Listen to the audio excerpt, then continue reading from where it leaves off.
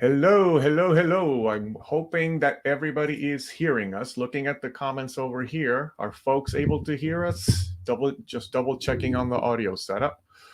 Well, greetings, imagination connoisseurs. Welcome to another Post Geek Singularity or the Burnettwork member chat. Member chat. Yes, Double Mac Shave giving us the thumbs up that they can hear. Oh, I still have the ticker going on saying that we're going to be starting shortly. Let me turn that off. We haven't started. Okay. Yeah, no, we had started already. I just forgot to turn the ticker off. So the ticker. Good. Hello, everybody. Hello, welcome to hello, Post Geek Singularity, the greatest community on YouTube. Hello, Bill Barkley. Hello, Albion. Hello, King Tannic, Double Mac Shave, Donnie Pearson. We got a bunch of friends here joining us today. Welcome, everyone. Yisrael King is here. I love Yisrael King. Yeah, King Tannic. Many kings. Mike Yulito is here. Donnie Pearson. Of course, Tom Jr. Jackson.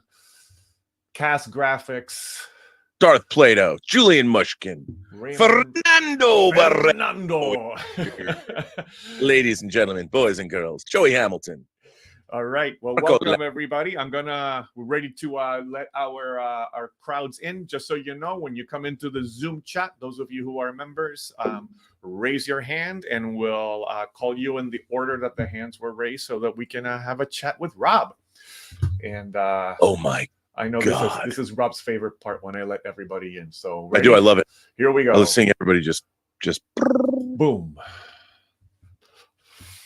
I love that. How can you not love that? I love that. Look at that. A waterfall of geekdom. It is. I mean, a bunch of very esteemed colleagues in geek. All of you. Welcome, everybody. Oh, I see Arun is joining us. We had a great conversation last night. Yeah, I wasn't able to tune in last night. I was... That's okay. We've had a busy pre-Thanksgiving kind of preparations here with the. Yeah, I was just hanging curtains in the movie room and stuff. So yeah. Yes, it's. And let me see. Yeah, I've got all hands lined up here. It looks like Israel King is going to be kicking us off this morning with his King Tannic. So let me go ahead and. King Tannic. Tracy Scott wants to know where the raised hand is.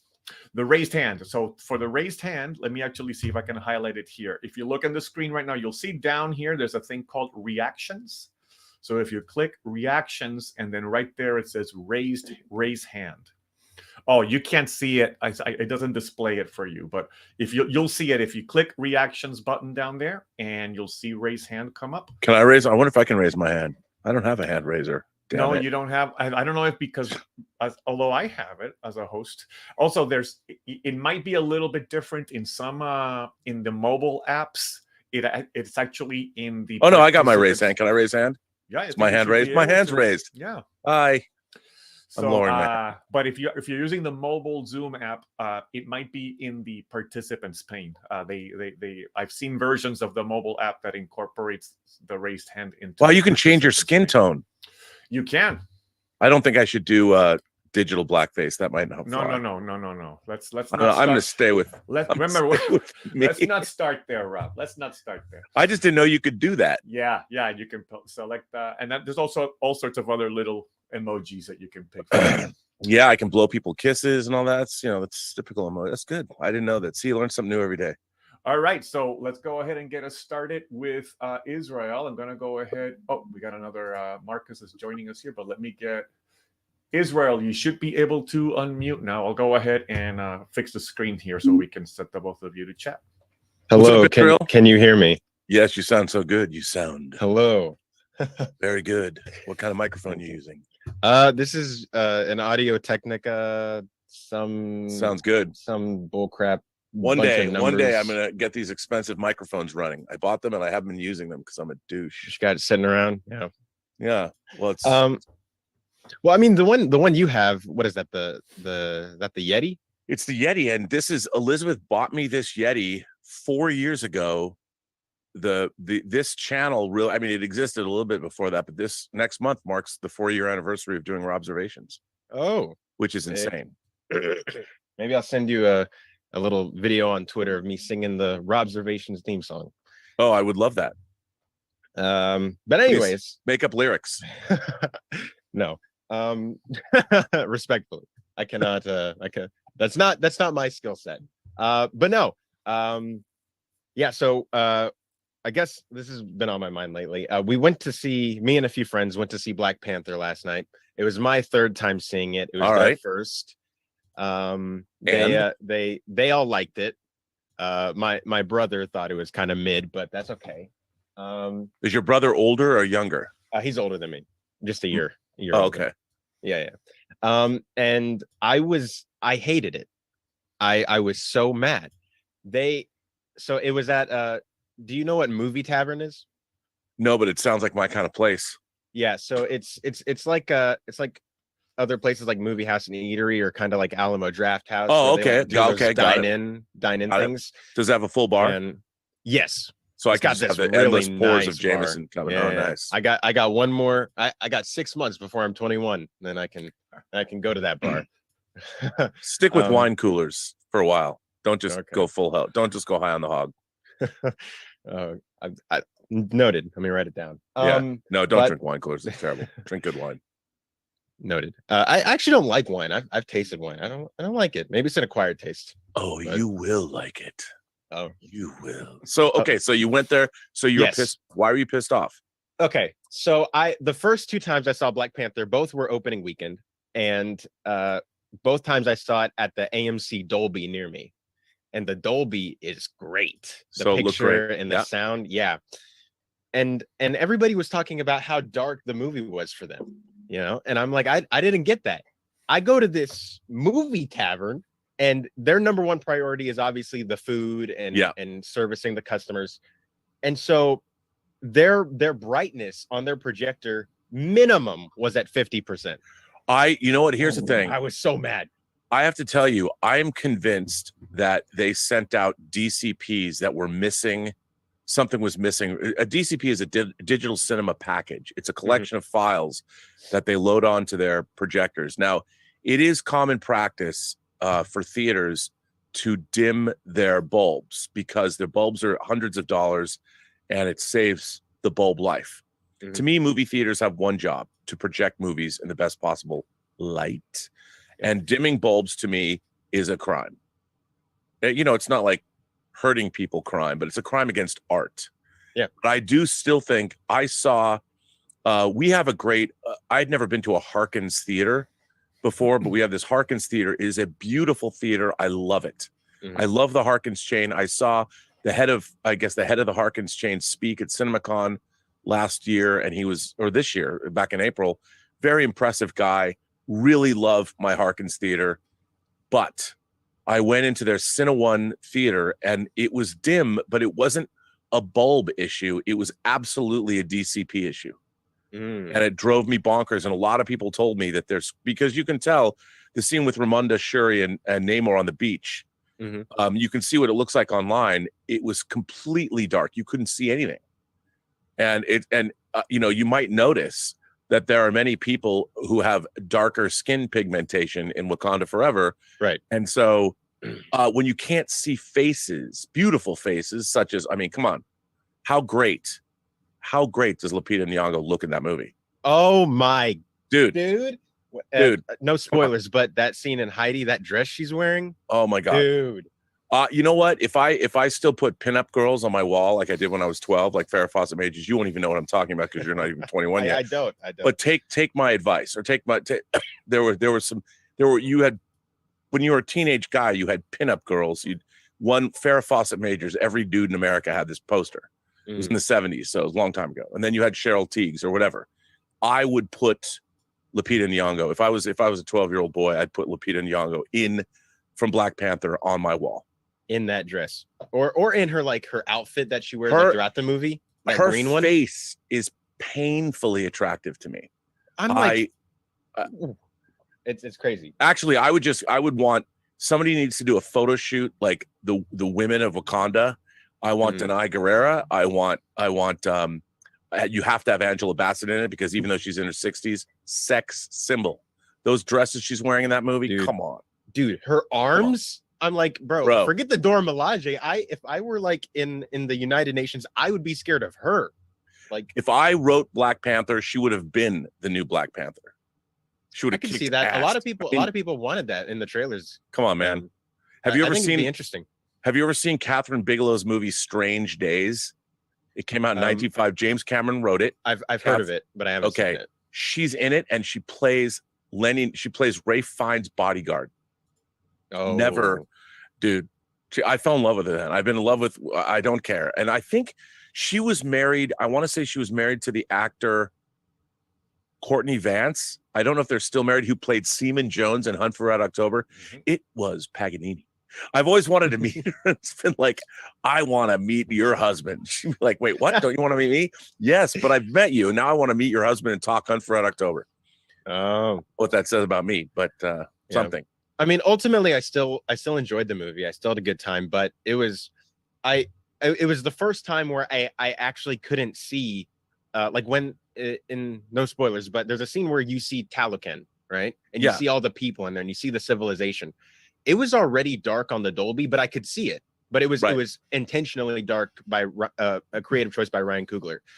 In this theater, I legitimately could not see faces. It was so dark. I was so mad. Here's the thing: in LA, we're pretty lucky because the industry is here. So but all the great premium theaters are gone. They got swept away in the pandemic. The ArcLight, the theater that I went to, which they would make sure that their theaters, the best theater in town now in terms of where to go it's the Chinese theater, the famous Chinese theater. Yeah. The projection. I went there when I visited for the John Williams concert. Oh, you did go. What did you see something there? Yeah, me and my dad saw the re-release of No Way Home. I wanted to see Jaws, but he'd seen Jaws like 30 times already, and he was like, not tonight. And I was how wasn't it great in that theater? The seats were not great, but I was starstruck. I was like crying. It was the seats were not great because the seats are all broken in that theater. Yeah. Is that what they were? Were they broken seats or just bad seats because it was full? No, it wasn't full. I think it was probably like 20% full. They were just old. You could kind of tell that. They really need half the seats are sprung. It's really bad. Yeah. But it was like top 10 movie fan experience for me. Oh, dude, it's that theater is so great. Yeah, so I'm heartbroken about the ArcLight though, because I would have gone there too if it was still. Oh yeah, the Cinerama. The Cinerama and the that's my go-to theater. I'd see all my. I mean, I went and saw a 3:00 in the morning show of Avengers: Age of Ultron because I was working, and that was the first show I could get to 24 hours. Nice, but yeah, that was good stuff. Yeah, I mean, thinking about Black Panther, I was because did you like it? The movie? Yeah. Yes. So I liked it the first time I saw it, but I didn't have it at the same level as the first. I think the second time I knowing what was going into it, knowing the plot and everything that was going to happen and what Ryan Coogler was sort of going for, I was sort of able to just let the movie kind of wash over me. Right. And now I prefer it more than the first Black Panther. I still love the first Black Panther. But I don't know. I loved the tone. I loved like those. Maybe I'm just like a masochist, but I love like really depressing stories. I love like being like wrecked at the end of a movie. But I don't know. And they actually, I know for John, Shuri was already a top sorry, 5 the dog's MCU barking. Elizabeth's coming to get to Lula. I'm sorry. Oh, I didn't even notice. No. But I know for John that Shuri was already a top 5 MCU character for him. To me, this movie made her that. Her arc that she goes through in this movie. Yeah. I was like, I love this character now. And I've heard that there's rumors that Letitia Wright might not return. And that scares me because I was like, I really want to see her return. But yeah, I mean, I loved it. I hope that this is the direction Marvel stays in. I think this shows that Marvel has the ability to allow the audience to be in like a not just a happy state all the time. We can mourn, we can grieve, we can go through these emotions, and it doesn't have to just be Thor: Love and Thunder all the time. And I enjoyed Thor: Love and Thunder, but I think that's the wrong direction the MCU needs to be heading in right now, especially with everything that's going on. No, I thought Wakanda Forever was wildly ambitious. Mm-hmm. I mean, it's funny because I don't, there's been a lot of online pundits who continue to. I mean, for me, the movie that was made, the movie that we were given, the movie that Ryan Coogler co-wrote and directed, was the movie he wanted to give us after surmounting an almost unsurmountable obstacle, which was a loss of Chad Boseman, and I thought he made a movie. If this movie was the exact same movie, but it wasn't in the MCU, people would have, I think, really responded to it, because I found the movie, it was wildly ambitious. It swung for the fences, and as far as the science fiction, fantasy, sci-fi, superhero epic goes, I really, really enjoyed it. I mean, I thought it was I'd rather see ambition like this than something like, I didn't like Thor: Love and Thunder. I thought it was really self-indulgent, and I thought, worst of all, it made a buffoon out of Thor. And it was really nice to see all of the characters treated with such respect. And I really enjoyed Wakanda Forever. I thought it was terrific. I mean, it's not, and it's imperfect, you know. So, all right, thanks, King Tanik. Thank you so much for joining us. Rob, you mentioned Courtney B. Vance. Yes, one of my best memories from college, I went to college in New York, was going to the Lincoln Center to see Courtney B. Vance in the play 6 Degrees of Separation with Stockard Channing on theater. Wow. Yeah, live. And he was doing the role that Will Smith played in the movie. So yeah, no, he's an amazing actor. I just love him. Yeah, I do too. I think it's him that's married to Angela Bassett. To Angela Bassett. I think so. All right. So next up, we got Darth Plato coming in. And I'm going to go ahead and Darth, you should be able to unmute now. Hello.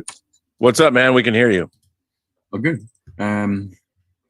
Is there a way to adjust the raised hand icon so that it looks like something like this instead? I wish. It's probably some copyright issue. Paramount would sue them, or CBS would what is it? CBS is merged with Viacom now. Is it CBS Paramount? It would be very thematic here. I agree. A few weeks back, you were talking about a definition for imagination connoisseur. Yes, and since you mentioned, yes, go ahead. Yes. My thinking on that was something on the lines of a sensitive judge of the craft of persuasion, compelling, memorable presentation. Wow, I like that. Yeah, it's a bit wordy. For those of you who remember, we were going to have a short story competition. We started it and we kind of petered out. We're bringing that back, and I'm going to make a video about. We're going to relaunch short story competition. If you sent one in, you're already grandfathered in. I have a professional editor on board now, and I've reached out to some name authors who are going to also contribute to this book. So we're going to reactivate the story competition, the short story competition. And it is my intent to publish a book called The Imagination Connoisseurs in 2023. And I'm going to, in a couple of weeks, I'm going to make the launch video, and then the entry will begin on February 15th. And then hopefully the book will be published. We'll have to crowdfund the book because I want to publish it. I want to publish a hardcover slipcased version. So if any of you out there are writers, and the premise is, of course, the book will be called The Imagination Connoisseurs, like it always was going to be called. And the idea is, what is an imagination connoisseur? So you can write a story that is for imagination connoisseurs. It defines imagination connoisseurs. It's about imagination connoisseurs, whatever you want to write. But that is the overall theme. What does it mean to be an imagination connoisseur? What is an imagination connoisseur? What can imagination connoisseurs do in the world? I leave that entirely up to everybody. But February 15th, we're going to open up entries again. So there you go. Well, what I was going to mention is that the notion of imagination is a bit more expansive than just storytelling. It's also, I know. It's also necessary for problem solving. I completely agree. I mean, and anything. I mean, you have to. Imagination is unique to human beings, I think. Of course, we don't know. Maybe blue whales are very imaginative. We don't know because we can't communicate with them. But I agree. imagination works on a number of different levels. But I think that, you know, like you said, for problem solving skills, it's essential. And art, like architecture, Everything. Somebody had to imagine a wheel. Like, how Yeah. can we move things? You know, can you imagine the first dude who came up with or girl who came up with a wheel? Like, what was that like when you finally realized that, wait a minute. I mean, I wish if I had a time machine, I would go back in time to the moment where some people, they discovered like who came up with a drinking cup? Like, who figured that out? Like, were they using their water, their hands to drink out of a river or something? And then they thought to themselves, I can hollow out a coconut or something and use it as a cup. I think Like, I'd go back in time and see all of the people that invented stuff we completely take for granted, like a fork. I think the Far Side did a good rendition of this. So you had one group of cavemen who were holding meat over a fire, burning their own hands, and another guy was using a stick to barbecue the meat. And they go, "Hey, look what he's doing." It's true, and we didn't even need a monolith to figure it out. You know, coming down from. But I would love to do that. Like somebody's got to write the story of the time traveler who just wanted to go back in time and see the inception of all the things that humanity takes for granted. Just to do it. I don't disagree. It'd be fun. I don't know how you turn that into a decent story, but you never know. Well, that's what imagination is. Right? I mean, who was the first person to figure out syncopation? You know, like when they're just tapping on something and then they added their second hand and, you know, came up with drumming. Maybe the first drum circle. This reminds me of, since you're talking about inventions and imagination, there was a guy in Turkey in around the 1630s who came up with an imaginative way to how to jump off a building and survive. So he built it's like a glider. It's not really a modern glider, but he looked like a bird flying through the air. He had something that he wore on his shoulders and his arm. It had feathers, and he jumped off the tower in Constantinople, and he flew over the city. It's the first instance of human flight in recorded history. Wow, I didn't know that. Yeah, it's really neat. Except here's the downside to that. People in the city were running around screaming in panic because they thought that there was a demon flying through the air. So the Sultan had him thrown out of the city. Oh man! So the Sultan had no imagination. That's too bad. I didn't know that. That's really interesting. Again, that's, you know, somebody making that imaginative leap. Why can't we do that? Yeah, there you go. Yeah, imaginative leap. Yeah. Since I'm on this, I'll tell you another story about this guy. So the same Sultan, he had a big drinking problem. So he was dead at 29 from cirrhosis of the liver, which gives you an idea how bad a drinker he was. Wow. So he was so he was not the Sultan of Swing. No, he was the Murad IV. So he instituted prohibition. Why I don't really know. Probably because he think that the people weren't productive enough, and so he just took away their alcohol. I figured they'd be more productive. He took away their alcohol. So he's rowing in a boat under disguise, and the guy who owned the boat, he's rowing the Sultan, and he's in disguise, so he doesn't know he's the Sultan, and he's smuggling a little drink right in front of the Sultan. And when they get to the shore, the Sultan pulls his hood back and reveals himself. Like, you know who I am? Like, oh yeah. Hey, you're not gonna punish me for this, are you? What do you think I should do? Glenn Mark says he was the Sultan of Swig. Yeah, that's a good one. So what the Sultan did, he said, "Tell you what, we'll do a little contest. If you guess correctly, I'll let you live." So he said, "When I enter the city, which gate will I go through?" Now, as you probably don't know, Constantinople has, I don't know, maybe 25 gates. There's a lot of gates, a lot of ways to get into the city. So which gate am I going to go into? Guess correctly, I'll let you live.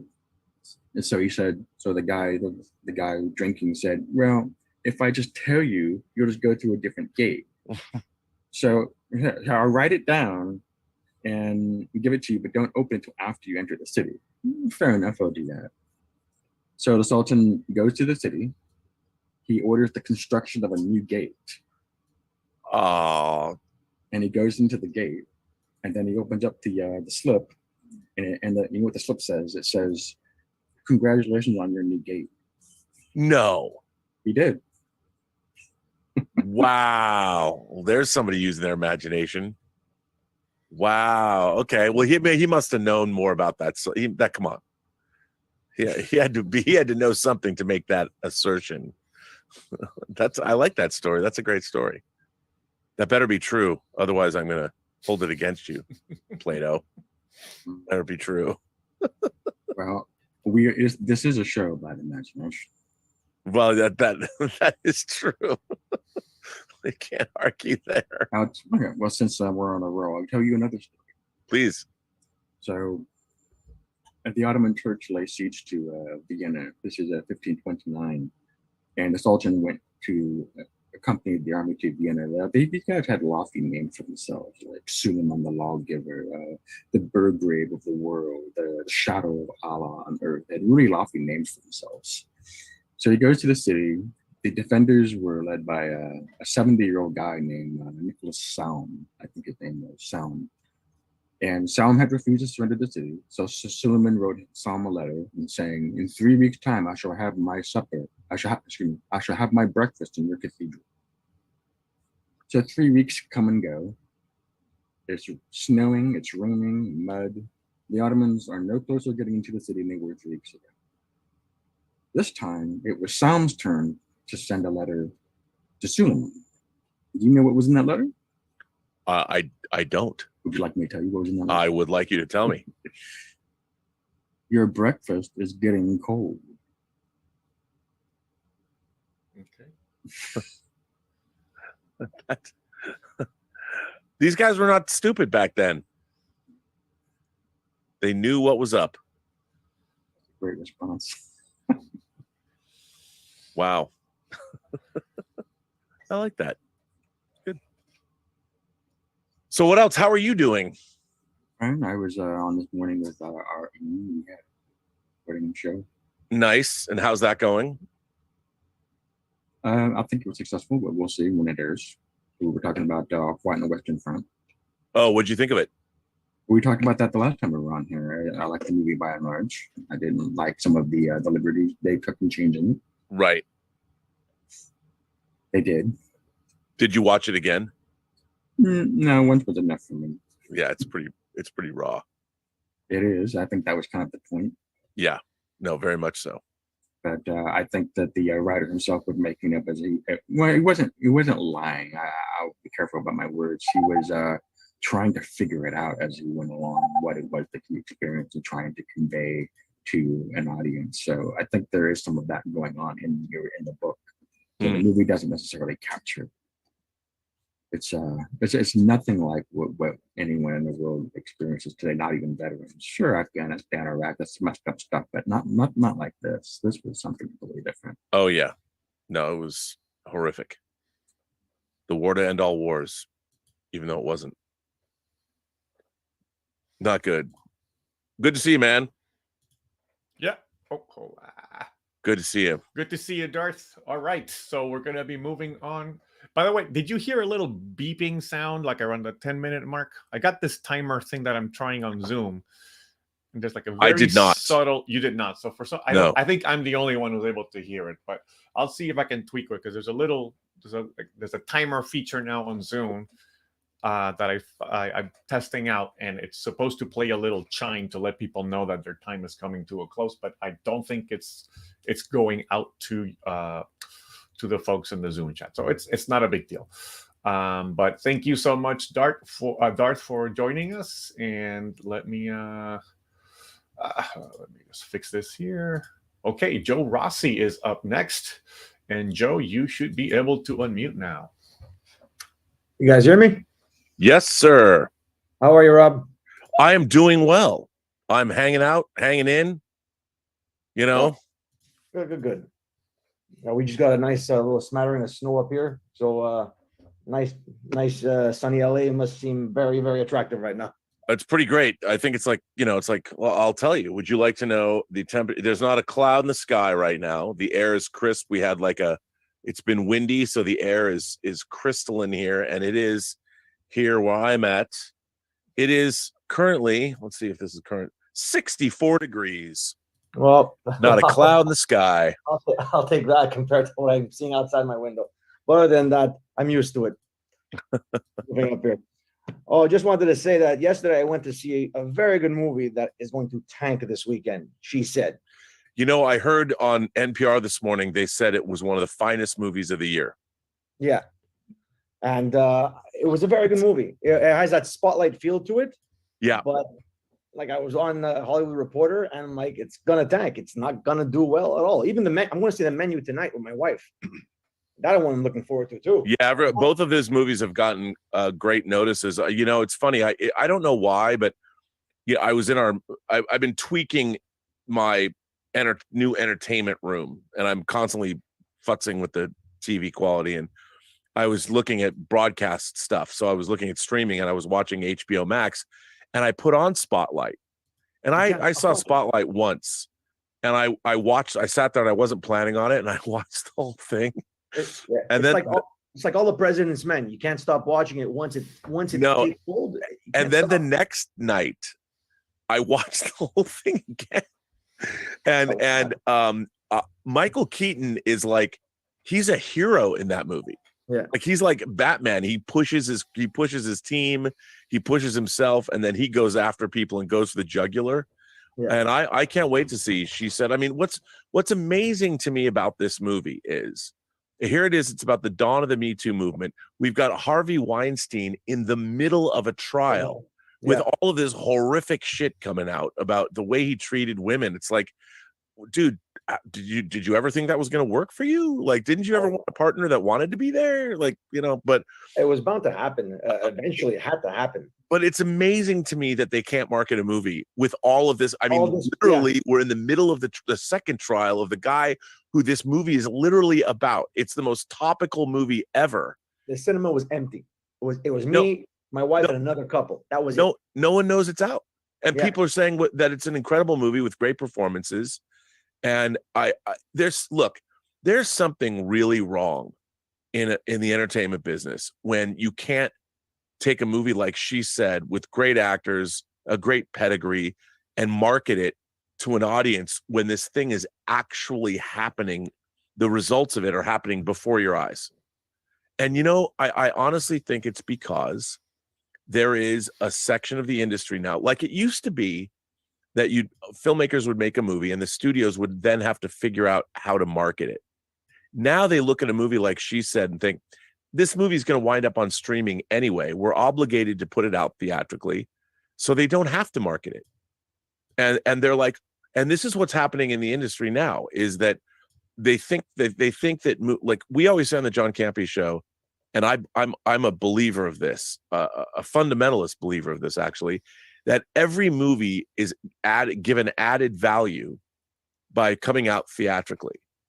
But an addendum to that, but it still has to be marketed. You have to market a movie like She Said the way you'd market Endgame. It builds awareness by having it in cinemas. Yeah. I mean, you've got to figure out, how do you market a movie like this? And the marketing for this movie is almost non-existent because there was already a decision made that this movie is not going to have a big audience. And it's like, you have to create your audience. Yeah. That's what marketing does. You market movies, you market anything to people that don't know that they need it. And there is a weird thing that's happened in this business that, well, you know, we only should market so many movies. I mean, John and I have a fundamental disagreement about the new Knives Out film, which I believe opened also. I think it's next week. It might be next. I think it's over. Yeah, next week. So it opens next week. But Netflix is doing an experiment. Well, we're going to open it in 600 theaters for a week. We're going to dip our toes in theatrical distribution. And I'm like, guys, you already have a film. You're following up a movie that made $300 million at the box office. This is a tentpole property that you've spent $450 million to acquire. Why don't you treat this like what it is and market the hell out of it, put it on 4,000 screens and open it wide like the movie it should be? What are you going to learn by opening it in 600 screens with a minimal marketing budget? That's not going to prove anything to you. This is a movie that should be able to earn you $500 million worldwide if you play your cards right. But they're not willing to do that. Like The Gray Man. After 4 days a week, it disappears. and no one knows it's there. That just Yeah. doesn't make sense to me. It costs They spent $220 million Yeah. on that film. I mean, the thing is, when something goes to streaming, it doesn't matter whether something costs $6,000, $600,000, $600 million. It's all the same. Yeah. Nobody cares if, like, The Gray Man was a $220 million movie. Why wasn't that movie? Why didn't they spend $100 million more marketing it and release it around the world theatrically? At least you can recoup the budget back at least. And then At least, I mean, it's the Russo brothers. It's a mindless action film. I really was disappointed by that movie, but I don't get it. And She Said is an important film. yes, I it is. mean, It's a very good movie. A very good movie. Everyone said it's a great movie, and I haven't seen it yet. I'm going to see that on the menu this weekend Yeah. at a Harkins theater. I hope the bulbs are bright enough. Yeah. But you know, it's frustrating to watch all of that work, and a movie that literally is ripped from the headlines, and they can't market it and get people to go. No, I mean, who's not doing their job? Also the public. I mean, I'll watch it in 30 days on streaming. I'll have to leave the house to watch that movie. I'll leave the house to watch That's because they haven't been marketed to and told they need to see this in a theater. That it's important, but that's the whole thinking now in the industry is like, people are going to wait for streaming. No, they're only going to wait for streaming if you let them wait for streaming. Tell them why they need to go see this movie now. Do you remember back in, like, when video stores were at its height and peak? I grew up in a video store. My parents owned a video store for many years, so I grew up in the 80s where a movie would stay in cinemas for a year. Yep. You never got Raiders. You never got, when they acquired it, Temple of Doom just got to VHS. It took a year. Well, between 84 and 85. Yeah, it's interesting because I think so. Paramount was the first studio to pioneer the idea of the sell-through tape. Okay. Where so they $39.95 was the price point. And the first sell-through movies were Star Trek II: The Wrath of Khan and Officer and a Gentleman. Okay. And those are the first movies to be sold for $39.95 because tapes were more expensive. And this was back in the 80s.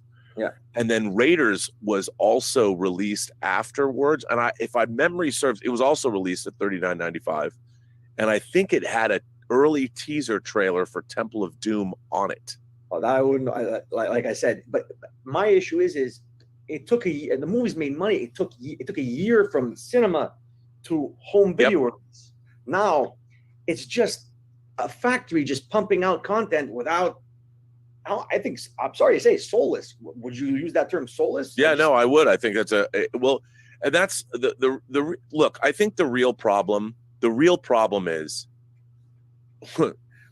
we don't have people anymore that know their jobs. Yeah. You know, they've gone, especially in marketing. Where's the dynamic? Where's the John Hamm? Where's the Mad Men, or Mad Women of marketing today that think out of the box, that are, and this is, I think, true of our entire society. Where are all the dynamic people that are out there? Where are the hucksters selling these things? I mean, this idea that if you've spent millions of dollars on a movie, you got to build in those millions of marketing dollars to let people know it's there. It's criminal that a movie like She Said is playing to an empty theater. Yeah. No, I was very disappointed because it to me had that spotlight, all the President's Men vibe, and I'm like, it's really good. And I'm like, I was really shocked how it's being received, and no one's watching it. I'm like, this should be an Oscar contender. I think it will be. Yeah, Gary Mulligan is absolutely fantastic, and Zoe Kazan, granddaughter. Yeah, she's excellent too. Everyone's great, and it's just sad. I'm like very, very disappointed, and hopefully the Menu does well because I'm really looking forward to that one too. Yep, me too. I can't wait. Yeah, really. I'm saying you opened up against Black Panther. I understand you're gonna take a hit. Well, but it's counter programming. The people that are going to go see She Said are not the people that are running out, or maybe they are the people that are running out to see Wakanda Forever. But the people, most people don't even know that movie opened or that it even exists. Yeah. And the marketing, you don't know. I mean, I would sensationalize. That's a movie that needs a little bit of sensation to it. You know, don't treat it like I would exploit the hell out of the marketing of that movie. You know, and the Me Too, but it's even the artwork, the key art is so somber. It's so like, come on, man, this is when you need P.T. Barnum to come out and give you the razzmatazz when it comes to marketing this film, however, whatever that is. But nobody wants to do that anymore. It's like, nah, it doesn't matter. We'll put it out. We have a theatrical guarantee. We have to guarantee it gets at least a week for Academy consideration. The people that put it in theaters, they don't even want it there. They're like, who cares? No one's going to go see it. And it's a self-fulfilling prophecy if you're not going to try and make money. And the thing is, you're not doing the theaters expect you, the theaters can't market movies. So the theaters are you think a theater wants to put a movie in their theater if nobody goes to see it? I mean, they need people to come in and buy their refreshments. And it's like, if the studios are not going to market films, they're not doing what the theaters need them to do to continue the business. And that's a bummer. So, Thank but you, it's Joe. good to talk to you, man. Yeah, good to talk to you. Let's see. We've got who's coming up next. Julian Mushkin. What's up, dude? Let me unmute you. My here. down south brother. Julian, you should be able to speak now. I am speaking to you now. Welcome. Welcome. Hey, how you doing? All good. I'm drinking beer before noon. Oh, just awful. I know, it's Hey, terrible. First, I wanted to show this. Let's see. This is the Hasbro Nerf M1. Yeah, is that the Colonial Marines Yeah. gun? Yeah. From Aliens? Yeah. Come on, you got to open that shit up. Let's see. I love Come the packaging. It's just too cool for school. Wow. Now, was that HasLabs? Yeah. Okay, you got to take that shit apart and paint it, son. Oh yeah, that's what I got it for. Oh I man, figured this was the best way I was going to get a hold of one of that is really cool. these. It is. The only thing I could ask for would be for this to come out. But Oh yeah. Well, you can't have everything. That's so cool. Isn't it sad that we live in a world where a fictitious gun that was used in a science fiction movie can't look like it looks in the movie? I mean, yeah, you got to put all I know the it's a lot to colorful ask, stuff. but I've got friends that have bought that. Like Darren Dockerman was telling me he got it, and he's going to just take it apart and paint it. Oh yeah, I'll do that eventually. Yeah. Just Down like all the another other wall. things I'm planning to do. I hear it's got the indicator light too that counts down how many rounds are left. Oh. I couldn't hear what you were saying. Oh, does it have the indicator light that shows how many rounds are left in the magazine? Oh yeah, It lights up. it does because there's batteries that go in this. Oh man, how cool is that? But I think you can only put like 10 rounds into the Yeah, magazine. but still, it counts them down. Yeah. Phase plasma rifle with the 40-watt range. Of course, that's a different movie, but still Cameron. Well, I'm thinking maybe I'll do a cosplay for a convention or something. Oh yeah, you got to be a Colonial Marine. Yeah. That's that you can actually do. That wouldn't be hard to do. When I ordered it, I said, I got to get the pistol too. So I started. You can get like resin casts of the VP70. Yeah, and you have to be, if you do that, you have to be Spunkmeyer. Poor Spunkmeyer. Cursed with a name and cursed with a bad timing. A bad ending.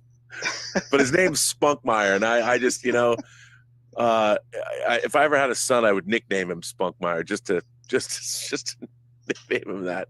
Just because I'd want to say that. He probably wouldn't like that at all, but I'd enjoy it. So I was watching Midnight Musings last night, and one of the people that was in the chat is not a member yet, but she has a YouTube channel, Retro Nerd Girl. Oh yeah, I always see her in the chat. I like her. So I watched. Just by chance, I came across one of her videos earlier this week. And it was like I'd never seen it before, but she does these reviews of classic sci-fi. Oh wow! And yeah, so the one she had it was Forbidden Planet, and I was like, God, I love that her movie. already. Yeah, I love that movie. So I got a chance to tell her how much I liked her video last night in the chat, which was kind of cool. But it got me thinking about Forbidden Planet and the first time I saw it. When was the first time that you saw it? I first saw, it was interesting because it was the only 50s sci-fi movie that I didn't see on television for the first time. It never played on TV in Seattle, and I was so frustrated. I actually saw it in a theater.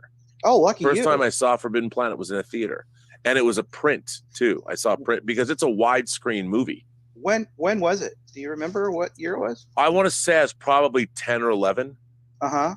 You know, and it was, we had I want to say I saw it at the Harvard Exit, which is a theater. It was a revival house. It's the same theater I saw like Wizards, Ralph Bakshi's Wizards in. And we had a great like landmark theaters. We had another great theater called the Neptune. I might have seen it at the Neptune, but I think I saw it at the Harvard Exit. And I loved it because I knew it was proto Trek. You know, it was so much of Star Trek was taken from Forbidden Planet.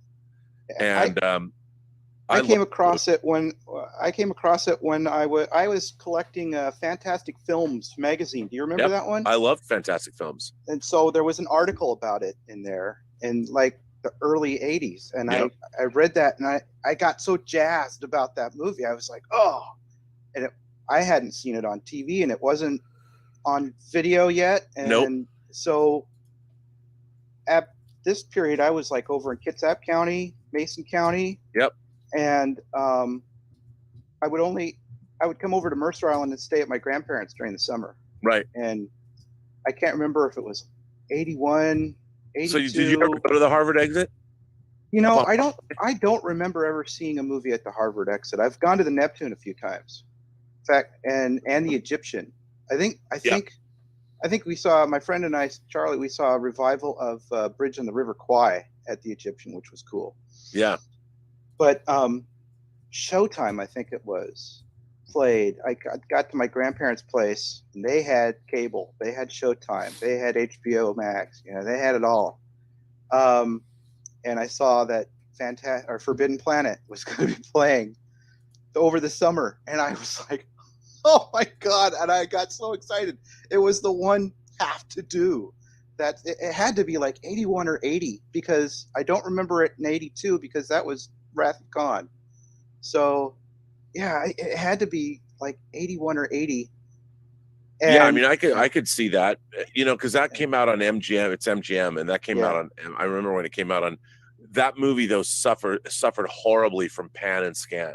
Yeah, because it's such a widescreen. But that was one of there in the mid 80s, like 86, 87. A Japanese company, Pony, released 5 MGM titles letterboxed on Laserdisc. They released 2001, 2010, Forbidden Planet, The Hunger, and Clash of the Titans. And it was, for me, it's like, and back then they were like $150 each. And this is in the mid 80s. And I was working, I was the Laserdisc buyer for a chain in Seattle called Silver Platters. Mm-hmm. And I had to have them. You know, I got in trouble for ordering them. They're like, what are you doing ordering wholesale price on these lasers is over $100? I'm like, yeah, I know. And then I got and I just was getting them for me. So I got them at wholesale and they were pissed. But I got more, and we always, so whenever I put them out, like I had customers, I'm like, listen, I got this coming in, and they were gone. Like I put them aside. When the Star Wars movies got released letterbox in Japan, they were not available. This is pre-available in the United States. And it's funny because the Japanese Star Wars letterbox disc is still the definitive color timing on video of the movie. People have used that Japanese disc whenever they go back and make their 4K restorations, and they were great. And you know, $150, I'm like, take my money. You know, back when I was in college, dropping $150 on a Laserdisc, not smart. It was not good for the pocketbook. But Forbidden Planet was the first time I actually saw it. I mean, I saw it in the theater. But on home video, it wasn't until I had that Laserdisc that I had it letterbox, because it's the widescreen compositions in that movie are beautiful. Yes, they are. They are. Yeah. So, It's the one I always wanted, an original Forbidden Planet movie poster, a one sheet. I've never, because I used to collect, I had a huge movie poster collection, and those posters I wanted: War of the Worlds, When Worlds Collide, Day the Earth Stood Still, Forbidden Planet, and Conquest of Space. And the only one I ever owned was Conquest of Space.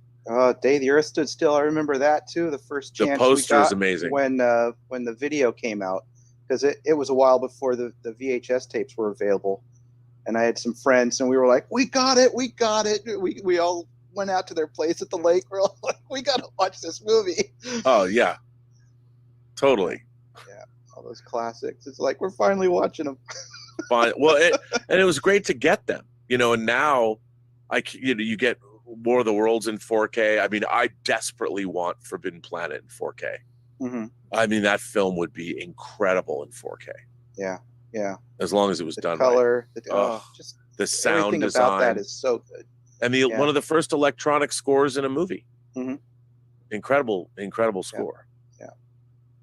And they wouldn't back then. The Academy, the musicians, they didn't allow them to be entered as because the electronic music. They're like, these aren't instruments. This isn't real. Yeah, this isn't real music. So they terrible. wouldn't even let them get any standing as soundtrack. Yep. Which is a bummer. What can you do? But I'm glad you have a great love of Forbidden Planet, because I do too. Yes. Sweet movie. Definitely. Did you buy anything this? Well, I guess. Up, can't hear. Well, Julian, always good to see you. Thank you for being here.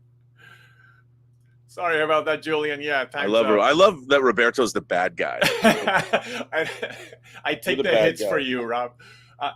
Am I mistaken in thinking, is Forbidden Planet inspired by The Tempest, by Shakespeare? Yes, it is. Tempest? It is. Yes, right? it is. Yeah, yes, that's what I thought. It is an adaptation of Shakespeare's The Tempest. Yeah. All right. Monsters, John. Monsters from the id. We've got S.A. Thickpen joining us next. S.A., you should be able to unmute now. Hey. So, how are you, sir? Pretty good. So what kind of, is that some fancy craft beer you're drinking? Okay, this is so weird. So there is a restaurant called the Lazy Dog that's by our studio in Corona, and they have a beer club. And every 3 months they put out themed beers, and each beer is made by some craft brewery. And this month, they have their theme is 80s video games. Oh.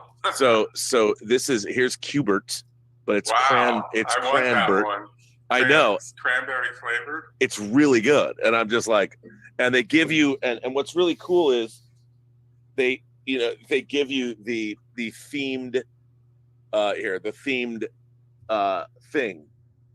And it's pretty good. I mean, they and it's funny because I always forget that I'm part of their beer club, and every 3 months they have a new thing. And when I was there, John took us all to lunch yesterday, and I'm like, "Hey, I'm part of your beer club. Do you have a new?" And they're like, "Yes, sir, you are." And they bring you the beer. I don't know if you can see this. What is it? I can see it now. Yeah, it's the Night Lizard. That's one of the main breweries in Santa Barbara. Nice. There on the cruise. It's their pandemic edition, and yeah, they had like $6. Wait, that's right. Since last time you went on that cruise, you went the California cruise, right? Yeah. Yes. Yeah. How was the California cruise? It was about what I expected. It wasn't high end cruising, but it was a good value. Well, that's good. Yeah. So I mean, just walked around San Diego a little bit. Santa Barbara was by far the best stop. Santa Barbara's really kind of upped its game, so to speak, in the last few years. Even I love Santa. It's beautiful. Yeah. So walking down the main street, they had the cheapest beer was like $6. They had $6 pints.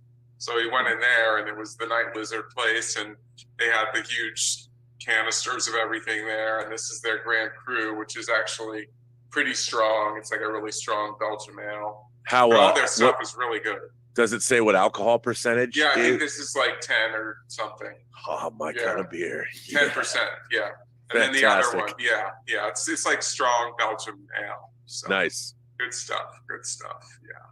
So yeah, I was listening to all the other stuff. Was it Darth Plato was talking about flight? And Yes. yeah, there's also the Incans. I became for a while in the early 2000s. I was obsessed with ballooning, and I still am a good deal. But that's when I really got into it. There's a whole People magazine article on the Incans and whether or not they had balloon flights in pre-colonial times. And so there's this guy was trying to recreate like Kon-Tiki for the Incans. Thor Heyerdahl's Kon-Tiki. I remember. I read that. He had these huge kind of canoe-like weaved baskets. Right. And they went up in like their balloon lantern things, and they flew around. It's like, oh, this is how they did the shapes in Machu Picchu and all those places. Man, my dream is like in Watchmen. I want airships to come back. Like I would love to like lazily drift across the United States in some like giant Hindenburg-esque, without the explosion at the end. But I'd love to take an airship across the United States. There are a lot of companies trying to bring that back. I know. I don't know why they don't. They are. I think that they want to do hydrogen powered ones, not with filling them up. The main innovation is with new materials you can make aerofoam.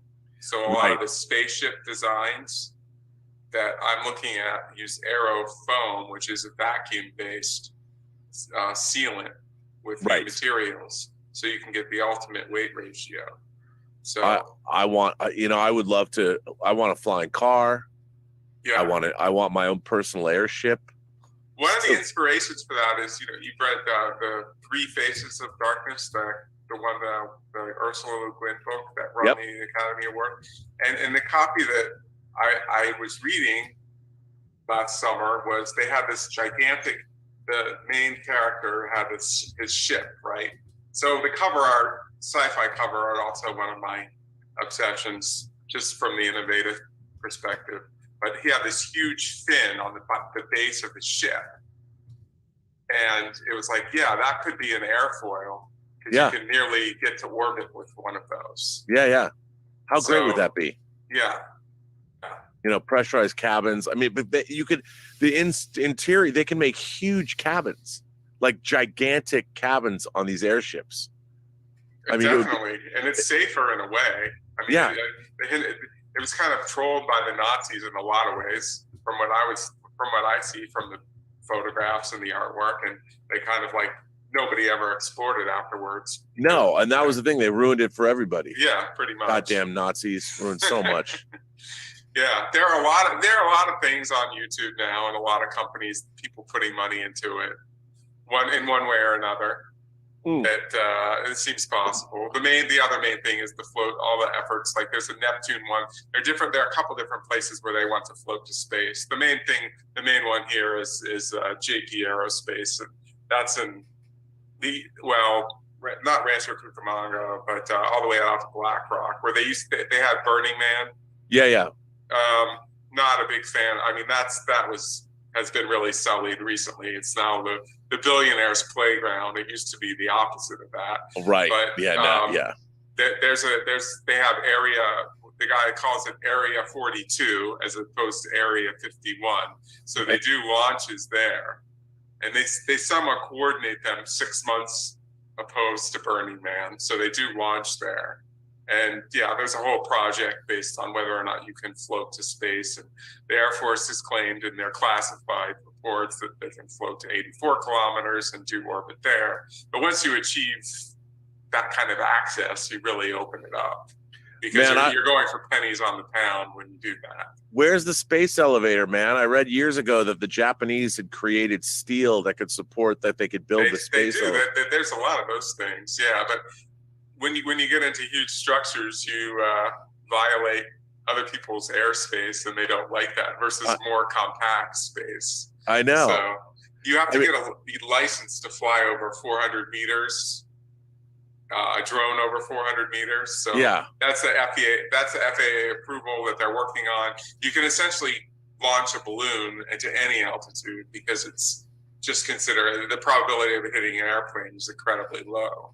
Right. You can do that, but in order to have a controlled flight, you need to get a license to do that, which it's in process. I think we'll get there eventually.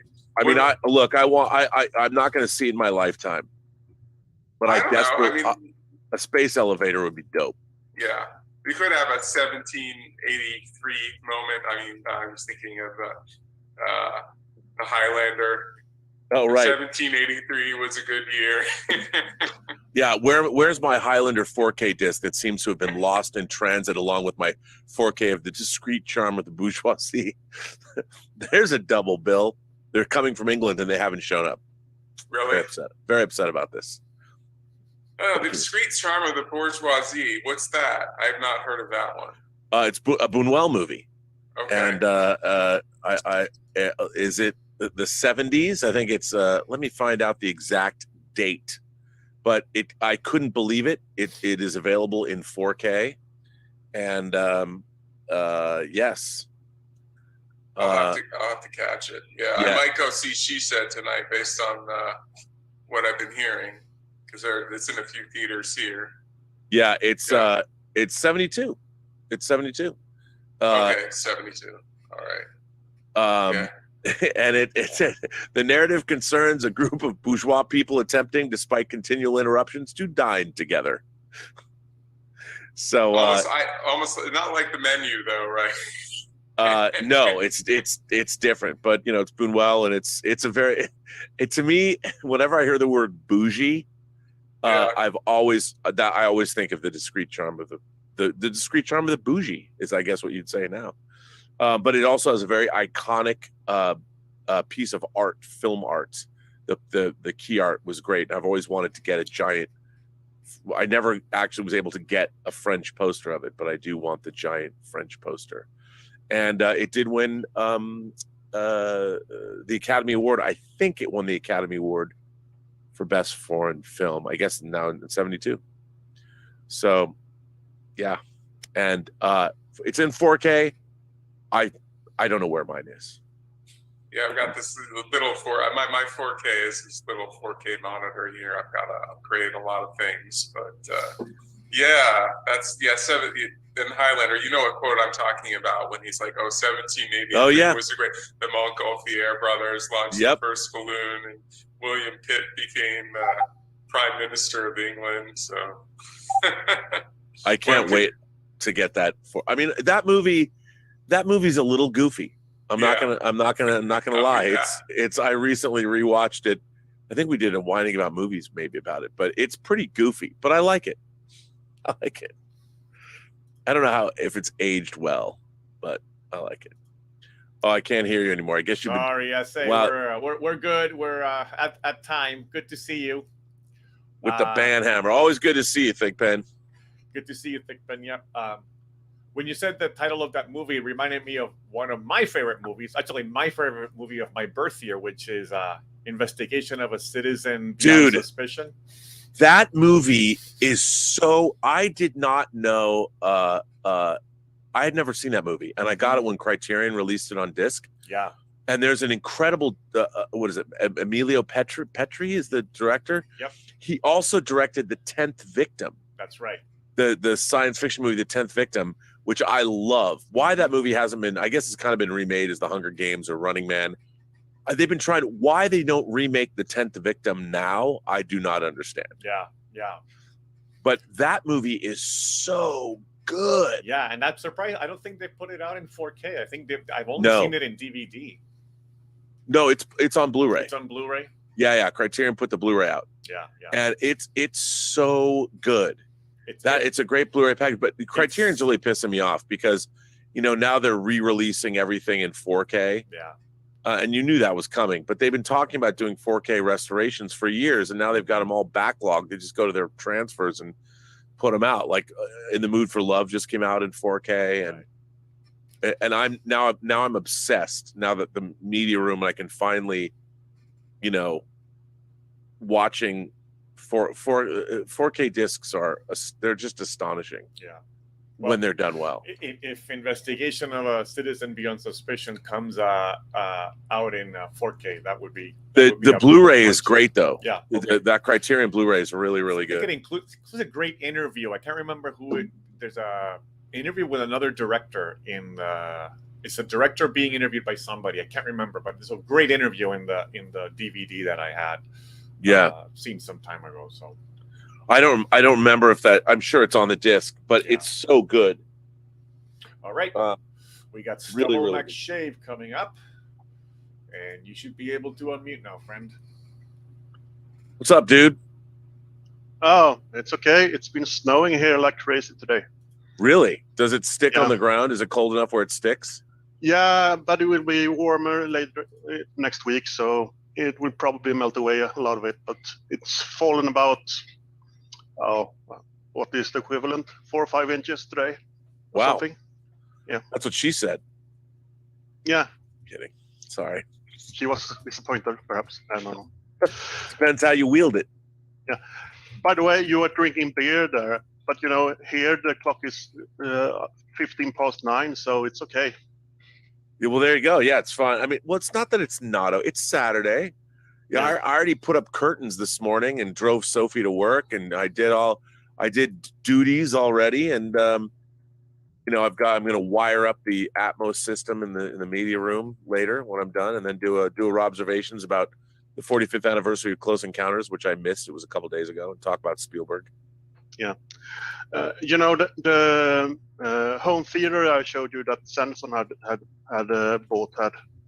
built. Yeah, in an interview, he let it slip how much that cost. Yeah, you said it was 14 million. Yeah, did I say that already?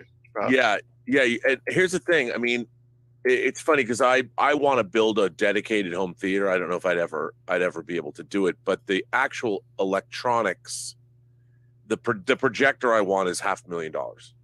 Yeah. And I have a friend who has a pretty famous director friend who has a home theater, $1 million home theater, and it's incredible. Yeah, but he never turns it up. It's got 56 speakers. He never turns it up loud. I'm like, bro, I brought the right stuff to your house so I could crank up the volume and listen to it at ear splitting. The sound in that theater is so incredible. I'm like, but he's like, it's too loud. I'm like, what the fuck? What are you talking about? Too loud. Take your little sensitive ears and get the hell out of here and let me just enjoy your theater for what it is. Yeah. I have these from before. It's the companion. Yeah, right. It's 800 pages and this one. Incredible. It's about the world. But now I got. Is that the new one that just came out? There's a new one, right? The difference is that those are about what happens in the world, whilst this one, which is a little bit thinner, is about all the inspirations from the where you got all the things from. Oh, that's cool. I like that. So I thought I'll share some things, but I was so surprised because I more or less studied this thing for decades by now, and I was surprised how much new information there was because I didn't know how important Vietnam was for his writing. He did 2 tours in Vietnam as a helicopter gunner, right, and really saw some horrible things when he was there, and it really affected his writing. But there were some things I learned that he taught himself to read when he was 4, and he was reading Mark Twain and Jules Verne when he was 5. Wow. And then when he was 8, he was at the level of a 20-year-old to the teachers, so they didn't know how to handle him. So that's... Well, I love the fact that certainly worked for him. His teachers now must be very proud. Yeah. Now, have you gotten any of the crowdfunded books yet? No, they are going to be released 2023 during the year. So every quarter there's a book released. I'm very excited about Az and I, a group of guys they made action figures from The Prisoner. Yeah, They're little, they're not 6 scale, but they made Prisoner action, and they crowdfunded them, and hopefully one day I'm supposed to be getting them soon. I love it when I buy things via crowdfunding and then you forget that you did it, and then they just show up. It's great. Love it. But it's also, I just want to continue this a little bit because it's nice to see. I think I don't know if you see here. Oh yeah, it's the first notes are in here. There are over 4 million words in the notes, so there's a lot of information. Now those are his notes. Is that Brandon Sanderson's notes, or is that Robert Jordan's notes? Robert Jordan's notes from his earlier notes, where he really started with the King Arthur mythos and the White Goddess, which is poetic myths, right? So he connects different people, like the Merlin comes to Amerlin, for example, and things like that. But I can really recommend it. I was going to bring up other things, but I don't think people are interested. Yeah, but we are. Okay. So the Aiel, for instance, is a desert people. And I always thought that they were really connected to the Fremen. He took inspiration from the Fremen in Dune, but he didn't. They just had the same sources. Wow. So it was the Aiel was Apaches, Zulus, Cheyenne, Indians, Bedouins, and Irish people that he combined. I will. It's a lot of interesting for me anyway. And yeah, but you're the biggest Wheel of Time fan. I mean, I love your obsession with Wheel of Time. Yeah, you're a true imagination connoisseur. Yeah, but the Fremen and the Aiel, they have the same source in the Israelites, the wandering Israelites in the desert. Yeah, absolutely. And they want to their entry into the Promised Land. They are punished because they are not punished, but they're looking for a leader to lead them into the Promised Land from the desert. So it's the same mythos that comes again. Yeah, absolutely. Yep. I mean, by the way, are you excited for Dune 2? Yes, very much so. It's the movie I'm most excited about for 2020. Is it 2023? I think it is going to be in 2023. I hope so. Yeah, it's the movie I'm most excited about. I just wish you would do Right, go ahead. I just wish you would do a long version of Dune, because you can tell that movie's edited to the bone, and there's a lot of really great deleted scenes. But I mean, it's literally, even though people say, "Oh, it's so long," but the scenes, the actual, it's very dreamy to watch and all that. But the scenes themselves with all the actors are literally cut within an inch of their lives, because he needed, I'm sure that they're like, you can't release a 3-hour or 4-hour version of this movie. But I would have, all the scenes in the movie with the characters, they're all great. And I wish they were twice as long. And there's so many, you see the deleted scenes, you're like, why wasn't that in the movie? Yeah. I mean, it really bums me out, because I loved his version of Dune. It should have been an hour and a half longer. They should have let him release a 4-hour cut of that, because all the stuff that the actors were doing, all of that stuff was so good. And it's just cut within an inch of its life. Yeah. And I hope they do the third one as well, which is the second book. Well, they talked about it. I mean, I was told early on by a friend that they were going to do the Paul Atreides arc. So it was going to be Dune and Dune Messiah. And I mean, I know he moves beyond that, but really the whole jihad that he runs, and they were going to, the billions of people that die. So it was going to be Dune Prophet, and Dune Messiah. And that was how they were going to do the 3 movies. And I would imagine, I think they might do it. I think they might make and why they didn't just allow him to shoot all 3 at once, I'll never know. At least the first 2. Yeah, I mean, just Why? How much money did they waste restarting up that project? Right. Flying everybody back to Europe, back to Jordan or whatever. Yeah. What a waste. But you know, I created the moniker the Duke of Dope Discord for you. Did you? Were you the one? Oh, well, now that Yeah. I've okay, I love that. My favorite. I'm thinking about another one. Uh-oh. I don't know. I want to hear your thoughts on it. How about the streaming Santa of sci-fi?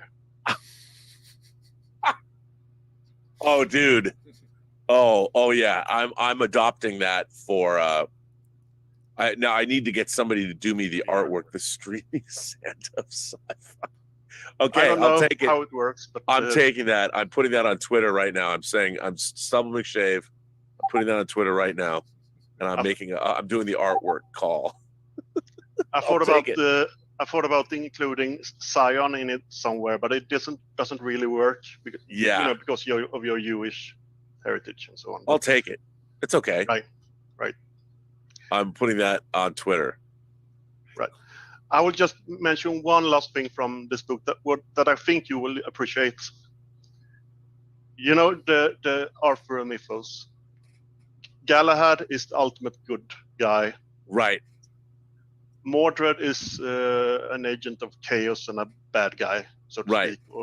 Right. He combines those into one person, who's called Galad Damodred. So he's so good that he does bad things. Wow. Okay. So that's just one way that it's connected. But I really loved it. But it's so much inside baseball. I don't know if. But that's okay. Right. Okay, I put this out, by the way. The streaming Santa of sci-fi. Hopefully someone will make me some art. And I can make that seasonal. That'll be my seasonal title. But it might be I don't want to limit you to sci-fi. There's so much other stuff, but you're the sci-fi guy, you know. But I love that. That's the streaming Santa of sci-fi. It just rolls off the tongue. I put those two together. Thanks for that, Stubble. I love that. Yeah. Thanks, Stubble. I gotta cut you off, my friend. Good to see you, sir. Yeah. The streaming Santa of sci-fi. It's hilarious.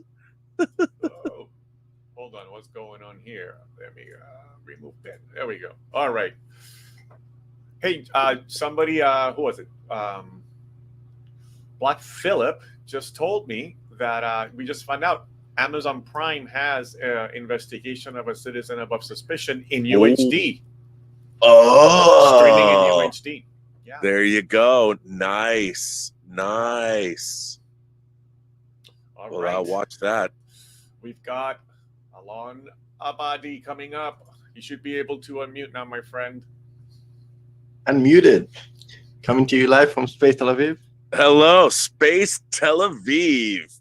And how great was it to go back to Space Tel Aviv in this week's episode? And in Space Tel Aviv, I haven't watched it. Oh, never mind then. Never mind. Forget I said that. The finale is still waits for me. I had a couple of prior engagements to do. Well, no, this was this week's episode 11. Have you seen with? No, I haven't watched 10 and 11 though. Because there's 12 episodes. You'll see. Okay, I won't say it. All right. Okay. Space Tel Aviv. Just a couple of things off the top of my head. First of all, Roberto, I noticed that you're tweaking the stream and like experimenting with new layouts and stuff like that. So shout out for that.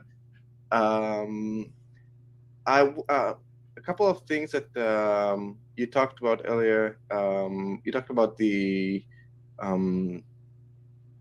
what was it, like the journey through time of like the prehistoric some man, I don't remember like the full context, but I watched a similar a similar film called A Man from Earth, I think. The the Jerome Bixby movie about the that's a great movie. I like that. It movie. is. It is. I mean, it's very interesting, and like that. I haven't seen like a movie like that that is so contained in like one spot, one location, that is so intriguing and so like well, intriguing is a great word. Since I think 12 Angry Men. Wow. Okay. I could see that. Also, continuing with the X-Men talk we had last week, which I, by the way, clipped. I hope that's a great. I DM'd you the link because I wanted to send it to a couple of friends. This week I watched X-Men Apocalypse, and I do not want to talk about it. Unfortunately. Had you not seen it before? No, I have. I watched all of the X-Men movies when they came out a couple of times.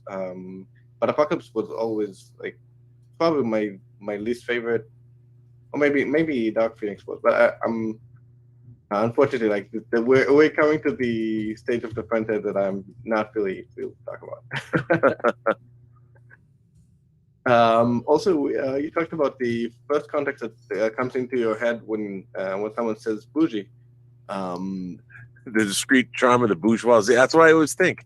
Bougie is actually like the nickname of who is now the president of Israel. It's like Bougie Herzog.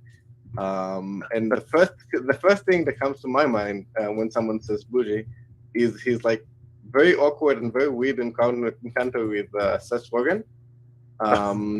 Which, if you don't know, I will try to summarize it. Seth Rogen said some stuff about Israel, and when someone somewhat Jewish says anything about Israel, the entire Israeli media like parades on it and celebrates it. But he said like some criticism about Israel, and so Seth Rogen did. Yes, and Bougie Herzog, which was then the Jewish agency president, I think, he sent a letter to Seth Rogen's mother from the Jewish agency, very serious letter requesting to like have a conversation with Seth about like his comments and stuff like that, which then. Seth Rogen's mom implored Seth Rogen to call Bougie Herzog.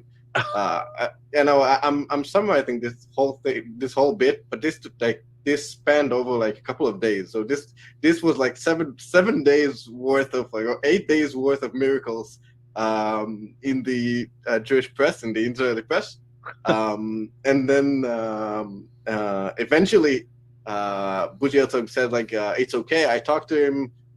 He said he's sorry, and like he didn't mean all the things that he said. And then and lastly, like the last we heard of this debacle was when Seth Rogen said, "I never said those things. I called him, yes, but I never apologized for it. He just he sent a very official letter to my mom, and my mom implored me to call him because he's a very important Jewish man." Wow. One of the funniest like debacles ever. It was like a Hanukkah of 8 days of miracles with Seth Rogen. Have you guys seen? Okay, I got to ask you this. Have you seen on YouTube, on all of my YouTube, so I watch a lot of YouTube like in the morning. I watch clips. Mm-hmm. Have you seen the tourism video for Tel Aviv and Jerusalem? No, I haven't. It shows up in front of like all the videos I watch on YouTube now. I guess because they know I'm a staunch Zionist or something, and it's like this non-binary girl with rainbow hair, and she's like, "Come to Tel Aviv," and there's a guy, and like and they're like dancing around. It's inclusive. It's wild. I'm like, it's such a weird. Like, I don't know, they've really leaned into the LGBTQ nature of Tel Aviv, which, hey, I'm all for that. Yeah, Tel Aviv became like the I think it's like either number 1 or number 2, like gayest city of the world. It was chosen in some newspaper or something. I'm all for that. You know, that just means the parties last longer and they're more fun. But it's just so funny that this ad just shows up all the time. And I want to know, what I want to know is these 2 people that are in this ad, that star in the ad, they should be Israeli heroes. Like, they should be given. I'm not aware of them. If Netanyahu comes back to power, by the way, I'm a fan. You go, Benji. I think that those 2 people. Should they need to be everywhere? Whatever. It's so funny because, you know, I'm convinced I'm the only person on YouTube that's watching these ads. It's one ad for both Tel Aviv and Jerusalem. Send them to me. I want to watch. Yeah, I've got. Well, you can't. Like, I keep. Well, they must be on YouTube. Hang on, let me see if I can find it. All right. And put I'll fill the void. Meanwhile, I'll say a couple of things. Say some things, and I'll find it. Yeah. So one thing that Sabal McShay reminded me was a quote from Fellowship of the Ring, where Saruman the Wise, who used to be Saruman the White, says that he no longer considers himself to be Saruman the White, and he says that basically white is let's see if I can find it. So now is woven of like it's that the white is basically all of the colors combined, and now is and white is like a blank paper that is a starting point to be drawn over or written over. And doesn't he claim Gandalf, the name Saruman of many colors at what point in the book? Like, it was like a boastful kind of thing. Like he became Saruman of many colors. It does, and then Gandalf says that if something needs to be broken in order to. By the way, I can see the timer, Roberto. Thank you for that. Let me see if I can find. Okay, yeah.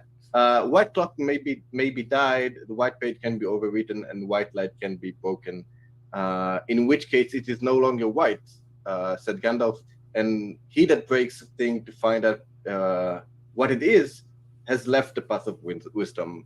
Great quote by Gandalf. I see that I have 1 more minute left. I want to dedicate that minute to Kevin Conroy. All right. Oh, yes. Yeah, who passed away, unfortunately, at the early age of 66. I think it was this week.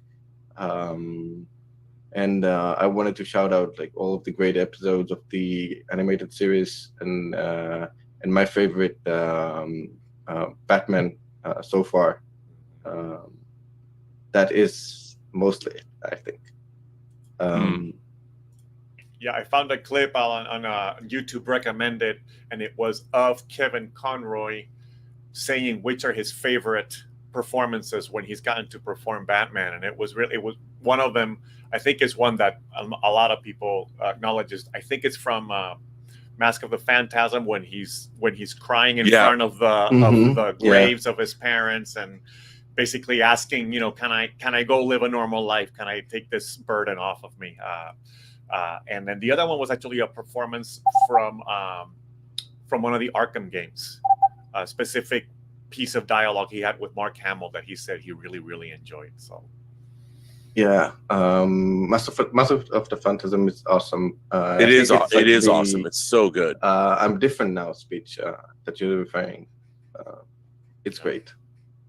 By the way, I can't find this ad.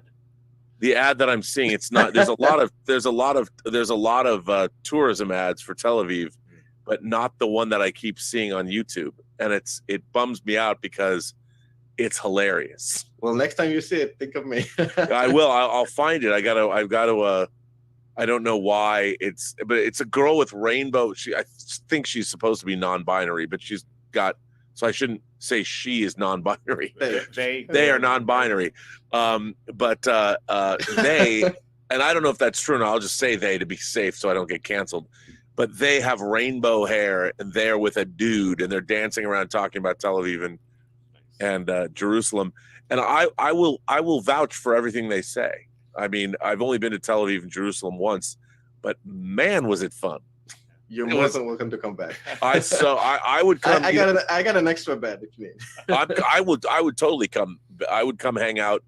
It was. I had so much fun. And I found pictures recently because I spoke at the Cinematheque, or it was the theater. It was I don't know.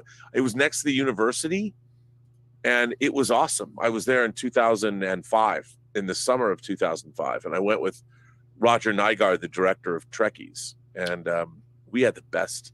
It was the best time ever. We had so much fun, and although I think our guides, I think I've said it before, were a little. I mean, I'm like, let's go party, you guys. I mean, they were a little scared when I was getting on tables, and I'm like giving everyone shots, and it was fun though. It's good to see I you love all. Tel Aviv. Thank you. And we've got Roger Robertson coming up. Roger, you can unmute now. What's up, man? How's the center of the United States? Hey, Rob. Yeah, I was just listening to some dying screams of alien children. Oh man, and here I thought Bix was going to be my new sex symbol. Now I feel bad. She's been tortured for multiple episodes. I got looking forward to the last episode, but I think Bix is not as bad off as a lot of people think. I think that she's putting Krieger. I think she put Krieger out there to cover for Luthen. So when he gets capped this next week, Do you think Luthen's going to die? no, but Krieger will. Yeah, I think so too. Yeah, that one's gone, and our boy Terrell or Cyril. I think best intentions. I think whatever he does is going to cause Luthen and Andor to escape, and he's going to be there. I think she might, even though she loves him, I think she just might shoot him in the head. His mother? No, Deidre. Deidre? Yeah. I don't know if she loves him. I don't know about that. But yeah, I don't think she's going to tolerate that. I just, that's what I expect. I think best intentions that he'll just kind of get in the way. Yeah, I think so too. I look, I can't wait to see. I love that show so much. I'm bummed out that like House of the Dragon, we're gonna have to wait another however long we're gonna have to wait to see the second season. And it's going to jump a year in season 2, right? Well, the season 2, this took place over the course of a year, and then season 2 it takes place over the course of 4 years. So up until Rogue One. I just kind of heard that there's going to be a jump in between seasons. Yes. Okay, so. Yes. Indeed. So I don't really expect to be any cliffhangers here for the finale. No, but I think there's going to be definitely. Look, man, I just want Saw Gerrera to make some kind of an exclamation at the end. This is war. I can't get enough of Saw Gerrera. Well, Forrest Whitaker, who knew from the guy in Fast Times at Ridgemont High to Saw Gerrera? I mean, what a career. Forrest Whitaker. I know. Ghost Dog. I mean, come on, that guy, Saw Gerrera. Where's my hot toy of Saw Gerrera? I mean, like Luthen said, there's no telling what he's liable to do. He might even show up at that ambush and just lay back and see if he can be a hero. They should just do. I swear to God, I would watch an hour show with Luthen and Saw Gerrera just sitting down for a meal, like My Dinner with Andre. Just do a My Dinner with Saw. And I just want to watch 10 episodes of Luthen and Saw Gerrera breaking bread, talking about the rebellion and what it means. Yes. I would watch that. I would totally watch that. As long as the level of writing, as long as Tony Gilroy and his staff of writers were writing that show, I would watch that. Because I could just, the two of them, oh, man. Just let them man, go. Do I love this just show. Let them go. Say, okay, here's the scene. Yeah. Talk about Rebellion go. Yeah, I mean, I bet they could come up with some good stuff. man, I don't know. Some actors, I would want it to be written. I would not want them to improv. But as long as it was written. But man, Saga, Forrest Whitaker, man, that guy, man, do I love that guy. I mean, he was great. He was great. He was great in Arrival. Like, I think Forrest Whitaker is like a total closet sci-fi nerd. He must be, because when he shows up and does these things, he was so good in Arrival. And oh man, I love that guy. And Stellan Skarsgård as well. I mean, all the way back to Hunt for Red October. I know. You've killed us. You've killed us all. He's great. You say, I heard Tupolev has a spot in his heart for years. There's little room in Tupolov's heart for anyone but Tupolev. It's that movie again. That movie. I think of Hunt for Red October as a Star Trek movie. Master Commander. Anytime, anywhere. It's just as fresh as it ever was. It's so good. I told you to speak your mind, but Jesus, Jack. Man, do I love that movie. Good stuff. Well, Rob, I'll have to catch you after the climax there of Andor and see how that goes. I hope it goes well. Fingers crossed. One of the better programs I've seen in a while, but it's so good. All right.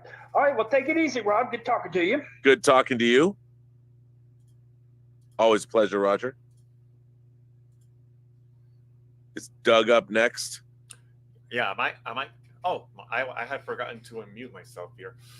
Hey, couple of things. I've been forgetting to remind people if they want to drop a super chat or a Stream Elements chat to do that. Rob, you can read the Stream Elements one. I can read for those people who are live. Yeah, I can. Oh, yeah. You know, I didn't even turn that on.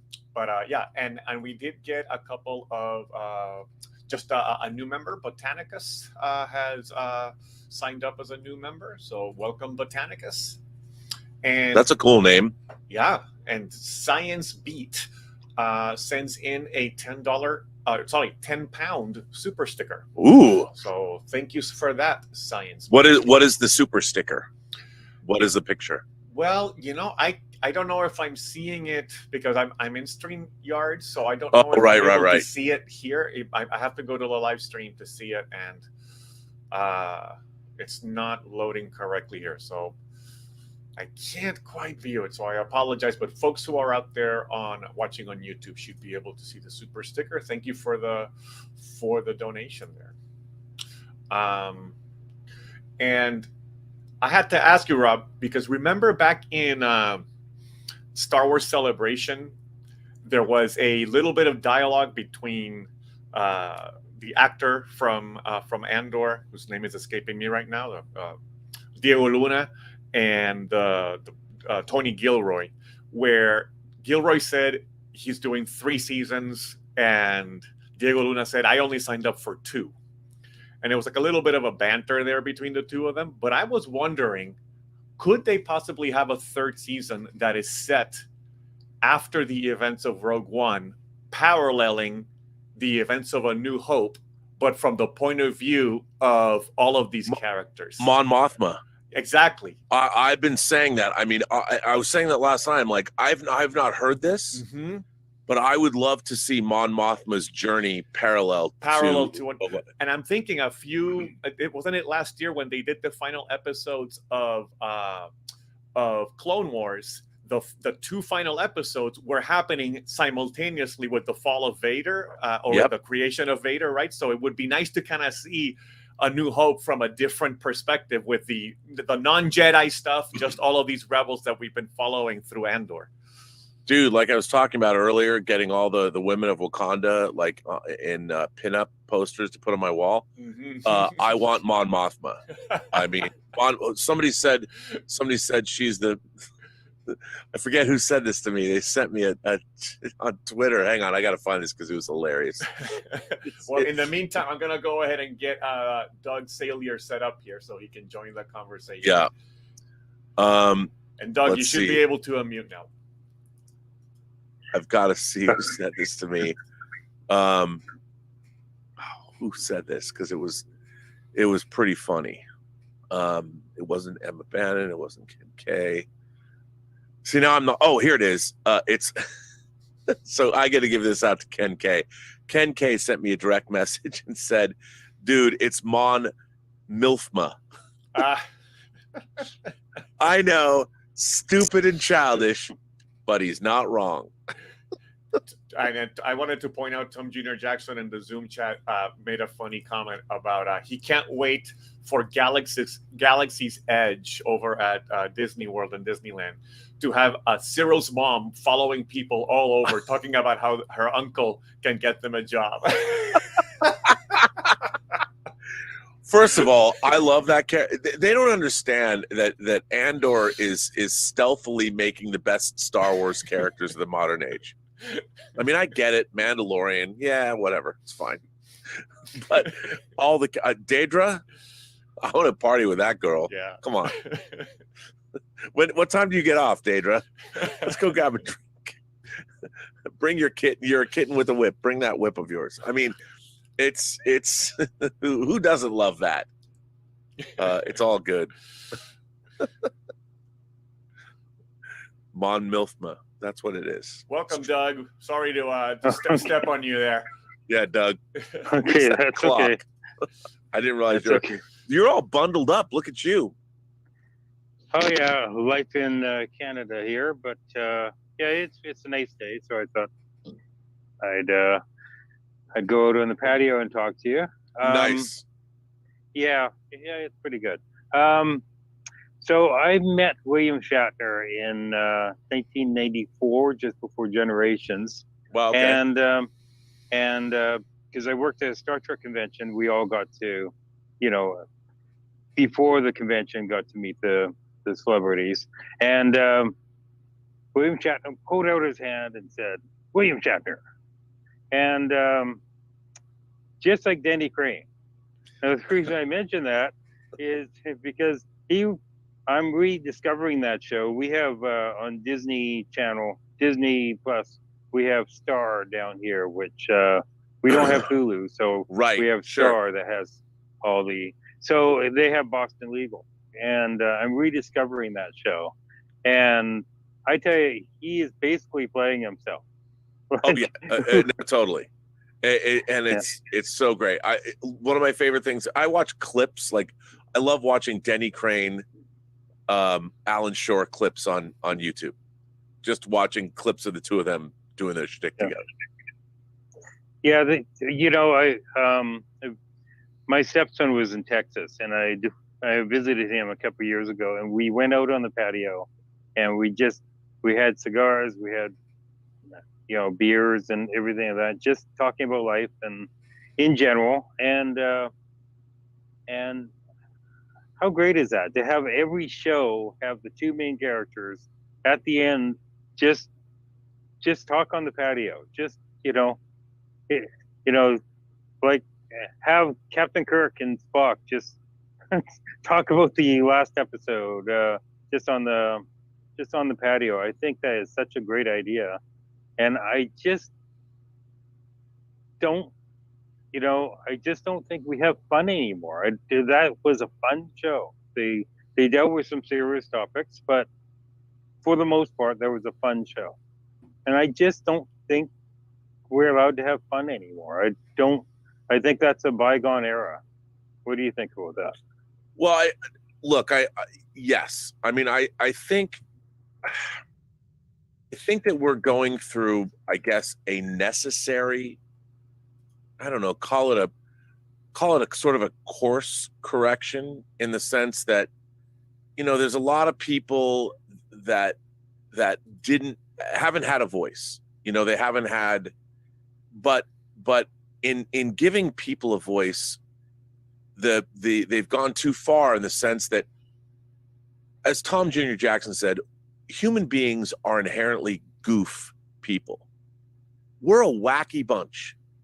And the fact that suddenly we're taking ourselves all too seriously, or, we have to look, I'm all for making sure everybody is treated properly and that everyone gets the respect that they deserve. And I think that's very important. but we're also a bunch of goofy motherfuckers.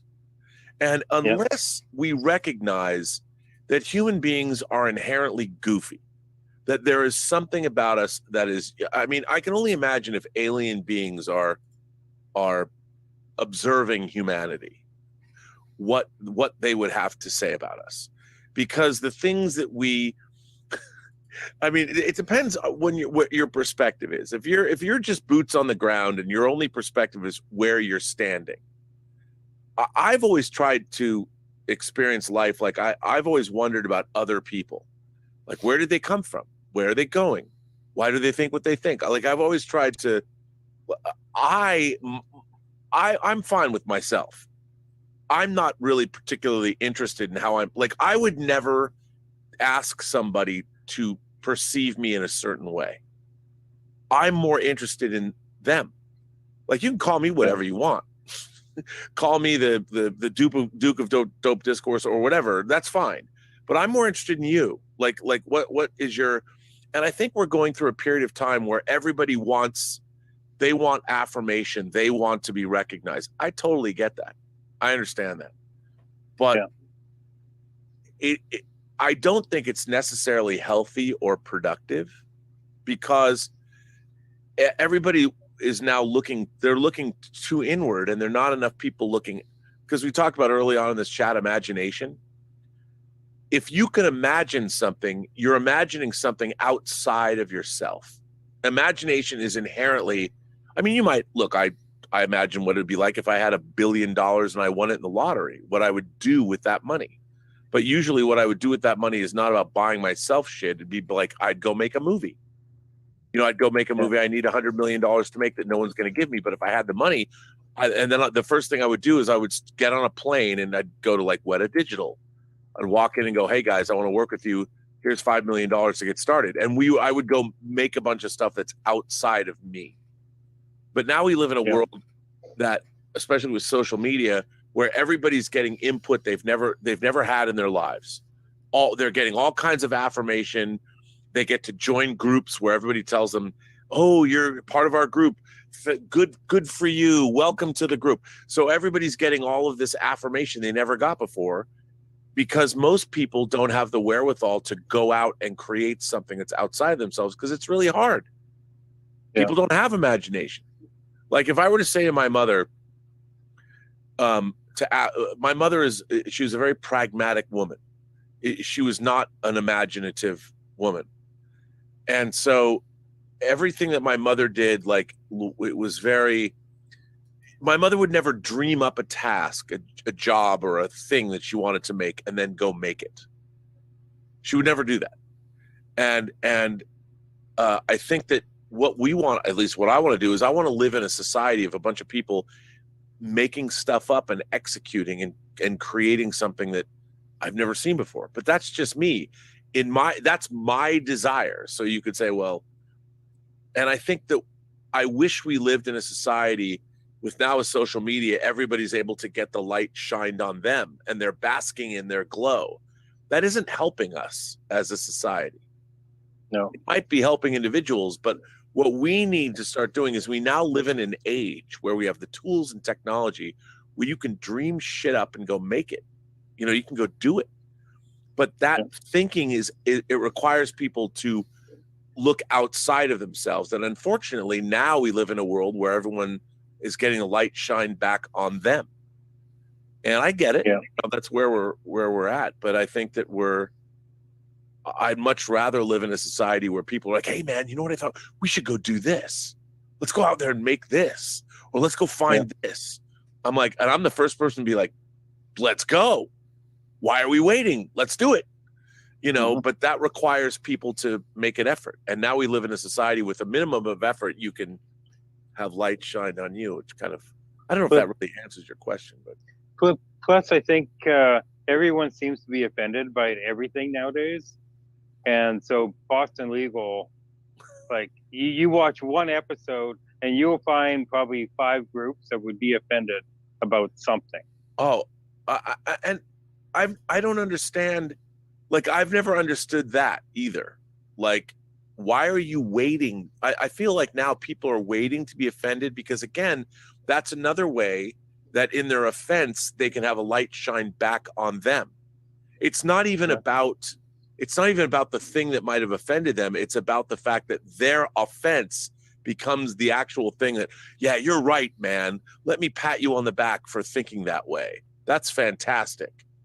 And it's like, you think about, okay, why is that particularly offensive? Does that really affect you? I mean, it's such an interesting thing. Like if I went around and said, listen, I would prefer if you don't call me Robert anymore. I just want you to call me the Duke of Dope Discourse. I expect that, I know this is how I identify. I'm Robert's not enough. I am the Duke of Dope Discourse. So would you please address me as that? Well, I would never do that, but because, first of all, it's inane, and second of all, why should I be imposing my own identity on this? Is my identity so fragile that I need other people to address me? Like, I understand that we live in a world where if I go into a bank and a bank teller looks at me and looks at my ID and it says Robert or whatever, and I'm like, oh, no, I'm not Robert. I'm the Duke. Please call me the Duke of Dope Discourse. I can't expect the world to know that that's how I want to be addressed. I can't. And now we live in a world where people expect the world around them to understand their own identity and to talk about them accordingly. Now, I have no problem. You tell me what you want to be called, I'll call you that. But you can't expect the world to know that's what you want to be called. You can't get offended if somebody out there who doesn't know you, who just met you, and by the way, they're never going to know you because they're doing their own job, and you show up, and if somebody says, well, I'm sorry, sir, I didn't know you wanted to be the Duke of Dope Discourse. I didn't know you felt that way about yourself. I'm happy to call you that, but I didn't know. I can't then, if you get offended that somebody you don't know calls you something that, like, oh man, you that's ridiculous. And we live in that world. And I'm like, I don't understand. I don't understand. Like, I get it. The world doesn't know me. I can't expect the world to know me. And when the world calls me Robert instead of the Duke of Dope Discourse, I can't get mad about that. And now we live in a world where people do. And I'm like, does it really matter? If you're comfortable in your own identity, what does it matter what people call you? How can you expect them to know? They're doing their own thing. They're leading their own lives. They can't keep in their minds. They can't make sure that you're comfortable because they too have to, but we live in that world now, and I don't get it. I get it, but I don't. It's like, you got to give people a little slack, right? Don't we? I don't know. All right. Thank you so much, Doug. Great to see you.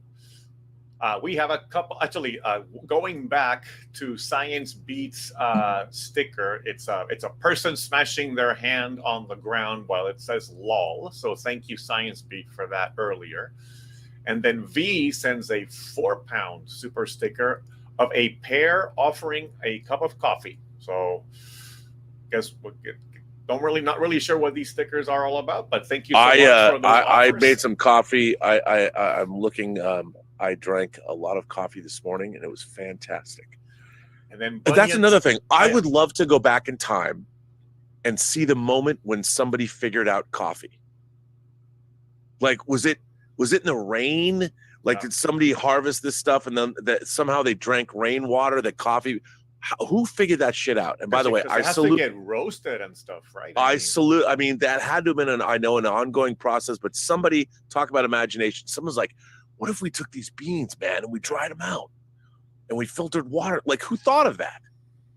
I mean, if I had a time machine, of course, you'd have to be able to program, like, the time machine would have to know where that actually happened. Right. But that's what I would do with time. Like, who thought this up? Who had the genius idea of making coffee? I had an experience like that. I traveled in Costa Rica and went to a chocolate plantation. And as they were going through the whole process, especially because the cacao bean is a very bitter bean, just the fact that I was just like, how did we ever get from this nasty tasting thing all the way to where we are, now with the production of chocolate? I mean, it's really fascinating. But I do know that what they were using the cacao beans for was people would chew on them for keeping themselves awake. It was a stimulant, right? So it all kind of built off of that, similar to the coca leaf and stuff like that, right? Yeah, like who decided to like refine cocaine? I salute them too. Fantastic. Maybe Joey Hamilton has the answer to that. So let's. Oh, wait, but before I say that, Bunyan Snipe sends a £2 super chat saying, "Does Beto's brain is Beto's brain get put into K2SO's body? Oh, B2's brain. B2 emo from the Andor show. You know what? Here's the thing. Tony Gilroy has said that there's not any fan service. Mm-hmm. So on one hand, I know we all want that to happen. Maybe it will. Yeah. Because I think in the last episode, at some point, even Tony Gilroy as a storyteller knows that we got to get some fan service. We got to connect some threads here, right? Yeah, there's got to be. And if somehow Luthen gets his Kyber crystal back and sticks it in his wood, everyone's like, no, that's his walking stick. I mean, is it? Mm-hmm. Or is it his wooden hilted lightsaber? Who knows? I don't know. Yeah. But we've got to get some of that. Is a lightsaber technically not fan fiction, but like fan service? Because that's a weapon in the universe. Yes. But I think the fact, I think Luthen's probably a Jedi. Why wouldn't he be? He's a badass. And what I loved seeing somebody who understands Imperial protocol and starship combat tactics doing what he did in this past episode. Yeah. I mean, that was awesome. And seeing the Colin Cantwell Star Destroyer design, that was so cool. Thoroughly enjoyed all that. And I don't know. How are you? How are you, Joey? How am I? Well, the Bills have on a 2-game losing streak. Seahawks lost in Germany last week. I mean, that was kind of... I don't know. The Bills' last loss was excruciating. It went to overtime. Josh Allen's all of a sudden throwing interceptions all over the field. So we're having and then we got like 6 feet of snow. So it's been, they had to move the Bills game to Detroit. It was supposed to be in Buffalo, but they moved it to Detroit because they thought there'd be too much snow. We had a game once where the Bills actually play in Orchard Park. It's like a suburb, near Buffalo. They don't play in the city. And where they play is near the lake, so they get lake effect snow. So there was a game once that at my house it wasn't snowing, but right before the game in Orchard Park it was like a downpour of snow, and the game started. But when you're watching it on TV, it was so snowy that like you could barely see the field, you could barely see the players, and we just basically both teams stopped throwing it because it was such a it was such a downpour of snow, and it was thick. It was this thick snow. It ended in overtime. We won, luckily, but it was like an important game of the year, and it just got totally overshadowed by it was called the Snow Bowl. It was great though. Like I wouldn't mind watching it, but it does hurt your team in terms of if you're a passing team. You have to run so much. Oh yeah. So, other than that though, yeah, not going great in terms overall for Buffalo in terms of sports and weather, but. I was actually supposed to be in Delaware because I was going to visit my great uncle. He's 89, and he'd been compiling like our family history. He's got all these family trees going way back to like the 1400s. That's cool. And I've always wanted to just go and talk to him because he also knew my grandpa who passed away in 2010. So he's been gone for decades. So I feel like I should sort of hear some stories from this guy before it's too late. Yeah. Because who knows? I mean, he's 89. It was a whole different world back then, and I used to love talking to my grandpa just about when he was younger, because it was even when I was young, I was probably like 8, 9, but I always found it interesting to talk to him. So this will be interesting, but we had to cancel the trip for a little bit. We'll move it off just because we had like a travel ban because there was so much snow. Right. Well, that was the thing. I remember my grandmother, she died. She was born in 1900, and she died when she was 83, the same year Return of the Jedi came out. And I remember as a kid, like, I don't know if I was around like 10 or something, I finally put together that like my grandmother was in her 20s during the Roaring 20s, and she was in her 30s during the Depression. Yeah. And like once I had made that revelation, and I love my grandmother. My grandmother, she still smoked cigarettes, and she had this perfume that we would get her. And the combination of the cigarettes she'd smoke and her perfume, I found like the greatest scent ever, because I'd go to her house and she was always making cookies for us. So it was cigarettes, her perfume, and the smell of cookies. I know it doesn't maybe. Well, I had the same thing because we used to go to amusement parks when I was little, and there would be tons of people smoking. So the smell of cigarettes is weirdly nostalgic for me, even though it's repulsive, on its own. Yeah, I mean, my grandmother was so my grandmother was this is a grandmother on my dad's side. We called her Nana Babe. She was a broad, defining the term broad. I mean, that was my grandmother. And she was so funny. But once I, realized that she had lived through these things, whenever I saw her, I would just like literally fire off. I just ask her questions for hours on end. And I think she was bemused by it, but no one had ever asked her before. She was 83. Like, when was the last time she talked about, like, Grandma, what was it like to like go out on a date when you were like 18 in 1918? Like, what was that like?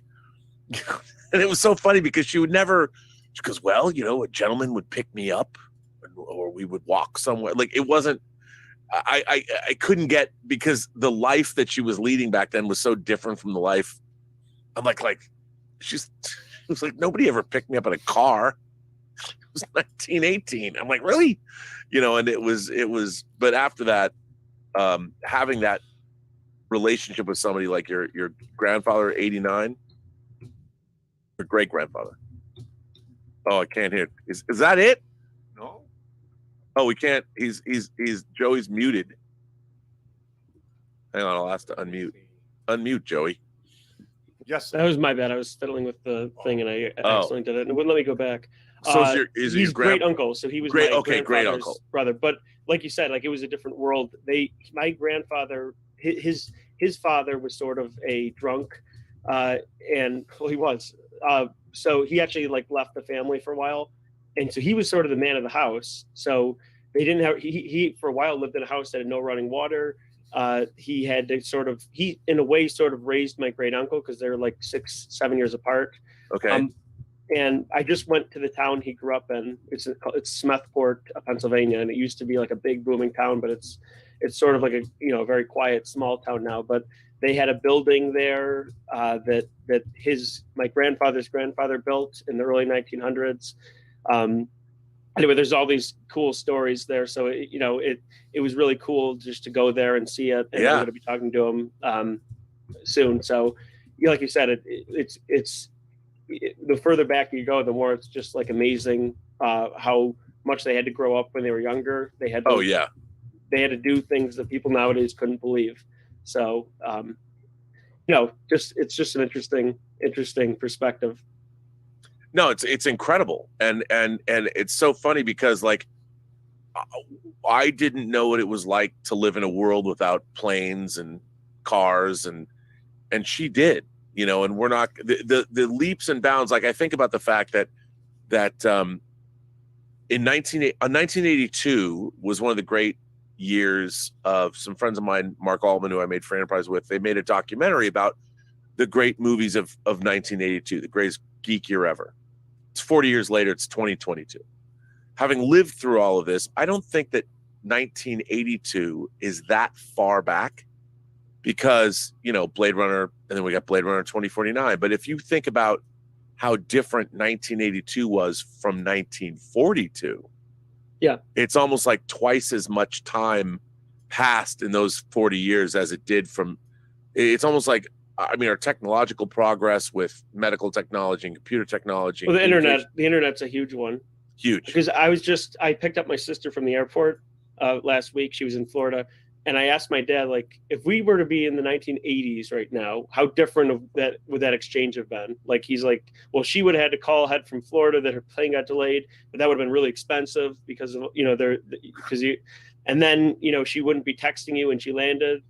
so you wouldn't necessarily know exactly when she's coming out. Obviously, there's been the crazy airline changes after 9/11. So in a way, it's like it hasn't changed that much, but then in a way, it's like there's crazy things that people didn't.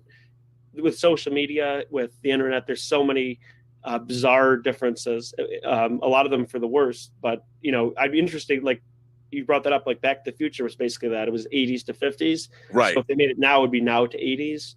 So it'd be weird. It'd be kind of funny to see, not in like a cutesy nostalgia, like 80s nostalgic way, but just in like how different is life back then for someone from today to have to live in that world for a week.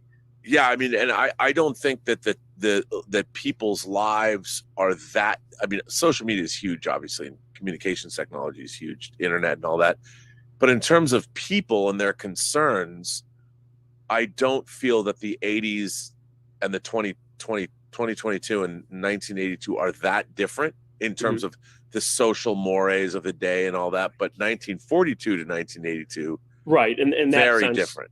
100%, yeah.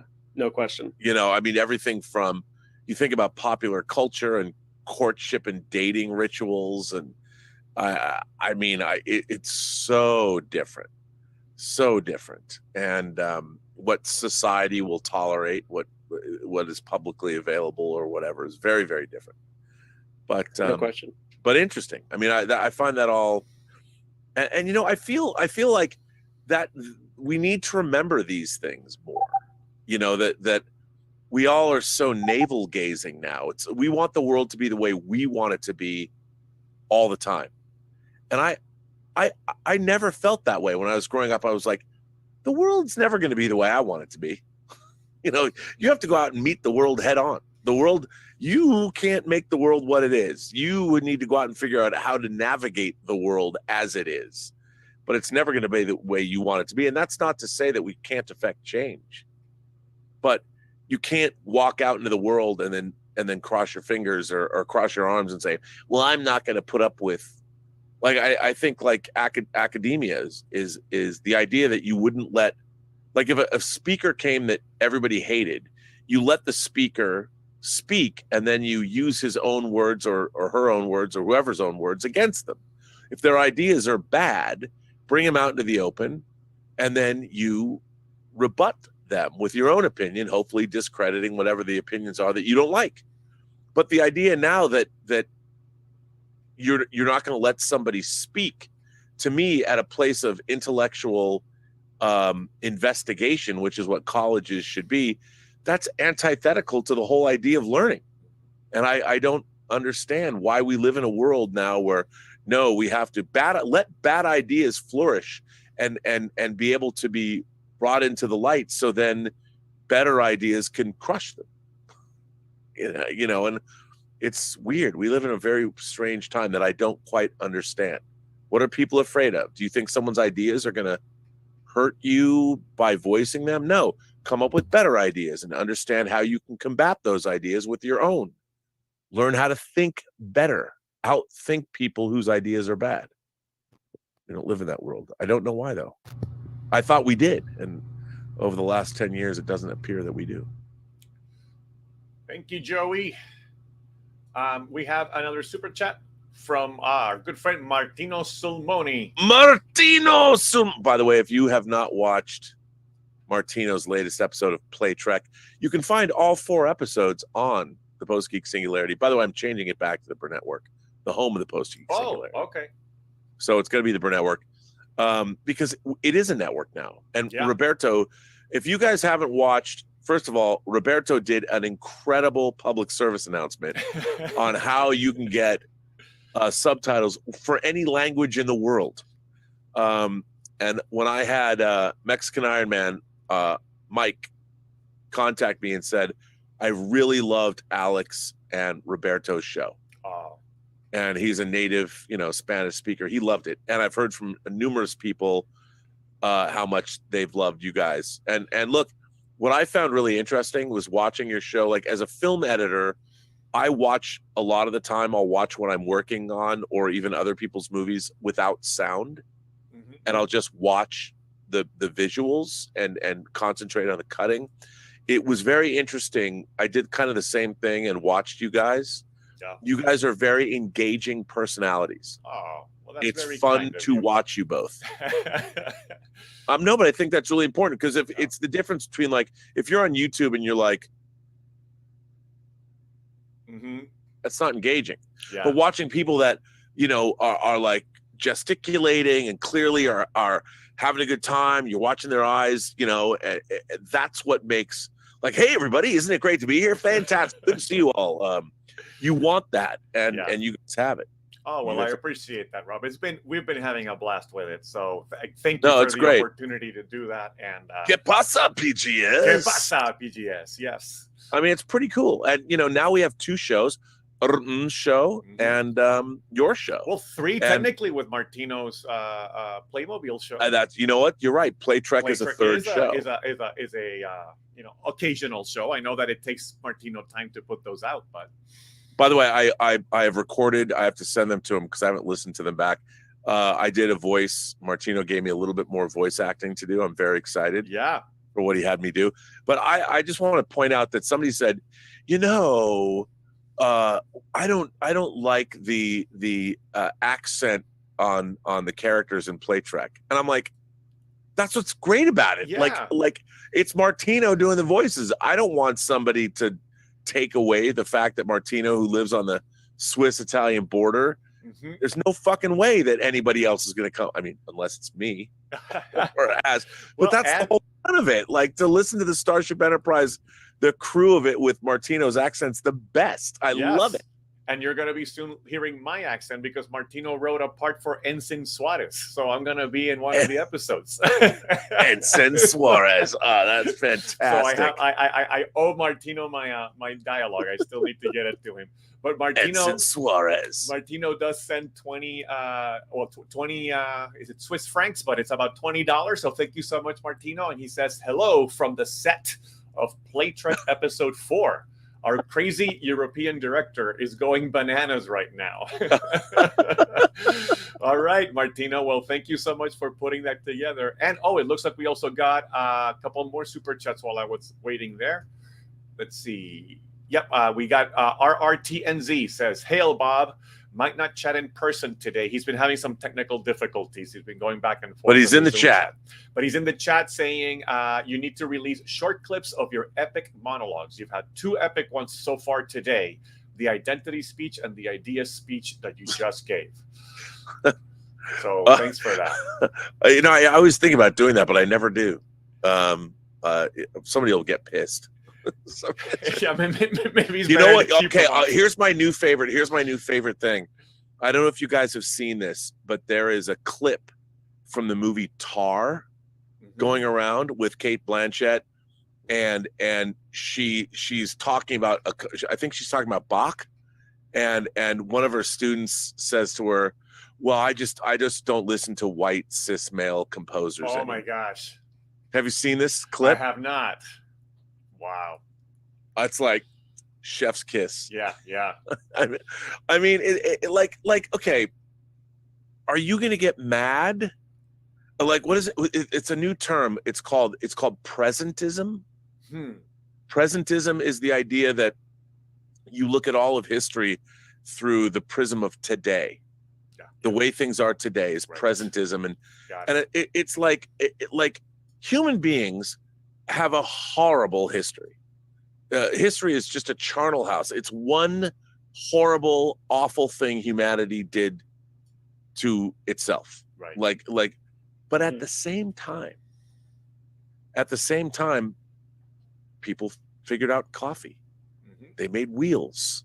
We created, the Magna Carta, right? Democracy, poetics. I mean, and you can say, okay, sure, but are you going to condemn all of humanity? Are you going to condemn the fact that we are, in fact, despite what some people say, we are as a species, as animals on this planet, we are locked into our reproductive process in order to make more of us, which, by the way, has been a little bit disrupted. If you look at, there's some very worrying biological markers about where children of men, It's happening. It's If you haven't happening. seen Yep. Grown Men, it's happening. If you look at the birth rates and where we're at, I mean, it's a little concerning. Yeah. But the tar thing was great, but it's like, I don't understand, why would you suddenly decide that art, paintings, I mean, understanding that people are inherently, we're animals and we're not perfect, and humanity's entire history is one litany of one group victimizing another group, which was pretty stupid, but that's the way it was. Why get mad at that? I mean, what like, you can get mad at injustices throughout time. I get that, but how far back are you going to go? 100 years, 200 years, 300 years, 400 years, 1,000 years? Well, and just because your frame of reference has changed because of what we know now, doesn't mean that you still can't appreciate. It's like, to me, it's reminiscent of the Cultural Revolution in China. How all of a sudden they were, not allowing people to listen to Western music and that kind of stuff. No, I mean, it's still part of the heritage and the history. You can learn from it, and then you can also acknowledge the ways in which they were not fair or equal, or were part of a system that had what was problematic, right? So, yeah, of course. I mean, you've got in Iran their morality police that supposedly inform. They're making sure that the word of Allah is adhered to. The morality police killed a woman in their custody. And then, how is that moral? How is that in any way, shape, or form? And of course, in a patriarchal society, that is then it becomes, and then they've got protests.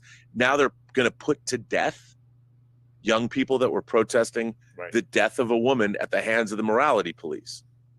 And the fact that you have a group of people in power that don't understand what they're watching their own way of life. They think that they can preserve their own way of life through draconian measures. Have they not paid any attention to history? Yeah.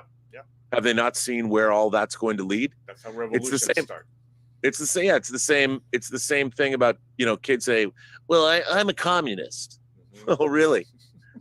Really? You're a communist. You're a collectivism. I get it. Have you looked at 20th century history? And it's so funny to me watching people going, well, it could work. The problem with communism is what it doesn't take into consideration is, as soon as you have kids, you want the best for your kids. You don't want your children. No parent wants their kid to join a collective. They want their kid to be awesome. Right. I heard a great story on NPR like a year ago where I don't remember what it was, but it was a group of people that had created, Americans that went to like India to create this collectivist society.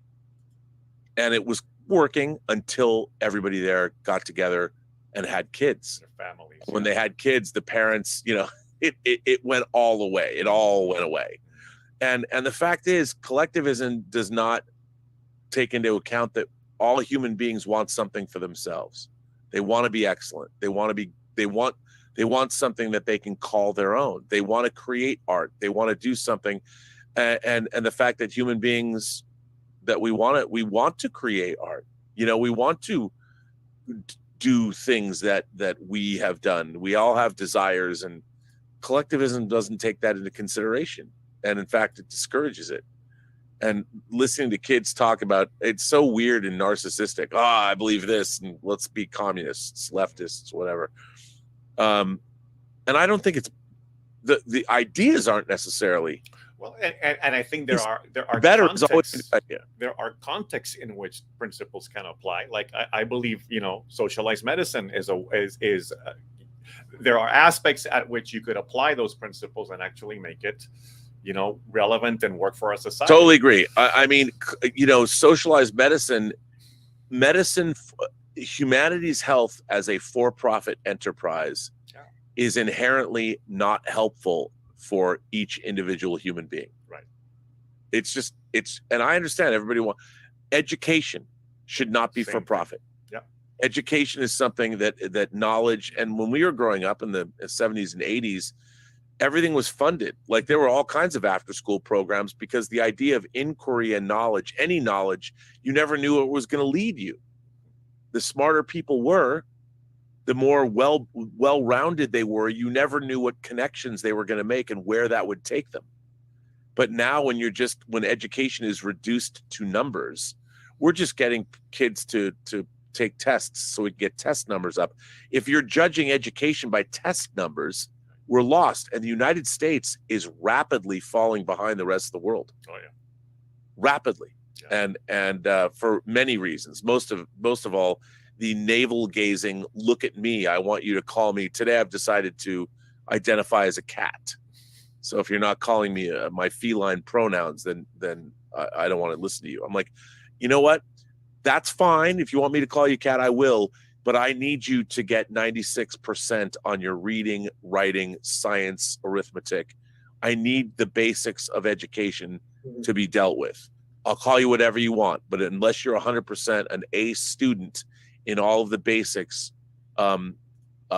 you need to earn the right for me to call you whatever you want me to call you, because you are not going to be leading your best life if you are not well-rounded in terms of your education. Even if you're going to the school of life, you need to understand certain things. And we are falling behind. The United States is going to get its ass kicked in the next 30 years. Our economy, everything, manufacturing, sciences, it's not going to be good. Yeah.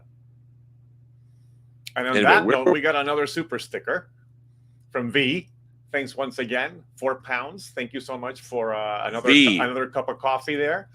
And we've got the one and only. I'm just gonna Fernando Barrero is here. Waiting. Welcome, Fernando. How are you? Fernando in the house, yo. What's up? It's been a while. I have to apologize. I've been in and out of the hospital. My multiple myeloma came back, so I've been spending a week in the hospital getting chemo, a week recovering, another week in the hospital. So Fernando, no need to apologize for that. You don't have to apologize. Why are you don't apologize? The question is, how is that going? How are you doing? It's going. It's going to be rough going, but it's gonna be fine. The whole process is going to take about 2 months between chemo, and then I have to go get a stem cell procedure where they take out the stem cells in my body and replace it. So because they've been having a lot of great response from that, though. Yes, they have. But that's going to be a 4-week stay in the hospital because I have to be quarantined. Right. Because as you probably know, stem cells are they handle immunization of the body. So yeah, and then about 6 months of recovery. Are they going to let you take any physical media into the hospital? Should we send you some stuff? Should I take up a collection? Start a GoFundMe? So Fernando. No. But I do. But I will take physical. I will take the laptop and the phone with me, so I'll be able to watch you. Well, I'm sure I speak for everybody here joining in, Fernando. We're rooting for you.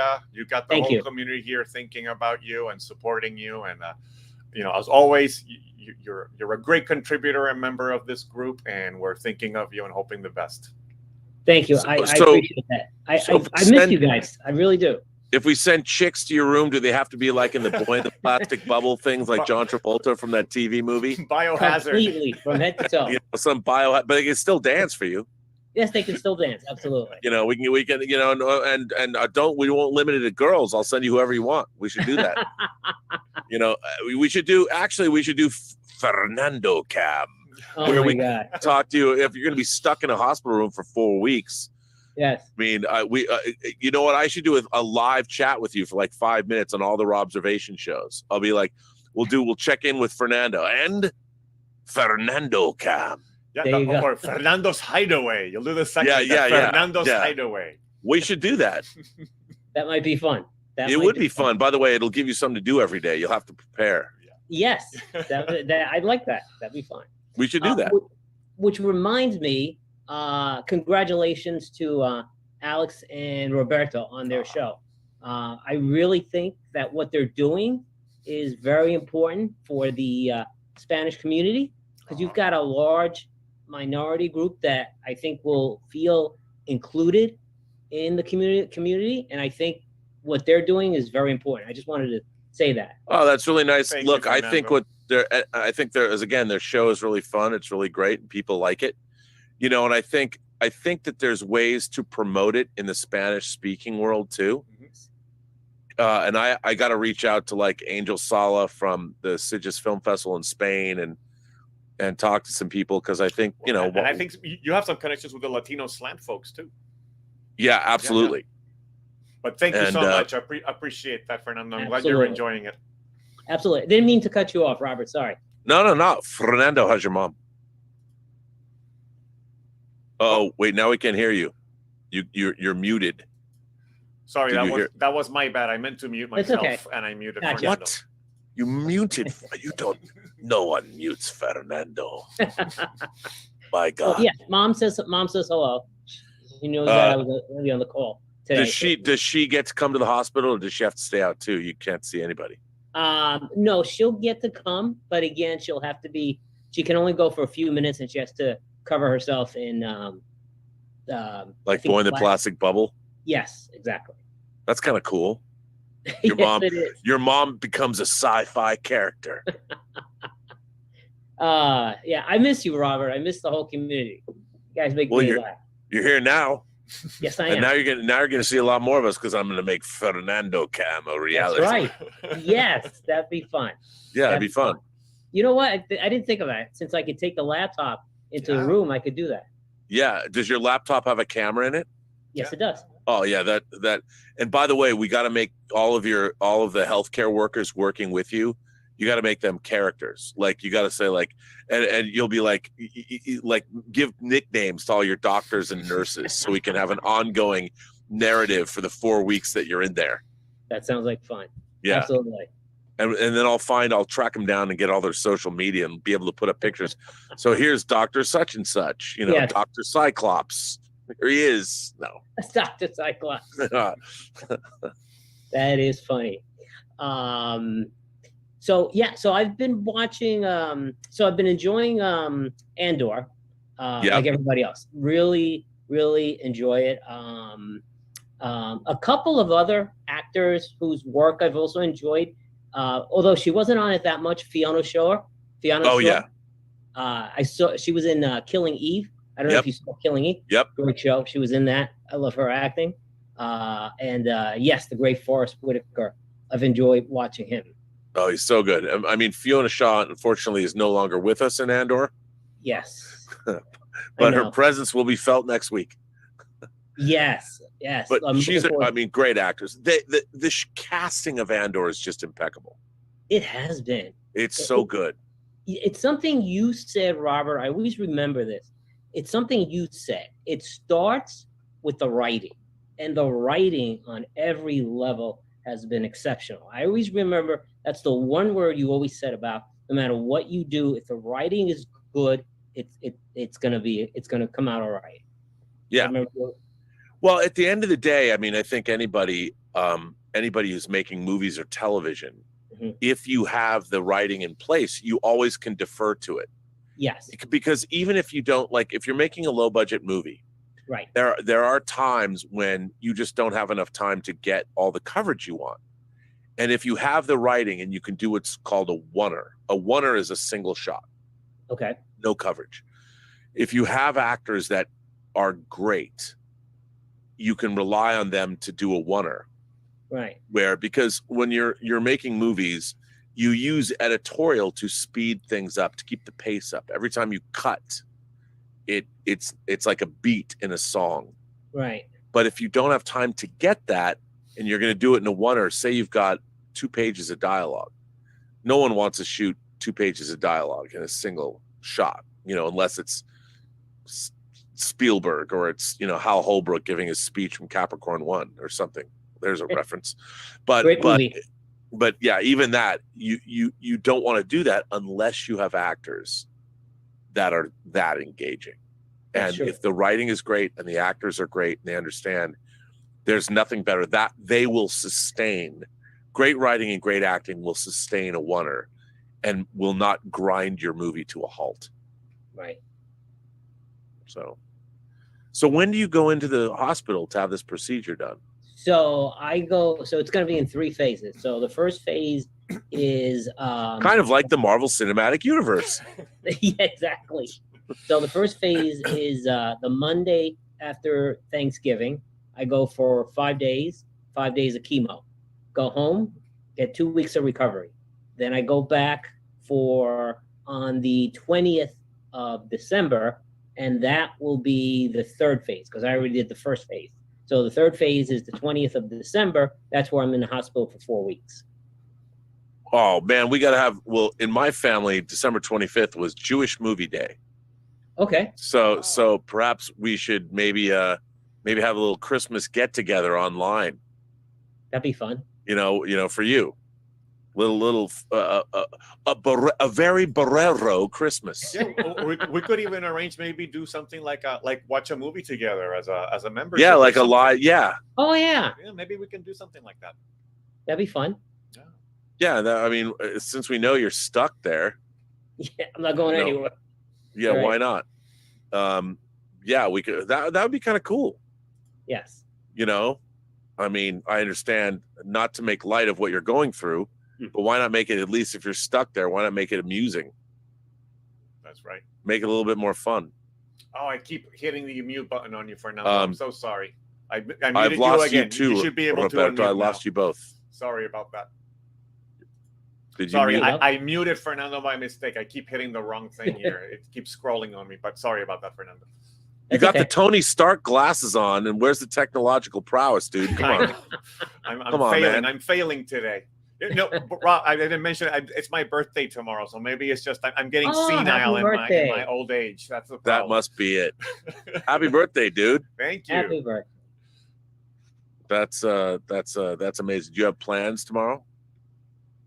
Well, I don't want to take up Fernando's time. Let's finish up with Fernando. We can it's your show. You know, the Museum of Science and Industry here in Portland is doing some kind of an exhibit about Marvel. So my wife got me tickets to go and go check that out.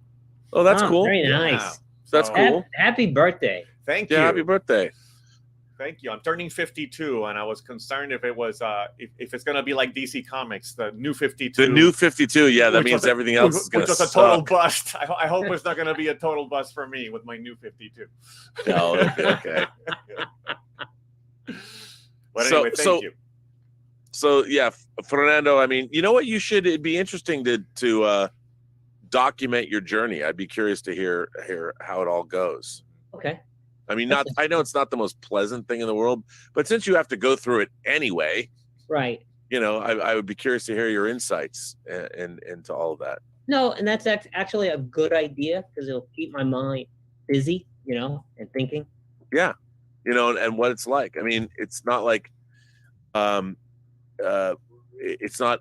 This kind of thing happens to so many people that I think nobody really talks about the journey. And my friend Mike Schertz, who I do crisis medicine with, he developed like a lymphoma of the blood. He had 2 bouts of terminal cancer. They told him both times he was going to die, and he is a resilient, tough. He's a Green Beret medic. Really? Yeah, he had to have bone marrow transplants, and he beat it back twice. And you know, he's got a teenage daughter, and now she's in college. He didn't think he would ever see her, you know, go to elementary school, and much less do our crisis medicine shows. Right. So, and he beat it back. Good for him. Yeah, and they told him he was going to die twice. So, you know, that's an inspiration right there. You know. Yeah, and and it's funny because he's in great physical shape. I mean, he keeps himself in great physical shape, and he's 2 weeks younger than I am, so we're both 55. Really? And he's going strong, you know. And but that's so cool about our medical technology. They made the stem cell advancements too. I've been reading a lot about that. Yeah. It's great. Yes. I mean, going through it sucks. The treatments, there was always new treatments coming up, which is good. Absolutely. So you're kind of a sci-fi guy now. You get to have sci-fi stem cell treatments. Yeah, that's right. You know, you look at it, the medical technology. We can rebuild him. We can make him better than he was. There you go. So So you got to look at it as well, it's going to happen anyway. So Yes. hey, Yeah. it's an experience, but you'll pull through. I think we have to help you though. I think you need the Post Geek Singularity to invade your life. We'll be invasive. We'll ask you embarrassing questions. That's all right. You know, we'll want to talk to the nurses like, yo, what's up? How you doing? You making sure our boy Fernando's taken care of? What's up? Do you know who Mr. Barrero is? We should develop a whole like fiction for you, like talk about how you're like you're European royalty and you relocated to America and people like we'll come up with some great story just to make sure that the doctors and the nurses get you the best food and make sure you have. Well, come on, that'd be hilarious. He's a refugee from the Talocan Empire. Yeah, that's right. That's exactly right. There you go. And we should just send you mystery boxes. Dude, like can you get mail in the hospital? Oh, yeah. You know what? I don't know. I got to find out. Yeah, because we'll have people send you random shit. It'll be like watching Lost. You never know. You'll get a random thing in the mail going, what is this? Right. Wait and see next week on the Fernando show. That'd be hilarious. We should do that. Yeah. That would be funny. Because I mean, if you're sitting in the hospital bed anyway. Yes. I'm there anyway. I'm not going anywhere. Yeah. And RTNZ is saying that if you develop superpowers, that he'll send you his resume to be your sidekick. Oh, excellent. Excellent. Fernando, I'm going to have to cut you off. I'm so sorry. We No have so problem. many other Thank you, people though. on the queue. But again, thinking of you and Thank you. Nothing but positive thoughts your way, okay? And say hi to your mother for me. I really appreciate it. I will. I certainly will. Thank you. Do that. We got to find out all your information though, because I think we should. I think we should make it a Fernando watch. And let's do like a care package and just send random shit all the time. Books. He's got a laptop. Send him a zip drive full of all kinds of crazy stuff no one should see but him. Yeah. Well, Pedro Ferreira is coming up next. Pedro, you should be able to unmute at this point. Yeah, I think I have now. Yeah. What's up, dude? How are you doing? You all right? It's all good. It's. I was just listening to the conversation. It's quite funny. That's we got to keep it. We got to keep it light. Got to keep people smiling. Yeah, I was typing in the chat that with the whole thing about giving people voices, that everyone has a voice now, and they let me speak. So that's like the worst thing you could do. So. No, that's not true.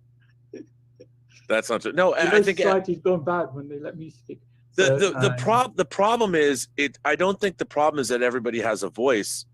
The problem is people don't know what to do with those voices once they've heard them.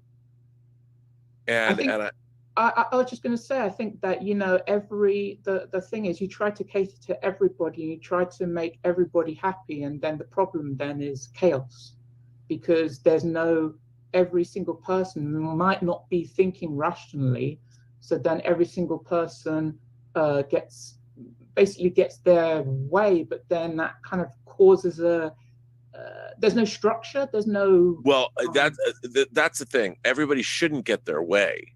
I think we should let people speak. People want to be heard, but I mean there's got to be somebody's got to stand up and go, yeah, I really appreciate what you have, but then again, who makes that decision? Who makes the decision? And the thing is, ultimately, you've got to have pragmatism has to win out. Like at the end of the day, there has to be somebody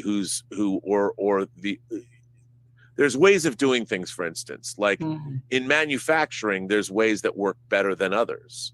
Yeah. And I think that in terms of our society, like I always say, I use the red light example. We have to stop at red lights. You have to abide by stoplights, red lights, green lights, stop signs. You have to do that. If you don't, there are going to be traffic altercations and people are going to get hurt. Yeah. So we agree that traffic lights and stop signs and those things are worth having. Yeah.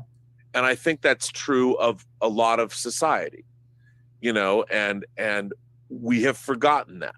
I think we've forgotten that our society only will work if we agree that there are certain things that we all have to agree on to make sure things work. Like, for instance, if there's an emergency vehicle on the road, you move to the side of the road to allow the emergency vehicle to pass. This is something that we need to adhere to. I think also, you know, a lot of social media, for instance, is based on reactions and emotions rather than logic, things that make sense. So that also causes its own problems as well. So no, and I look, here's also, like, I guess I grew up, I knew that my opinions were not, like, I didn't know nearly as much as I should. And I would defer to people that are professionals in their field. Right. And I think nowadays everybody thinks that their opinion carries equal weight to other people's opinions. Yeah. And I don't think that's true. You know, you want to find the people that really know something about certain things and listen to what they have to say. I mean, for me, I was always, when I was really young, I always kind of let everyone else speak for me. And I think as I've grown older and I've seen society change, and not for, in some ways, the better, right. I kind of feel I have to speak up and say something, and I have to have a different viewpoint, because I think also different viewpoint is good to have if it is reasonable in some way. So that's my kind of logic about that. So, yeah. Well, I think that's right. I think that's right. Yeah. I mean, if someone doesn't have the opinions, for instance, that I put out, then who will? I mean, and I think that if someone listens, and if someone has, I think if someone sees value in that opinion, I think, you know, that's good. I mean, it means it's not just one voice, but I can understand why too many voices can create too many problems in that sense. But, yeah. Well, again, I think that one of the problems that we have is that everyone believes their own opinion is as valid as everybody else's opinion, because my opinion matters. Sure, it does. But at the end of the day, like, if I was going to say build a well in the ground because I needed to access groundwater, I would go to somebody that knows how to build a well. And I would find an expert in that field, or, you know, look them up on YouTube or whatever and watch a tutorial. Yeah. And I understand that that person knows something that I don't know. And there's nothing wrong with that. Yeah. Everybody, there's tons of people that know. And everyone thinks they can review movies today. Everyone thinks they can review movies today. Well, they watch them. I watch movies. I should. But here's the thing. I think it's important that everybody does review movies, because here's the thing. I, for one, as somebody who is making films or whatever, I find everybody's opinion about a movie to be it might not be as valid as another person's, but there is validity in anybody. It doesn't matter what your shape, size, color, creed, educational level is. Yeah. Your opinion of a movie is valuable because it has something to teach. If you're looking at it the right way and you sit back and you just take it under consideration. It depends how considered the opinion is. Obviously, the review of a film is as well, because if you just say it sucks, then that's not really. Well, that to me isn't. But that's not an opinion. No. As opposed to being like, I need to know. It sucks is not opinion. Tell me why it sucks. Why do you think this sucks? Because saying it sucks is we have become an intellectually lazy bunch. Yeah. And saying it sucks is the epitome of that. Anybody who says, "Oh, that movie sucked," I'm like, you're an idiot. And I have no problem calling you an idiot. Tell me why. Do you know why? I don't even think people know why. Yeah. They just think, "Oh, it sucked." So it sucked. Do you know why do you say that? Because, what's really interesting is I find also that when people are questioned further, they do have opinions, and they can tell you why they think it sucked, and they're just not used to saying so. And I think that also is helpful. Yeah, and once you ask somebody to articulate, they might not know the best way to articulate it, but I think when you ask somebody, they can articulate something, and they're just not used to that because we're a lazy civilization and we don't ask. But I think when you ask people questions and you show interest, people will always surprise you. They'll say things that you might not expect, but they're just not used to doing it. They're not used to like, oh, dude, that sucked. I mean, I'm quite outspoken when it comes to films and entertainment and stuff like that, and people get the wrong. No. I don't know how you would say it. But I mean, people criticize, you're such a critical person. Well, the thing is that the thing they don't know, to be fair on them, the thing they don't know is because I studied film and television, so of course I'm critical. That's why that's why I'm like that. But obviously not everyone knows that, so people will obviously take offense to that. But you know, it's everyone has their own opinion. So yeah, I mean the real thing is that I think what we need to do as a civilization is to encourage people to refine their opinions so they can share their opinions with others in a way that is both constructive and insightful. Yeah. You know, I mean, what we need more than ever to understand how to talk to one another without getting angry with the people that we're talking to. Yeah. And to be able to listen to those people. I mean, it's so amazing to me that we now live in a culture, especially you see at universities, that there are people that protest speakers, and it's so weird. Like, and I feel like a lot of the time when I listen to these protesters, they don't even know what they're objecting to. They believe they're part of a group that has to just object to these people just regardless. And I think we need to know how to talk to one another, and we also need to know how to listen to one another. And that is a skill that universities should be teaching. Well, I think there's this whole thing about going against authority, and that kind of leads me actually onto something I wanted to talk to you about. I'm actually going to rewatch a TV show from my childhood, a show that I grew up with. It was a BBC-made children's drama series, and it ran for 3 seasons, and it was called The Demon Headmaster. Wow, I've never heard of it, but that sounds right up my alley. It was made for children, yeah, and it would have been shown at like 4:35 on BBC One or something like that. It was made for kids, and it was called The Demon Headmaster. Yeah. God bless the Brits. It's based on the books by Gillian Cross, and it was an anti-authority story kind of thing. So what would happen was that you have this main character called Dinah Glass or whatever, and she's just been fostered, and she finds out that this whole school that she's just come into, everyone's being taught to be a certain way, and the headmaster and it turns out the headmaster has hypnotic powers. He takes off his glasses and he looks at someone and he makes them do what they want. And that's basically he has everyone under his spell who's in authority. I wish I had that power in high school and college.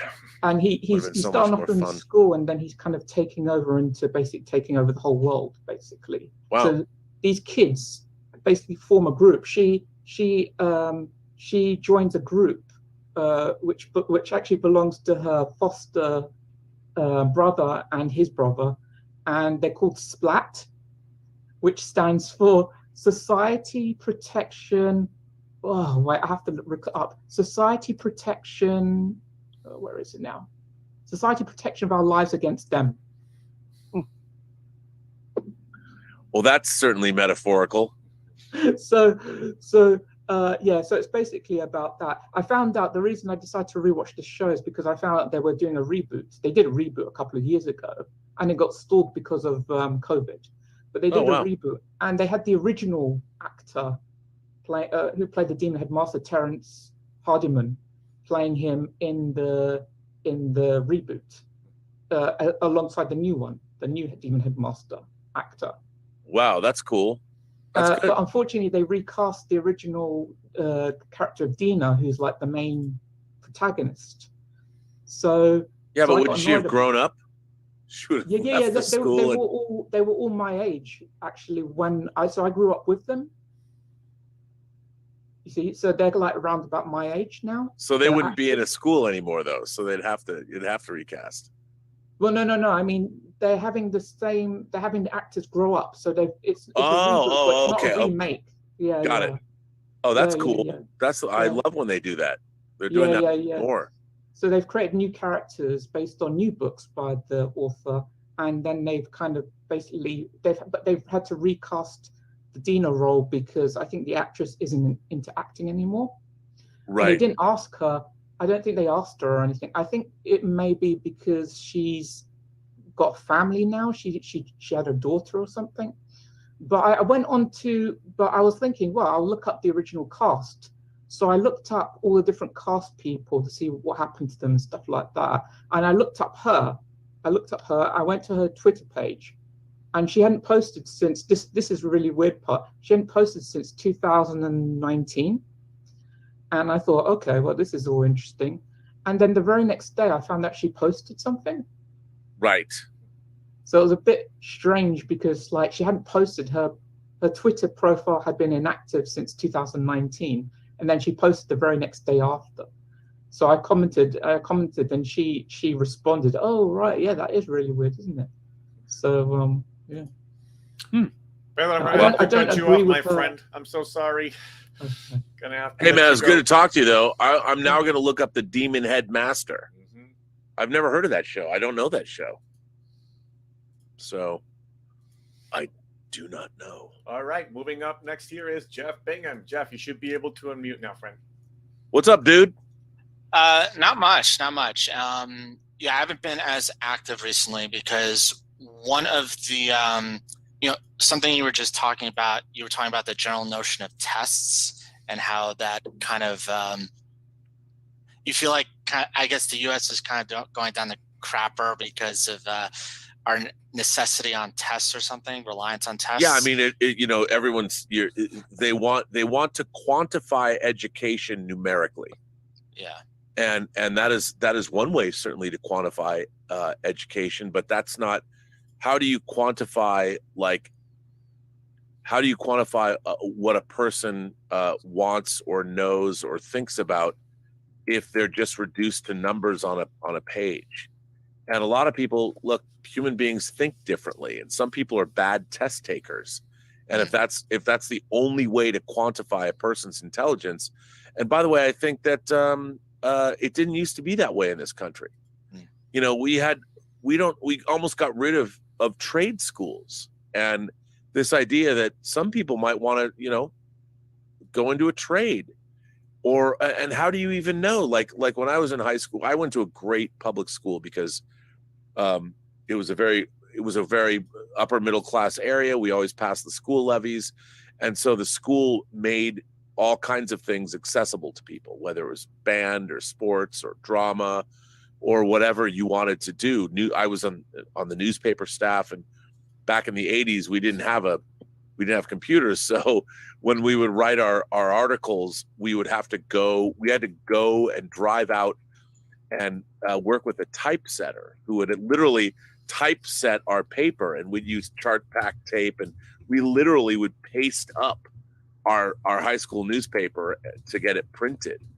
And that was a whole, so you didn't just, I was the feature editor of the newspaper, but I also wrote columns, and then we'd have to literally take a journey and go work with this woman who would typeset and put the columns. I mean, it's so weird to think about now, but she would put them in columns, and we'd have to literally paste them up on pieces of paper, and put the black borders around with black chart pack tape.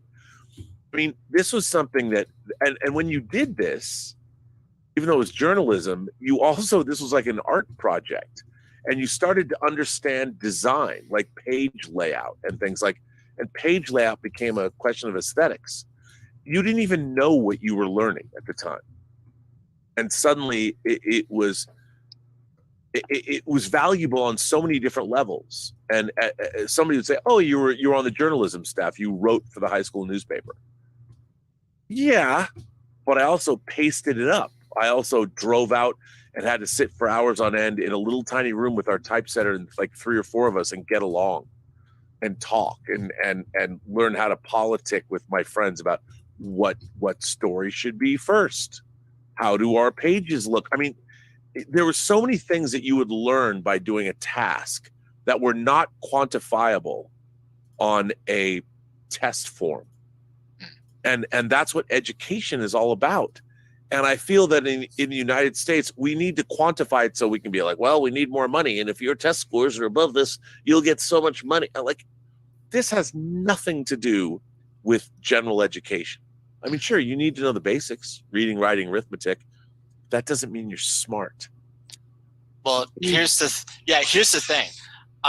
Because I totally agree with what you're saying about the general notion of tests, because I had to take one. I just took one this past week, which I passed, but I despise the general notion of tests. What was it? Can I ask what it was a test for? What was it? Cybersecurity Plus. It was Security Plus. And because on a very basic level, if you're taking like tests, particularly when you're older, on the basis of your profession, it's unrealistic to constantly demand people who are studying for tests to memorize so much when they are sort of putting out their skills in the field on whatever their employment is. They're not expected to remember everything. And it stresses you out so much, and you're being asked to pay a hefty fee to take the exam in the first place. That I feel like this is causing economic distress. Well, no, it is, because they're forcing you to pay money to prove something you already are doing professionally. Yeah. Look, and I get it. I mean, the thing is, here's I was talking to Mike Bodden about this. And what our civilization has a problem with, especially in America, is the idea of expense and value. Like, when you spend money, what are you getting for the money you're spending? And a lot of people don't get that the money spent does not actually equal the value that you're looking for, and that sometimes you can't spend your way into value. Yeah. Spend all the money you want, but that doesn't mean you're getting the value. You're not getting what you want to get out of what you're spending. And I agree with that. And we've forgotten that. We've forgotten the value of things and how value is added to our lives and our knowledge and all of those things. I mean, and I would say this, I mean, when you go out with somebody, have you ever sat down with somebody you don't really know, and you end up having an incredible conversation with that person that lasts for 2 hours or whatever, and you come away with that conversation enriched? Of the person you met was a dynamic individual, and you guys had an exchange, and suddenly that conversation didn't cost any money, but your life was somehow enriched by talking to that person. You have been enlightened by someone else's knowledge. Can't put that on a spreadsheet. You know, how do you quantify that? But it still exists. And we have forgotten that so much of education is about that. It's about a teacher, a mentorship relationship with somebody. I mean, you know, I go back to my journalism teacher who passed away not too long ago. Alita Kyer was her name, Mrs. Kyer. And she was kind of a grande dame. She was very much a kind of a larger than life. She would come in like this, and she meant so much to all of us. And her words of encouragement, you could never put a price on Mrs. Kyer. And she was the newspaper advisor. And I think anybody that worked with her, I mean, she was a tower, literally. She was tall. She was literally towering and emotionally a towering figure, and nothing she did for any of us was quantified on a spreadsheet. And yet I had her in fourth period, and she was also the newspaper advisor. And I wouldn't have traded the things I learned from her for the world. And there was nothing on any spreadsheet that would have quantified what I got out of my relationship with her. Yeah. So anyway, that's been taking up the last couple month or so of my time. But did you get the job? No, I didn't get a job. I just passed the exam. Okay, but can you use that exam to now you're? Well, yeah. Yeah, you're okay. Yeah, so that it's a burden that's been relieved for sure. That's good. And yes, and that's also one of the reasons why I took a step back from revising my script. I talked to she has a few pages left on my screenplay. And once I get the feedback, I'm probably going to dive back into more revisions on that screenplay. Sounds like it's right up her alley too. I hope so. I hope so. I do expect a better review of the screenplay than the person I paid too much money to review it on that basis alone. So, yeah. True. So, and so I saw Wakanda Forever. I guess just a quick thing. I share similar sentiments about it as John Campia in terms of the positives and negatives. Sure. That he didn't like. I guess I was kind of curious about. I know there's the whole recast T'Challa thing.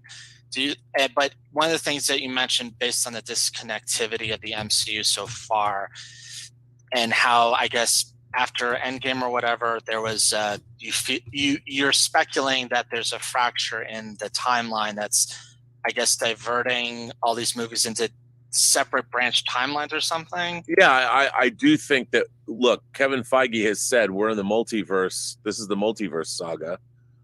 And as the more I watch these movies, and the thing that I want, the connection that was definitely in phases 1, 2, and 3, one thing led to another. These movies aren't leading to other places, and my only speculation is that we're seeing branch timelines that are all going to come together when it's revealed. I honestly think we're going to see Quantum Mania is going to,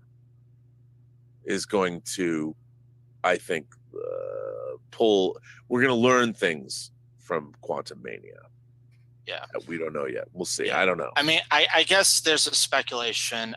I feel like based on what happened with Wakanda Forever, I think. I guess people are on what you're speculating. Maybe the hope is that maybe because it was too soon to recast T'Challa, maybe on the basis of what you're speculating, maybe we'll get another T'Challa in Secret Wars, maybe. But here's what this is the thing that really that I like.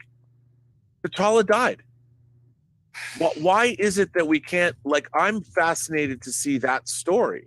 And I think we got a really interesting rendition of what happens when a hero dies. What happens when a leader... I understand that appeal. It's just that I'm kind of with John in the sense that maybe there could have been more stories to tell with T'Challa first. There could be, but we didn't... I mean, it's a no-win situation here. It's a no-win situation. But it reflects life.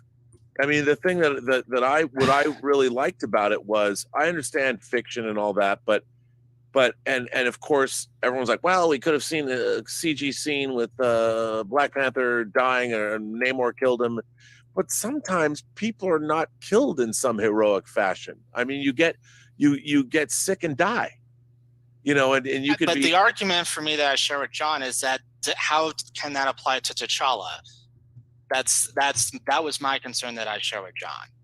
Right. But I mean, so here's what I would say. And I don't think you're wrong, but the fact is they decided to tell a story where T'Challa passed away and we saw the wake of that death. And I think that is a very valuable and engrossing story to tell. And I I found it fascinating. And I think that Ryan Coogler, first of all, they did a story that honored, I mean, if you saw Ma Rainey's Black Bottom, Chad Boseman gave a ferocious performance in that, knowing how sick, you know, he was. Didn't affect his ability to act. He gave it his all.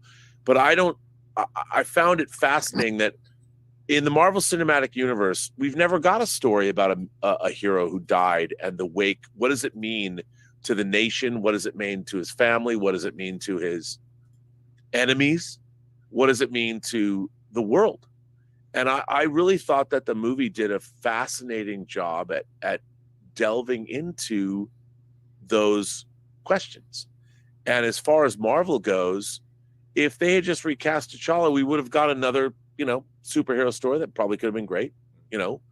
But I thought that this was an opportunity for Marvel to do something different, try something new. And it gave Ryan Coogler an opportunity to do something worthy. And I got to tell you, I felt myself moved at many different points of the film, and I found it fascinating. And I thought it was ambitious and far-reaching, and I would much rather watch a movie with this kind of ambition than to watch a film that was just another superhero movie. But I get where everyone's coming from, because, you know, it's a superhero movie. You know, we want to see superheroes in it. We want to see what we expect from a superhero movie. But, you know, I found this movie to be surprisingly worthwhile. And I think there's a lot in it. Once people calm down, I think this movie will age very well. And once people are not, you know, in 10 years, when people are watching what's going to be eventually 50 fucking movies in the MCU, they're going to get to Wakanda Forever, and it's going to be reassessed, and people are going to be like, you know what? There's a lot here to respect and admire and enjoy, and it has meaning, and it's contemplative, and I think I think what Ryan Coogler did was pretty masterful, considering the hand he was dealt. And even if he wasn't dealt that hand, it was pretty astonishing what he did and what he set out to do. And I give him all mad props to Ryan Coogler, because whoa. And I really liked Wakanda Forever. I saw it a second time, and I like the movie, and I respect the hell out of it. And in a way, in a different kind of way, we do get T'Challa coming back again in the form of his son, right? I mean, there is a future in which a T'Challa is promised. So well, that's so cool. It's like people coming. By the way, that scene kills. Mm-hmm. I mean, that scene just slays. Although, I mean, you could tell that they just took that scene, and I mean, they end the movie, you know, on Sherry, which is this great shot, and then of course they use that. I would have said, just end the movie with that scene. Yeah. You don't need to put that. That was the one thing. I get why they did it, mm-hmm. but I would have ended the movie with that, and had no post-credit scene. Let the credit, and because the music was great. Let the music play. Mm-hmm. And that kid, man, come on, that kid, his eyes, his face, Jesus, man. I would love to have been in the casting session. I would have loved to have seen Ryan Coogler react to that kid's line delivery. And he's probably was like, get that kid, you know, because wow, what a kid, man. All right. Thanks to Jeffrey. And we got Kevin coming up next. Hey, Rob. How are you, sir? I'm good. It's 72 degrees and sunny, not a cloud of sky, so I beat you. Oh, well. But I feel very inadequate because my wife's out doing laps swimming and I'm sitting in the house. So I'm not sure what's That's okay. Does that mean she's gonna come back in like a one piece or a bikini? No, she will not. Oh, because you would win if that were the case. Yeah, no, it's a workout. So, but she gets tanned. She gets really tanned. I get to make fun of her though because she has all the lines everywhere. So that's all right. Funny. Yeah, no. It's been actually a really interesting topics today. I like it.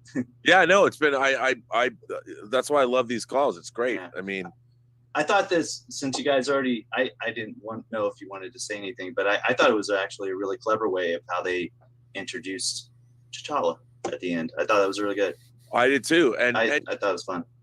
You know, and what's interesting is clearly he was conceived before the snap, because he was like 8 years old. And so the 5 years went by, and Nakia was in Haiti or wherever hanging out, and, you know, I had to get away. And it was, I mean, I'm like, who would have ended, how many superhero movies end with that? It was great.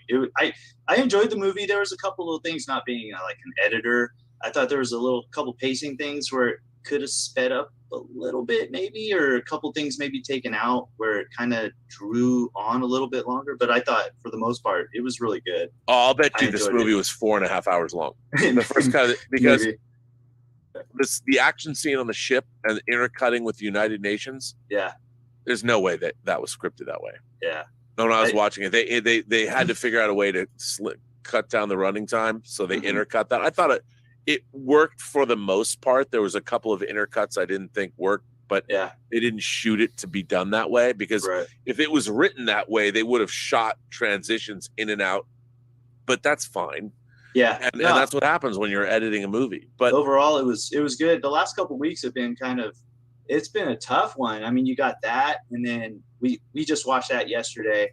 But then I just watched All Quiet on the Western Front. And you have to get prepared for that one. Brutal. And then Andor was, you know, but the difference between all of them is the All Quiet on the Western Front. That's I mean, it's real. It's not. It's, you know, it's well, it's a story, but it's about a nonfiction or something that happened in history, and kind of knowing, you know, the history of it. It's tough. It's tough to see that and to realize that.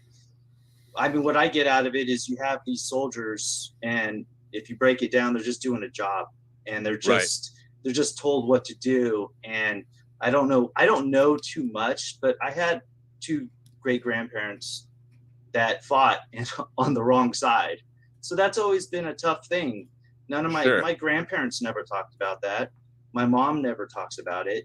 That stuff wasn't taught in school over there. I mean, it's, you know, it's not exactly a but I mean, when you think about it, when they were fighting at the time, was it the wrong side? I mean, and that's the thing, when you're coming from American history or British history, that's how we look at it.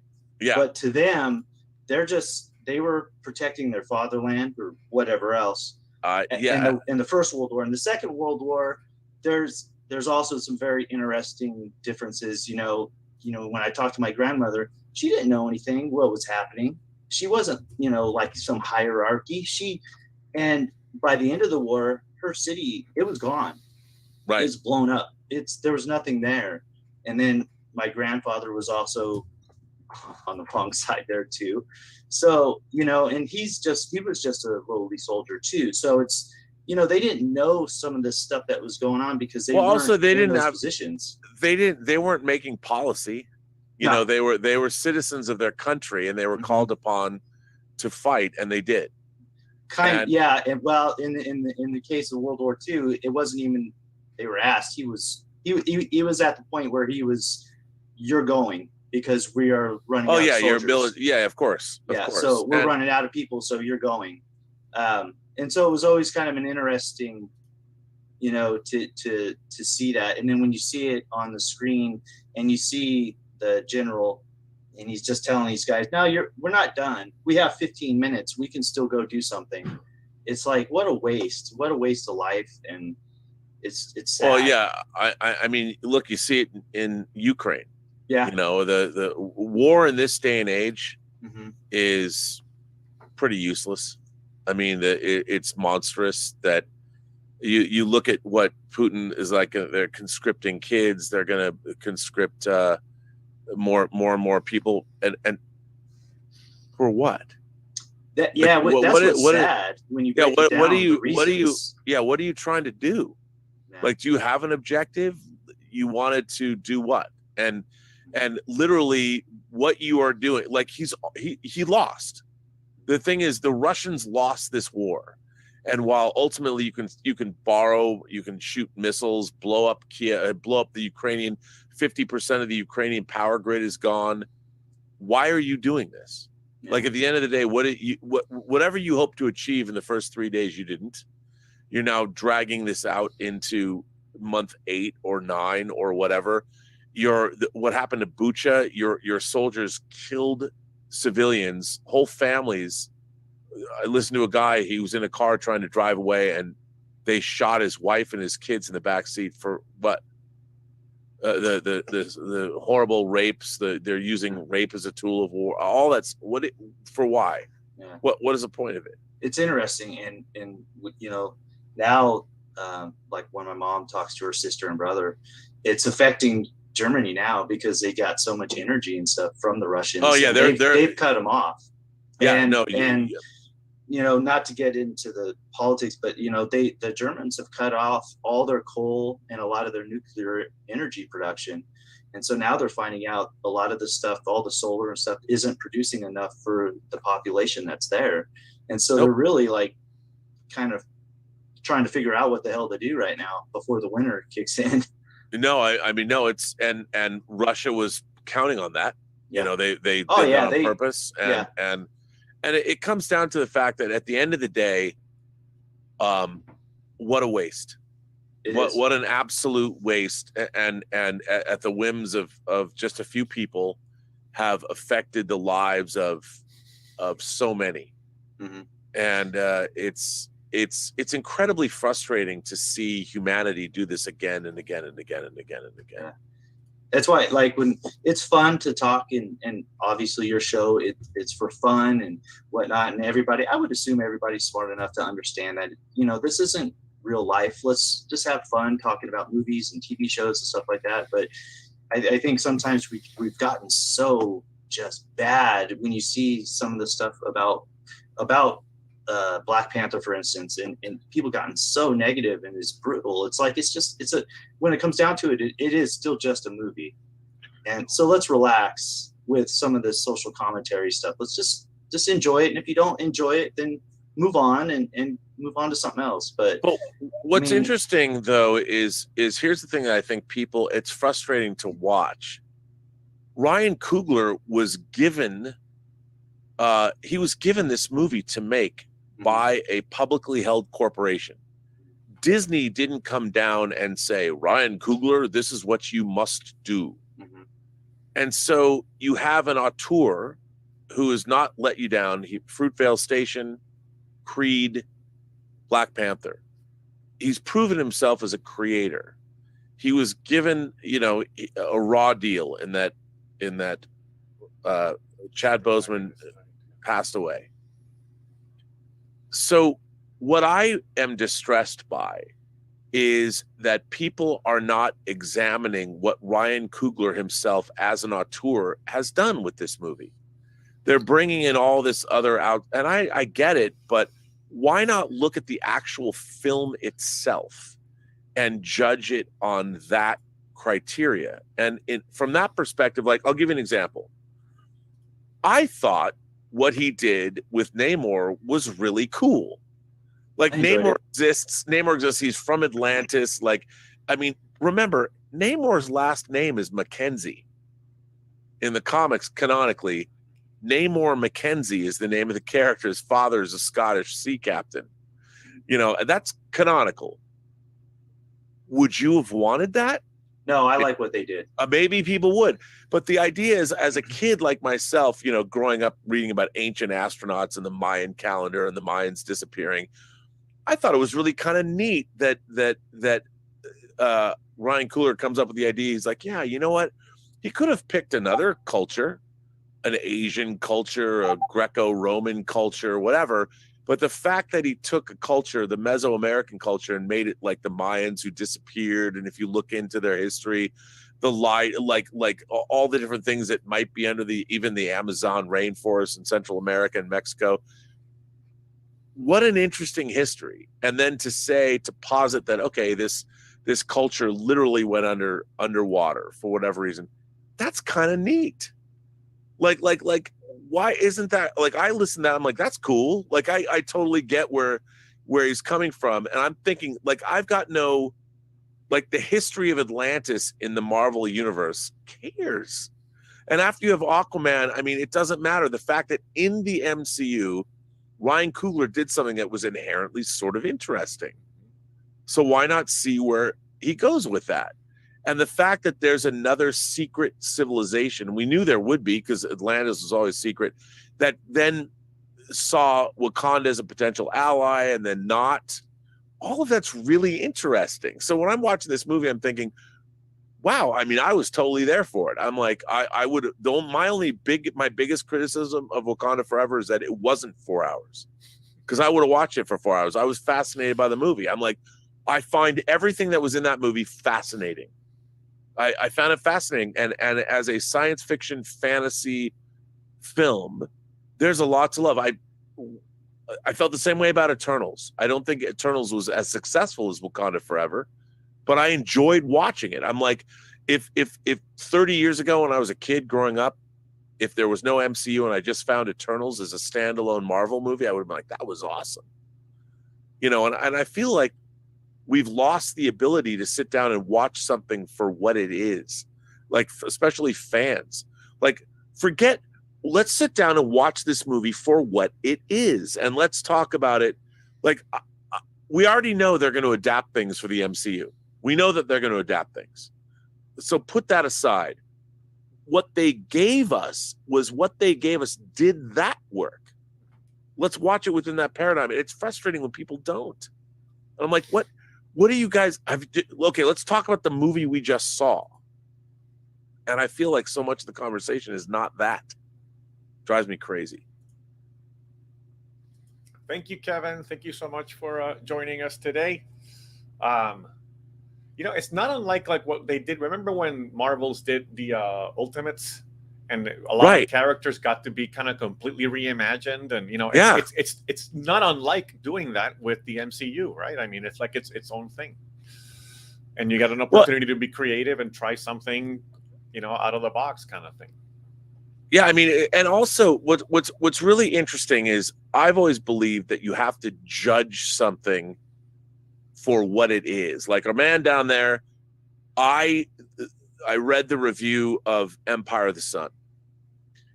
I love Empire of the Sun, the movie Empire of the Sun, but there are things in Empire of the Sun that always kind of bothered me. And one of them was in the beginning of the movie when they're having this garden party, and Christian Bale's character throws the plane. Yeah, and the plane flew. I always thought, like, when I first saw Empire of the Sun, the first time I saw it in the theater, at the John Dance Theater, giant theater in Bellevue, Washington, it always bothered me. There were things, and I walked out of the movie going, this movie is over-directed. It wasn't until I read a 10-year-old review, and I love Empire of the Sun now, but now I love it twice as much because of the review that I read on this channel, that I was like,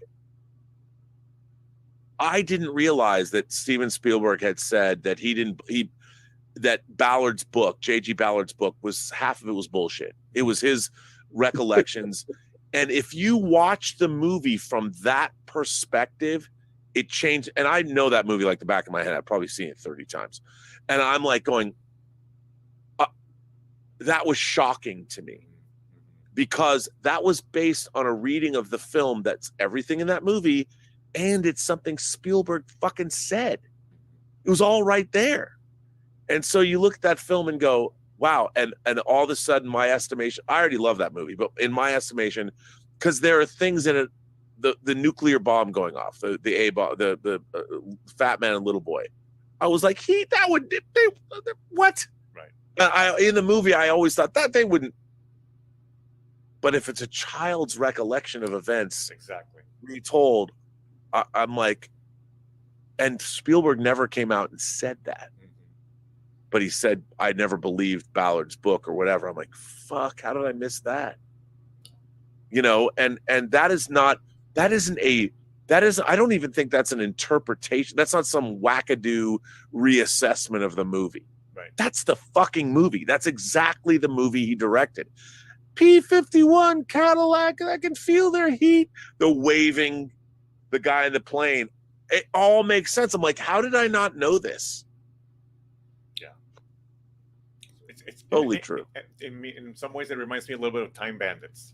That kind of, you're looking at it all from the kid's perspective. Right. And the thing is, but I can't believe I never got that before. Yeah.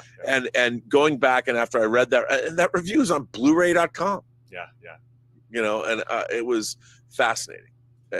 And again, I think when people look at Wakanda Forever, and once they take a step back, like, and I'm always curious to see how will people react to it? Like, I really love Blade Runner 2049. Yeah. But Brian Fuller gave me an examination of that film that made me, I listened to what he had to say. I thought it was pretty interesting. He's not a big fan of it. Right. But I listened to what he said, and he's not wrong. I just don't think I disagreed with him ultimately. But you have to look at see, I don't think that art is subjective. People's opinions of art are subjective. Yeah. But I think art has objectivity in it. Mm-hmm. I really believe that. And the way it hits people is subjective.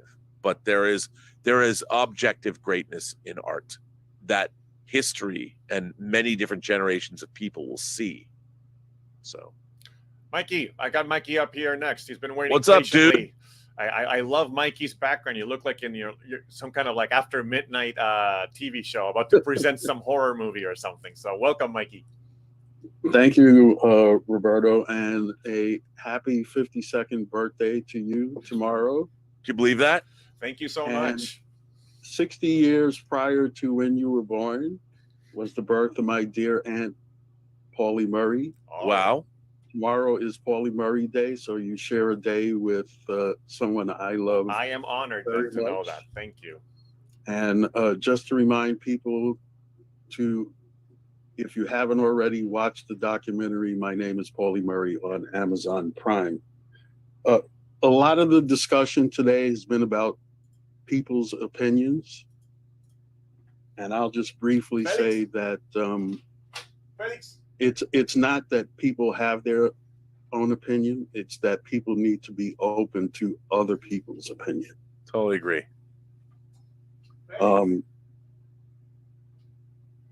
There's 6 movies I'm going to see next week. It's unbelievable.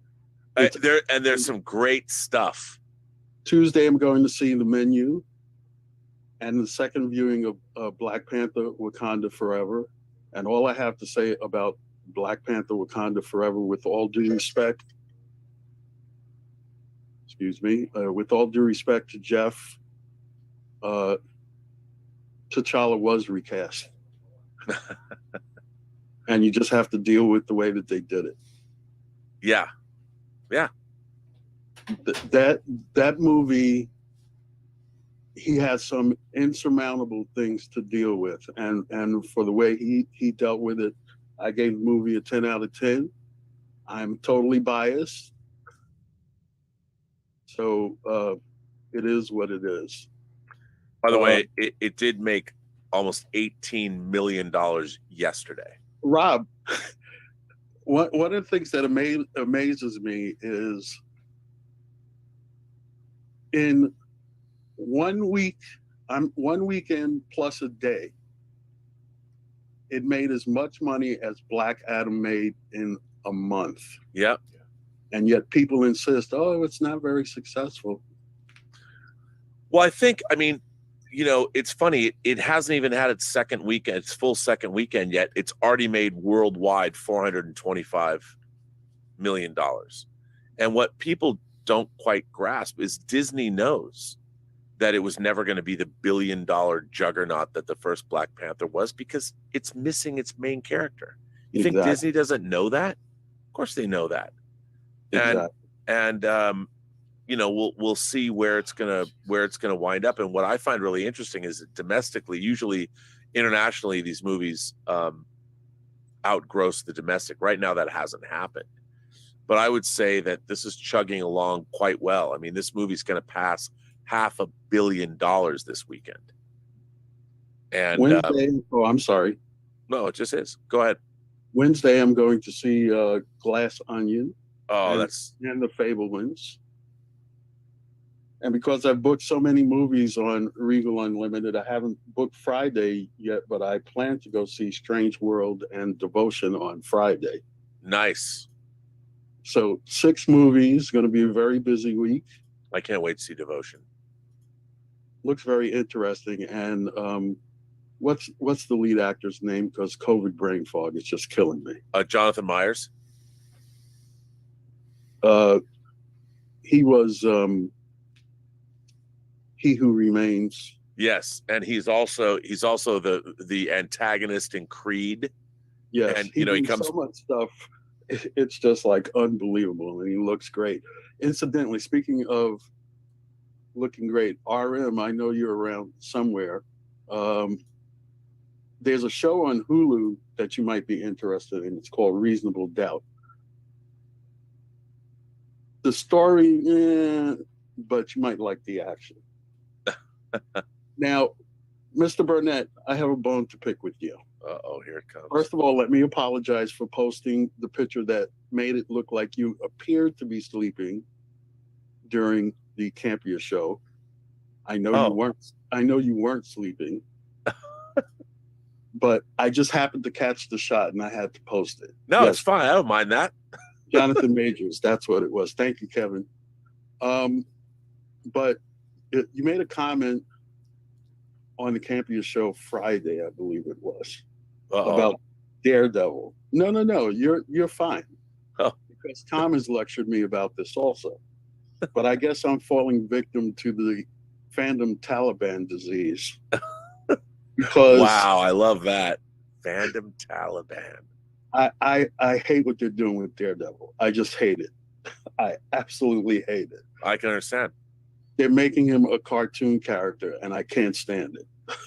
Well, hang on a second. I don't think they're going to do that in his own series. I think they made him a cartoon character in She-Hulk.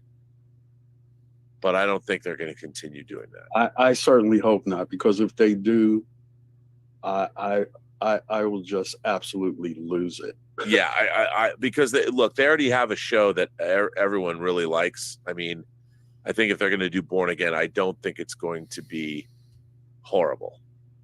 And that's one of the things that I love about Andor, because Andor is a series where first of all,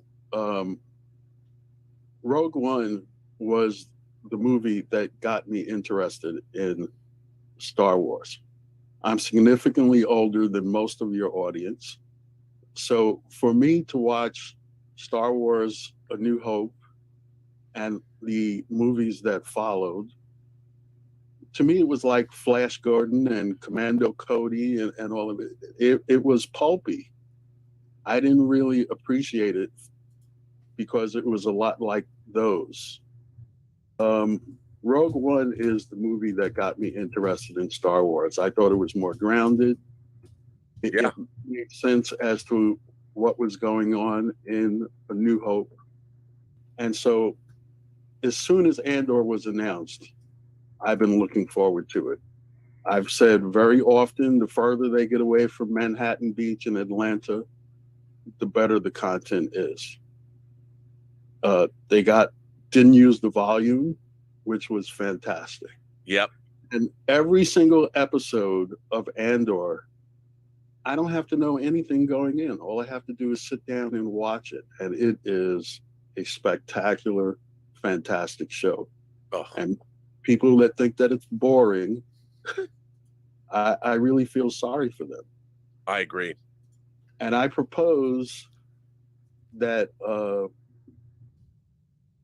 Cyril's uncle is Luthen.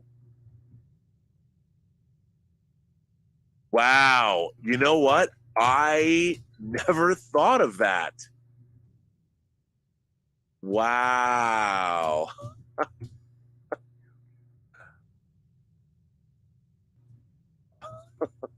because he is so wrapped up in manipulating things all over the place that it just makes total sense as far as I'm concerned. Now, your speculation on my part. Wow. All right. Wow, I didn't think of that. So that's it for me. I'm enjoying your shows. I'm finding myself agreeing with Mr. Campia on movies more and more, except for Wakanda Forever. He's totally wrong about Wakanda Forever. Yeah. But aside from that, like, I'm looking forward to seeing the menu based on his quickie review. Yeah, me too. Thursday night. So we'll see how that goes and what have you. But have a good Thanksgiving, and I'll see you in a couple of weeks. All right. It was good to see you. Always a pleasure to speak with you, sir. Roberto. Yes. Being that I've been drinking beer, and it's been. I was wondering when your bathroom break was gonna come. Yeah, it's only been 3 hours and 44 minutes. If I could take a bit of a break and turn it over to you, I just need to take a bit of a whizzer, as they say. Of course, not a problem. All right, I will be right back. Okay. Let me do some switching around here. All right. Oh, and let me remove. What did I do? I keep messing this up. Hold on.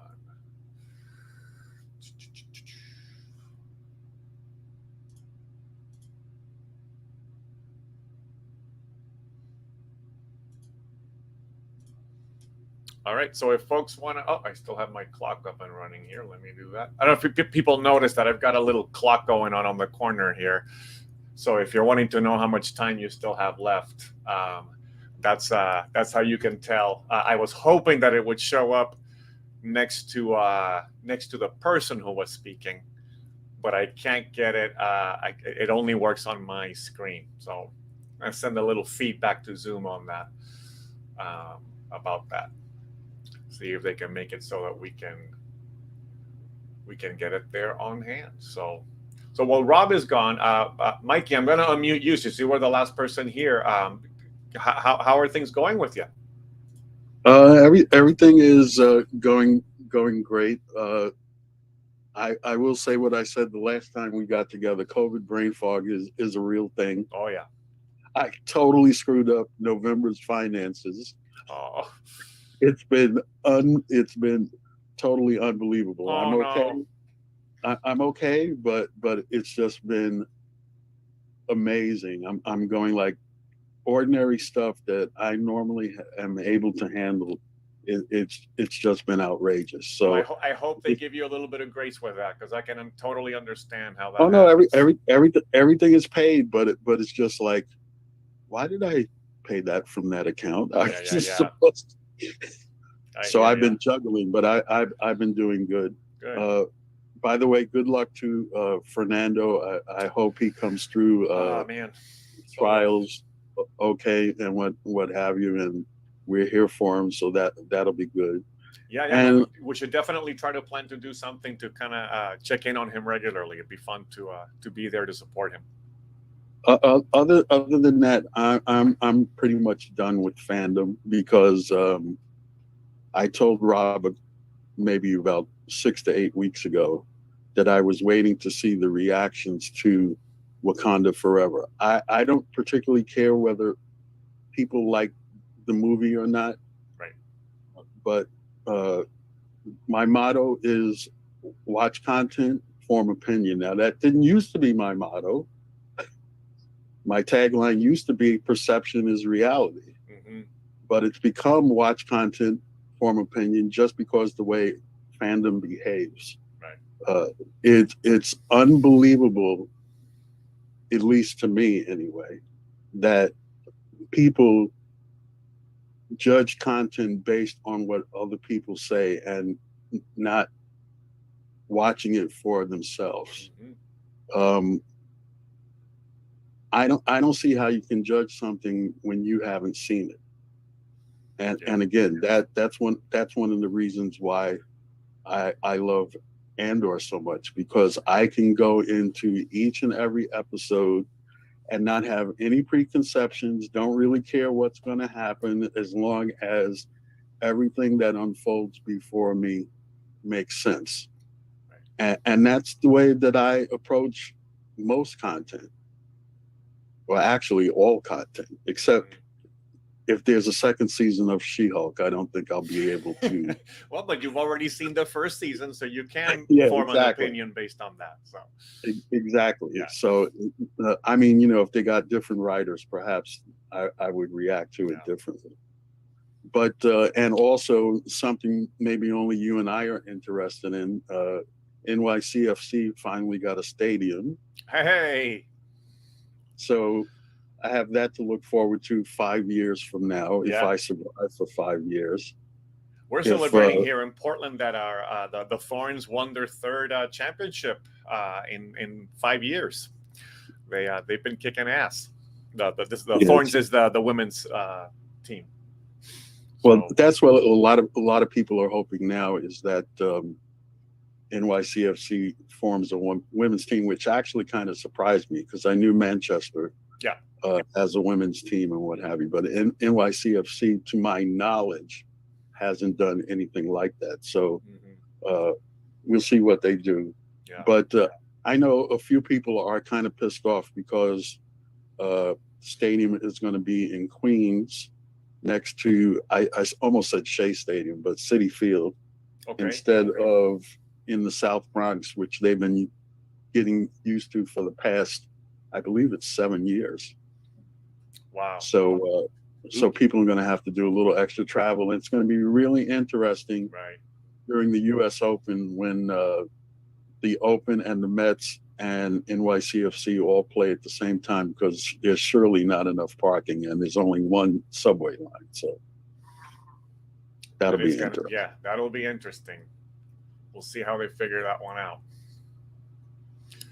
Mikey, have you had a chance? I started watching yesterday, and I saw some folks commenting on asking earlier today. Have you checked out 1899 on Netflix? Oh, no. I have many thoughts. Yeah. No, I haven't watched any of the Yellowstone shows. No, it's not a Yellowstone show. Oh, no. I have. There you Can are, you hear Rob. me? Okay, sorry. 1899 is the new series from the makers of Dark. It's a German team that's put together. It's not great. No? Oh, I'm sorry to hear that. There's a lot of really interesting stuff in it, Yeah. but it moves at a snail's pace. I'm bummed to hear that. I just watched a part of the pilot, but then, I wasn't able to finish watching it. And I definitely recognize some cues from Dark, the way the music. There's some really interesting stuff. Yeah. But and the name of the show that I told them not to change the name to is Que Pasa PGS. Que Pasa PGS. All it does is make me think of an old George Carlin routine. Oh yeah. There used to be it actually comes from there was a PBS sitcom called Que Pasa USA about a Cuban family living in the United States back in the it starts 70s. Stephen Bauer. Stephen Bauer's first acting role, but at the time he used to go by the name Rocky Echevarria. That was his name at the time.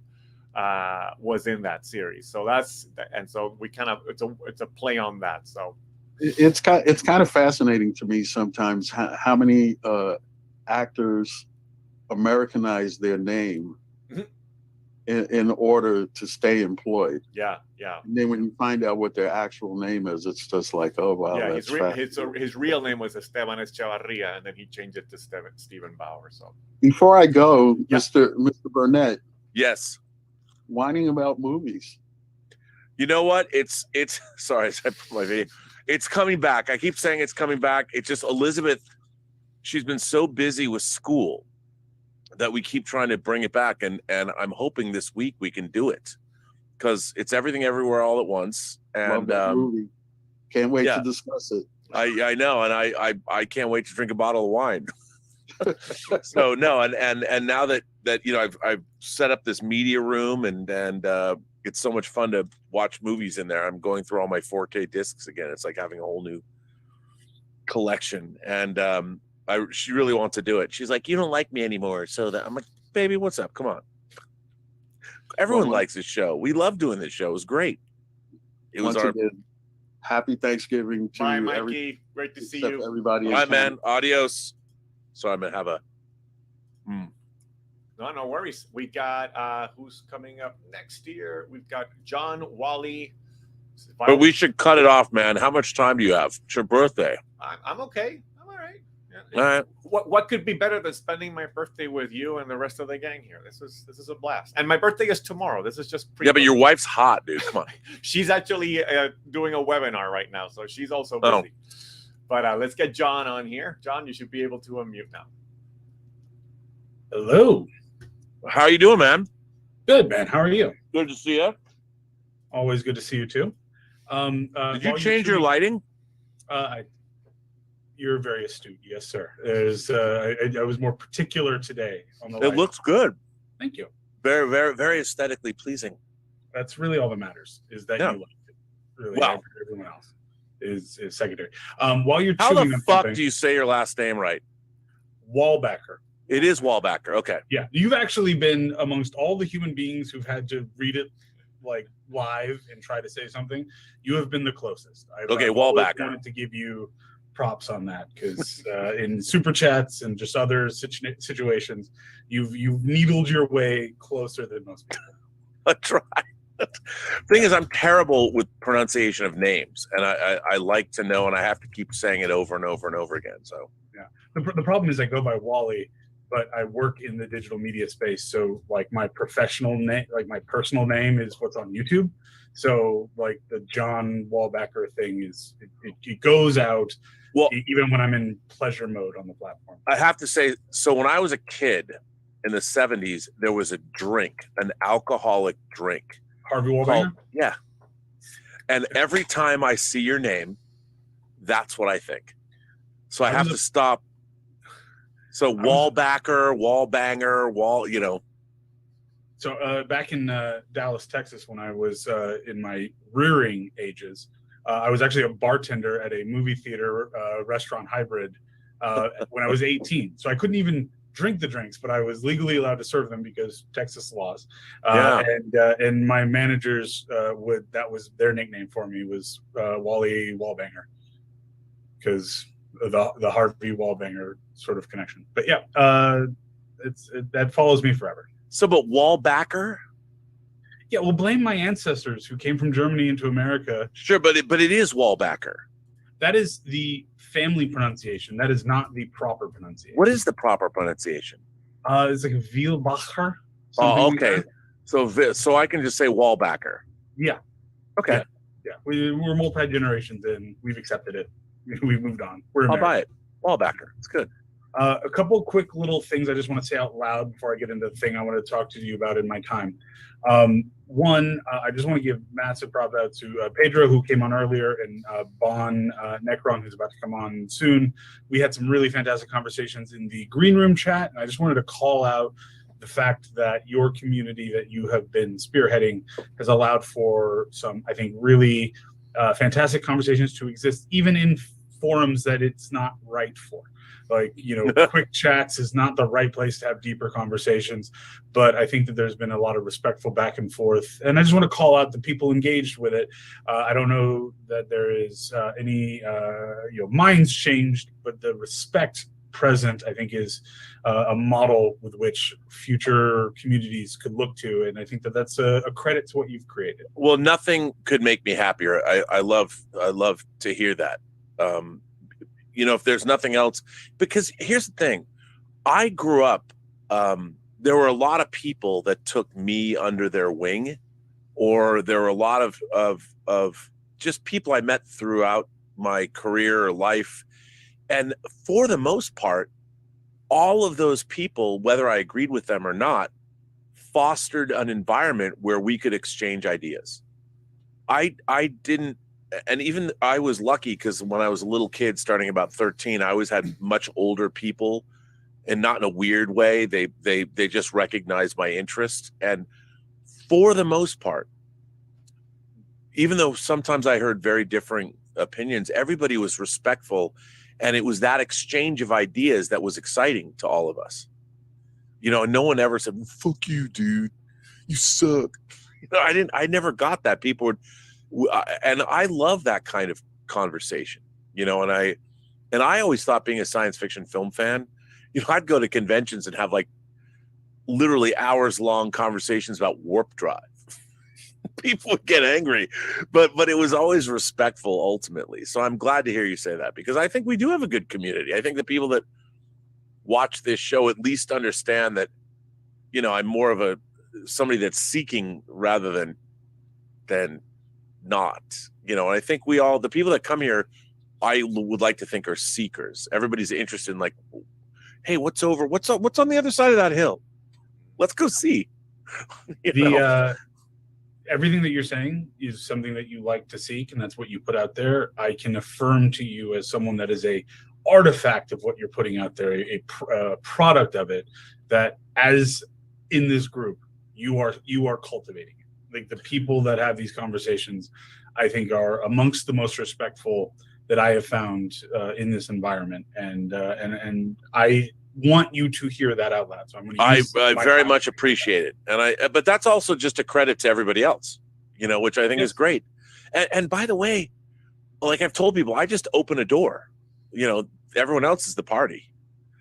You know, you throw the party. The party is only as good as the people that show up. And we thank you for the party. The couple other, I just wanted to say a couple things about Black Panther, and I just want to say them. They don't necessarily have to be conversation. One, I think it is personally kind of funny for me that Wakanda Forever does two things that people have been clamoring for the MCU to do, and I think they do it pretty well. But still, the voices have said, one, it's a auteur director centric story, in that absolutely everything that happened in Wakanda Forever is what Ryan Coogler wanted to happen in Wakanda Forever. And two, it deals with death, real death. And you want to talk about verisimilitude. There is no death more powerful and more real than the random, unknown, the person suffered in silence and didn't tell his loved ones and then just passed. And the MCU has been desperate for that, because, as John has said, it's the MCU where death means nothing universe. This is a movie. It's an entire 2.5 hour movie that has to confront the cruel reality of mortality, more so than some incredibly fantastic non-comic book movies have been able to do. And they've been able to put it in that comic book package and insert it into the MCU. And I just think that is one of those things that will be applauded now, but 10 years from now, when they talk about Wakanda Forever, that's going to be the prevailing conversation, is that's what it put into the MCU. You know what? I couldn't have said it better. That's a brilliant way. You've stated brilliant. I totally agree with you 100%. And it's very funny, because I don't understand why now people think that these movies, for me, the movies have to do what they set out to do. And I think Wakanda Forever absolutely sets out to do what it set out to do. I think, like you said, Ryan Coogler, from an auteur standpoint, as a writer, director, he accomplished exactly what he wanted to accomplish. And for that, I'm always looking for authorship. Give me true authorship.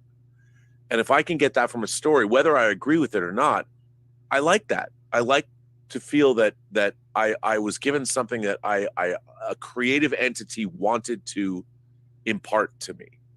And if nothing else, Wakanda Forever is that. It is an auteurist vision that I think for the most part succeeds. Now, is it as satisfying an MCU movie as people might want? Perhaps not. But I really do feel that it is the movie that Ryan Coogler wanted us to watch. And for that reason alone, I respect it and enjoy it. And I think it's going to age well. I agree. And I think that's exactly why it's going to age well, is that it is everything it wanted to be. And whether or not that's what people want right now in public, and that's a valid, fair perspective. If you didn't want that kind of film in your thing. You're equally as valid to say, this wasn't great for me. But I think that the films that end up aging are the ones that have that artistic core merit where everyone involved was trying to say one thing and they achieve that. And I think Wakanda Forever is maybe, and this is maybe recency hyperbole, but it might be the most singular artistic where the voices of all the participants wanted to say one thing and they successfully said the one thing, which is dealing with the untimely reality death of Chadwick Boseman. Yeah. And so I think that's fantastic. While we have maybe 5 minutes left or whatever, I don't see a time limited. It's all good. The rest of my time I wanted to spend with you. So what I do for a living is for the last 13 years, I have been a make people be better on digital media professional. Like that's what I do. I literally do all of that. So I wanted to express to you while I had you face to face that is a professional expertise, a area where I have something to give. And you have given me so much in terms of quality of content, both here, the John Campea Show, and also Agent Cody Banks. My whole life has had the fingerprints of Robert Meyer Burnett. Realistically, free enterprise is the real answer to that, but I couldn't resist on the Agent Cody Banks. Wow, thank you. But so I just want to say to you, if you ever had questions, thoughts, interest, or understanding of digital platforms, how to interact on a YouTube environment or a Facebook environment, any of that other stuff, within your community, you have expertise that wants to offer that to you that would otherwise cost quite a bunch of money. What we would charge to other people to offer said thing. And this isn't necessarily the forum to get into the specifics and the details, but I just wanted to let you know that as someone that holds you in high regard and high respect, that I want to make that offer available to you. I would love that, John. I mean, I would love that. I'd love to expand. I mean, it's very interesting to see, like I've told people, I use Tango Shalom as an example. I mean, Tango Shalom is 115 minutes long. I spent 5 years of my life getting it. I mean, there was starts and stops, fits and, starts, whatever. And yet it's still only 115 minutes long. I can do this show and probably reach more people, or be online John Campea Show and reach more people than a movie I spent 5 years of my life ever could. And it's taken me a while to come to grips with the fact that maybe, I do want to get my new version of Free Enterprise out into the world in 2023. That's my goal.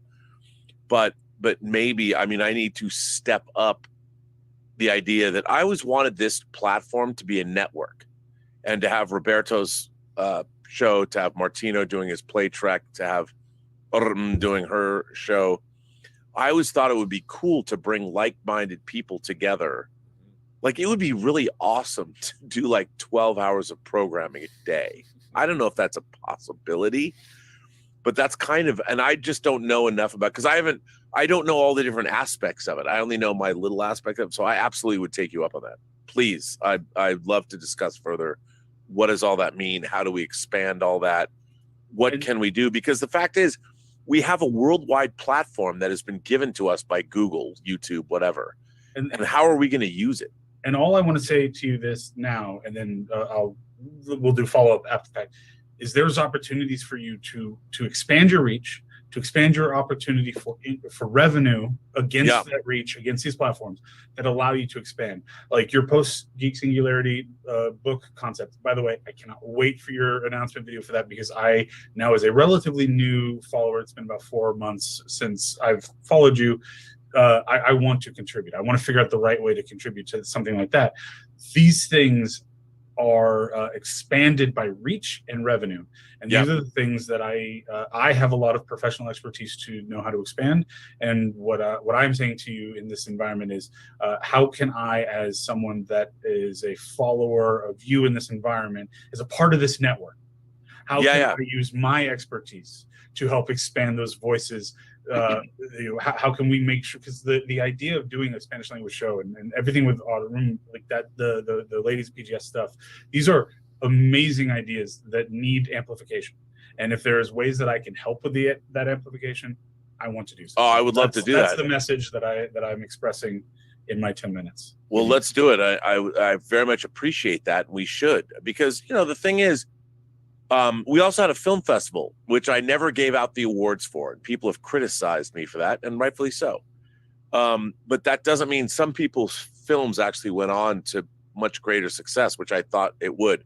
Now, I'm going to eventually give out those awards. We have cash prizes we're going to give out, and it has been. And then I brought up, and this was something I just made up during the pandemic. Let's do a film festival. It wasn't exactly planned, but the films are really interesting, and they're all, by the way, if you want to watch the films, the first Intergalactic Imagination Connoisseur Film Festival, if you go to this page, they're all on the top of the page. You can see the films, except one, which I was asked to take down, that went to a bunch of film festivals, which is fine.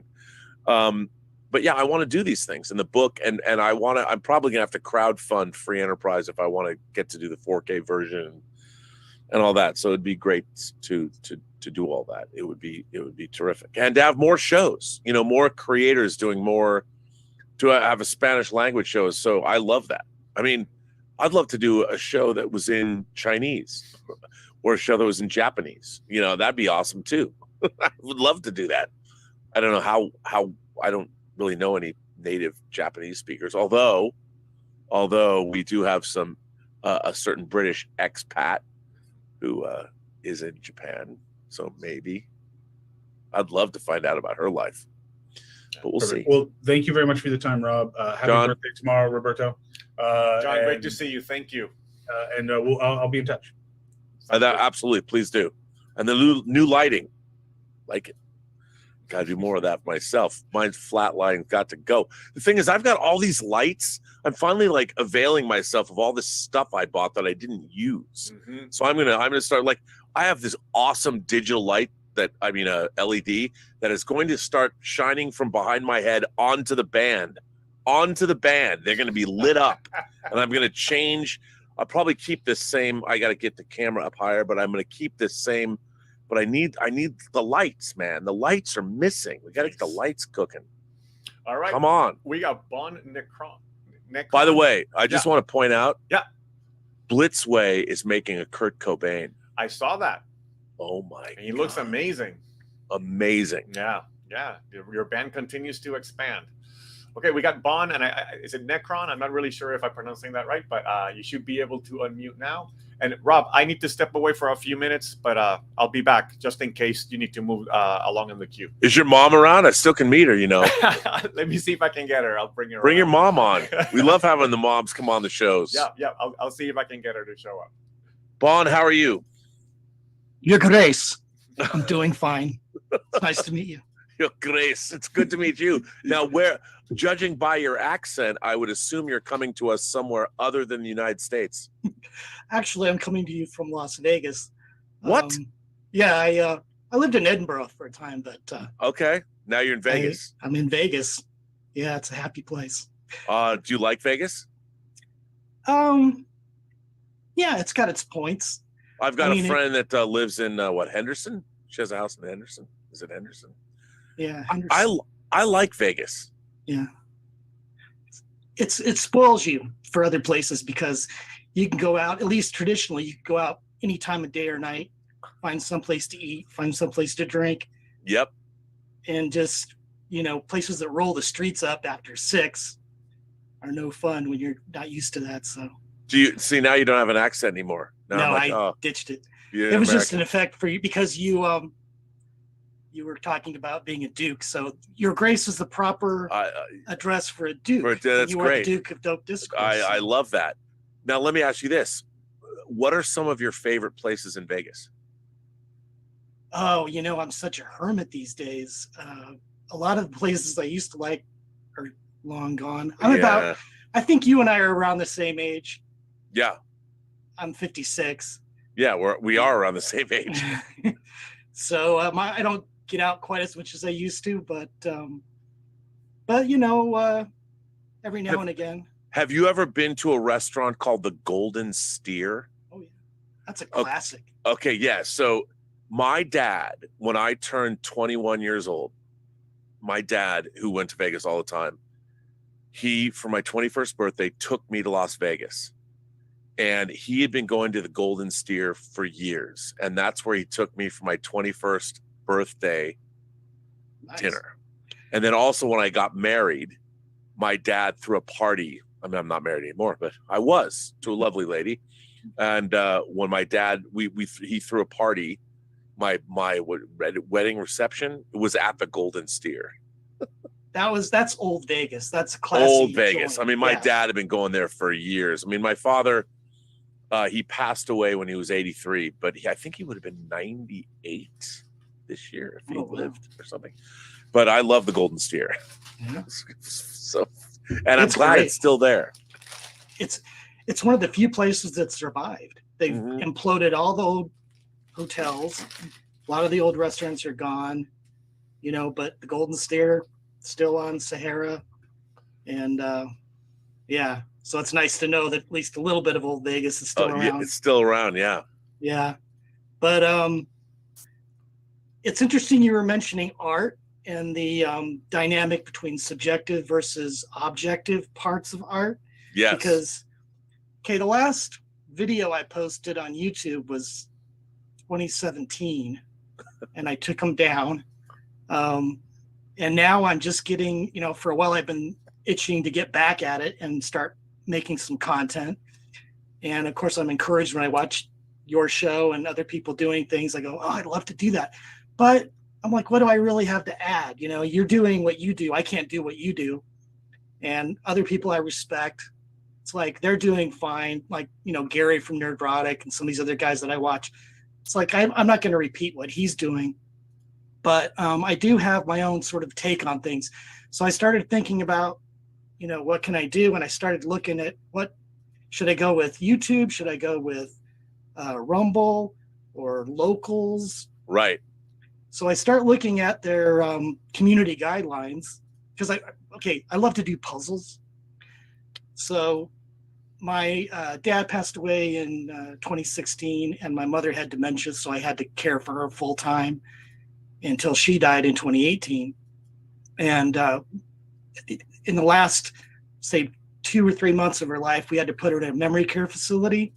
Oh, wow. And because she couldn't remember anything. And they used to put puzzles out for the people that live there. And I actually started picking it up again. I had done puzzles for years. So I started doing puzzles with the other elderly people there. And I got to like it. And then for some reason, I just got obsessed with puzzles. I would go home and just to decompress after caring for my mom all day, I would just put puzzles together at night. Right. And then as soon as she died, I couldn't complete another puzzle. But then I got this, it's called Jigsaw, what's it called? Jigsaw Explorer online, and you do digital puzzles. Oh, wow. And you can use your own photos. So at first I went through all their puzzles that they had on the site. They had landscapes and cityscapes and all kinds of different puzzles that they have there that you can do. I did them all. And then I thought, well, I'm running out of landscapes. So I downloaded some nice landscapes and started doing those puzzles. And then I thought, why not take some of my spicier pictures, not flat out porn, but right, of course, but tasteful nudes. Sure. And do them as puzzles. So I started doing that. And it's very satisfying because at the end you have, it gives you a little incentive when you're finishing up. You're like, nice end result, move on to the next one. Nice pieces. Yeah, exactly. So I thought, okay, I don't want to put my mug on camera necessarily. I'm not, looking to get my face out there. But I thought, why not do a screen recorder and I could talk about different issues while I'm doing puzzles. I thought maybe that would be interesting. But could I get away with doing the puzzles that I like to do? Right. That's a tough call. Yeah. So I started looking at all the community guidelines to see, can I do that? Can I show something that's a little bit, like I said, not porn, but just like Playboy style photos. Sure. And that gave me an idea for videos. So now I'm doing a video series going through YouTube, Locals, Rumble, BitChute, looking at all their community guidelines and at first that's interesting. So you're actually doing a video series about community guidelines. And I'm focusing on the language. I'm going to revise it because these people don't know how to write contracts. I'm a lawyer, by the way. I have a background in biology, but I've been a lawyer for 30 years. That's fascinating. See, now that's an interesting idea. I love this. So I'm like, I got my outline / script here, and I'm going through and breaking down prohibited user content. I'm breaking it down piece by piece and going, okay, what do they mean by this? Let me just give you for instance, because I don't want to belabor it. But so one of the exceptions they have to their what they do, sexual activity, which is not allowed to show. They have a number of exceptions, and one of them is satirical or humorous context. I go, does that include porn parodies? Because I don't know if you remember back in the day, I think they still do this, but more so back in our time. They every movie that came out had a porn satire or spoof that would come out. Hey, I'm in Star Wars XXX. Like, I mean, I have a whole list of them here, which I'm going to read in my video. And, starting out with It's a Wonderful Life, West Side Story, Titty Titty Gangbang, Night of the Giving Head, the Texas Vibrator Massacre. Yeah. So forth and so on, right? So they all had the spoofs of the porns and stuff. And I used to work in a video warehouse, and we would get like shipments in of just all that stuff. That's how I knew about that, And that was during the time that Tracy Lord's word came out that she had been underage. She just turned 18. Right. We had to submit an inventory of all her films that we had to the FBI and get them all collected and turned over so they could be destroyed. So, it's kind of, that gets brought into it. And then the other thing is here, so one of the exceptions is women actively engaged in breastfeeding. That's okay, apparently. So I'm like, great, but it doesn't specify breastfeeding of infants or toddlers. It just says breastfeeding. Well, there's a whole section on Pornhub that's got nothing to do with kids, but has a lot to do with breastfeeding. Yeah. Not allowed. So this is what I'm doing with my videos. I'm going just picking apart their. But from a legal perspective, that's a really interesting, because it has, beyond the fun factor of what you're doing, it has farther reaching implications in terms of what do all these things mean, and can they stand up to scrutiny? Exactly. In terms of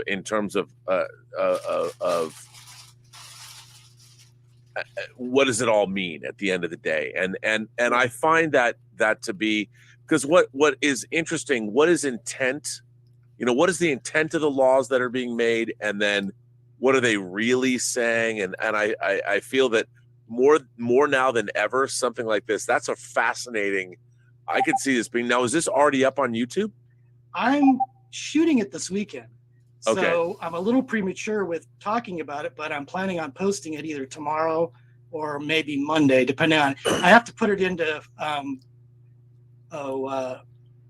I've got to go into Power Director, and I'm going to edit it. I'm not just going to have. Yeah, you got to edit. Are you going to have images and yes. Because this could be a really fascinating video series. I think, what's really interesting to me about, people always ask, well, how do you have YouTube success? And to me, the way to have YouTube success or is to make sure that you're making videos about you. Who are you? What is it you're interested in? I've never heard to go and examine the terms of service or that is a really fascinating idea. And if you make it fun and tongue in cheek and entertaining, yet also hard hitting, that's worth watching. That's the kind of thing that people would take notice of. I hope so, because I'm bringing my personal anecdotes into it, just like working at the video warehouse. Yeah, as well you should, because that's the thing, you're bringing yourself and your perspective to it.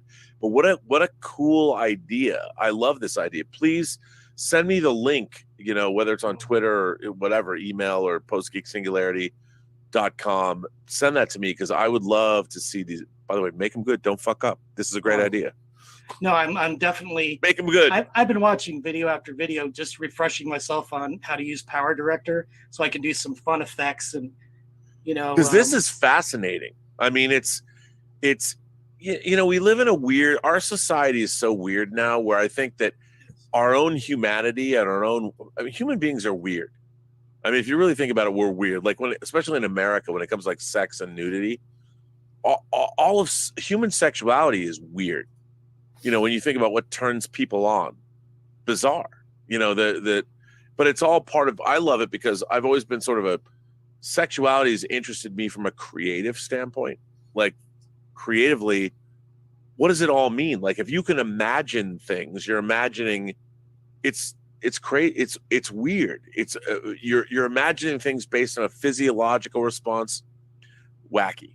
And now we build community guidelines around it all. I don't know. I can't wait. Make that video series great, man. I want to see it. Thanks for being here. Yeah, thank you, Bon.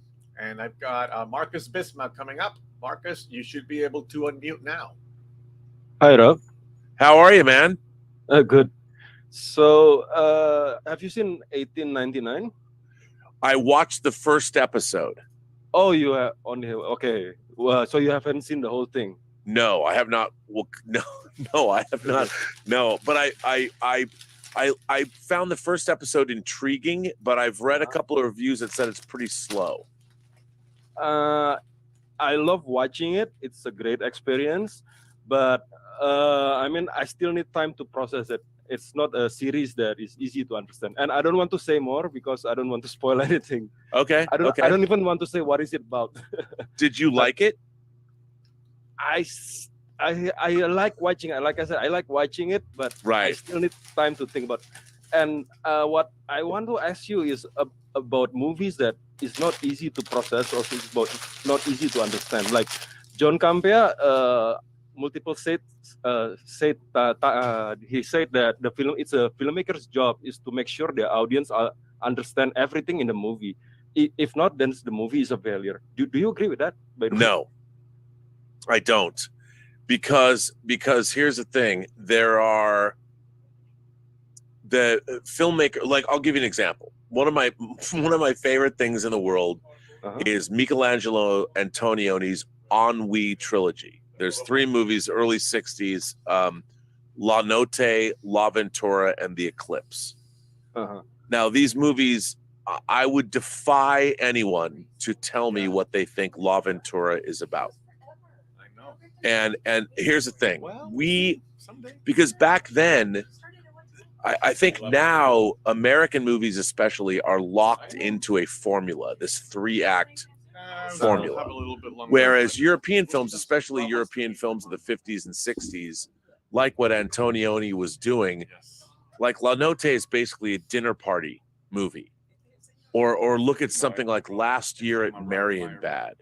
And these, John hasn't seen any of these movies, and that's not an indictment of him or anything. He just hasn't seen them, and I don't think he would like them, quite frankly, because I think that American audiences, especially modern American audiences, have a very limited understanding and knowledge of what cinema can be, because especially in the last 30 years. Cinema has not, first of all, foreign films don't get released much in this country anymore. And the movies that we've been getting are fairly conventional. So there's not a lot of movies that break free of that 3-act structure. And I think that, like I grew up liking movies that were ambiguous. You know, I would watch these films and to this day, like a movie like Last Year at Marienbad, which I love. It's one of my favorite movies. It's a very strange film, and people will always, well, what does it mean? And I'm like, well, when you say what does it mean, it's supposed to like mean one thing. Like once you know what it means, then you understand it. You can go, oh. I think the point of movies like Antonioni's La Ventura or Last Year at Marienbad is that they mean something different every time you watch them. And I think that was kind of by design. That is not an American movie format nowadays. How about a movie like Mulholland Drive? There is no way anyone can understand that movie in one sitting. Oh, well, Mulholland, 2 David Lynch films, Lost Highway and Mulholland Drive. And I think I think part of it is that David Lynch, he makes very dreamlike films, you know, where things work on multiple levels. And I think if you asked David Lynch what those movies meant, I don't know if he could tell you. He could guide you in the direction of what he thinks they mean. But they kind of mean, because he knows he's telling a story, but they mean different things to different people at different times in your life. And I think that's okay too. The great thing about Mulholland Drive and Lost Highways is when you watch Mulholland Drive, you can't take your eyes off it. You know, I recently rewatched it because I have the 4K disc, and it's a beautiful film, but you're watching this going, what's happening here? And I think that's okay. So you can actually love a movie that you don't fully understand. Yeah, because I think the non-understanding of it is what brings you back to it again and again and again. And you watch it and you want to know, because we're so used to, like when we're told a story that has a beginning, a middle, and an end, it's pretty obvious what that story is about. That's what we're conditioned to. But cinema, like, I'll tell you something. If you were to put a camera and go to the seashore and put a camera on the beach and just shot the water lapping up against the shoreline and maybe the sun setting and the clouds in the distance and the horizon and maybe a ship going by, and you just shot that and it was 10 minutes long. If you were to show that shot to 10 different people and ask them what that shot meant, what does this shot mean to you? You get 10 different opinions. And ultimately the filmmaker is like, I just set up my camera on the beach and shot the horizon. Doesn't mean anything.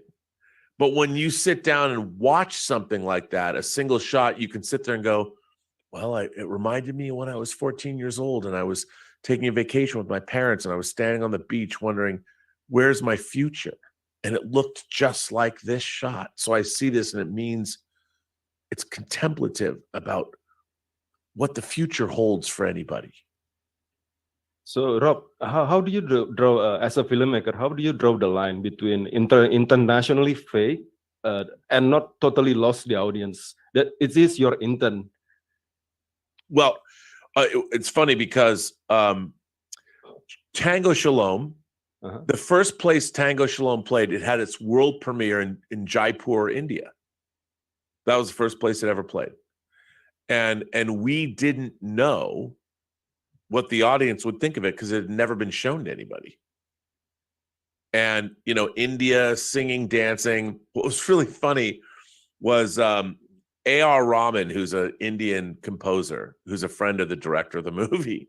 He said to me, he goes, there's a scene at a Sikh temple where there's a wedding. And A.R. Rahman said, how come all the people look so normal? Why didn't you get a bunch of like beautiful people to play the scene where the Sikh wedding happens? And Gabe was like, well, we needed to get real people, not actors, to be in the scene. And A.R. Rahman was like, you got to make people look beautiful. That's what people want to see in the movies. And we're like, but we wanted it to seem natural. You know, if we got a bunch of beautiful people, it would no one would have believed it. But A.R. Rahman's like, people don't need to believe. They just need to love it. And I was like, is he wrong? I don't think so. But it was really interesting. So I do think that there is a universal, when you're making a movie for most people, you want people to get it. And you want people to understand what's happening. And so there are things that you do. You show people the progression of events and you make sure, and by the way, because cinema is what people see, it works the world over. I think that great cinema, you don't necessarily have to hear all the dialogue to understand it. And I think what's important is to give people truth. You need to show them things that everybody understands. Like, I think the world over, there are certain human behaviors and certain things that happen that everybody recognizes.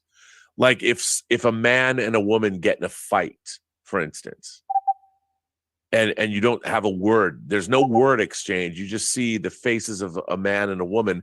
I think everybody around the world, no matter what culture they're from, they understand if a woman gets angry with a man, everyone understands that.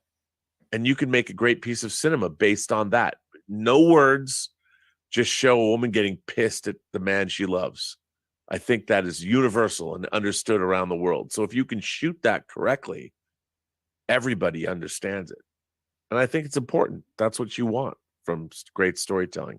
I think great storytelling is universal. Thank you, Marcus. Thanks for being here, man. What an interesting Rob, here's question. my mom. You want to move over to this way? Wow. There we are. She looks like your sister, dude. What's up? I guess Puerto Rico does well for people. Yeah. Now, what is your mom's name? Marion, like in Robin Hood. Yeah, Marion, welcome to the show. I'm Rob Burnett. Your son has been a great friend.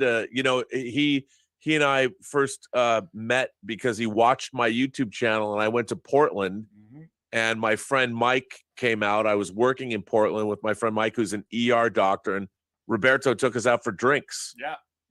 And perfect stranger. He didn't know me. We met over the internet. Now he's doing shows on our channel. Yep. Which is pretty. You've done well. You make good sons. Well done.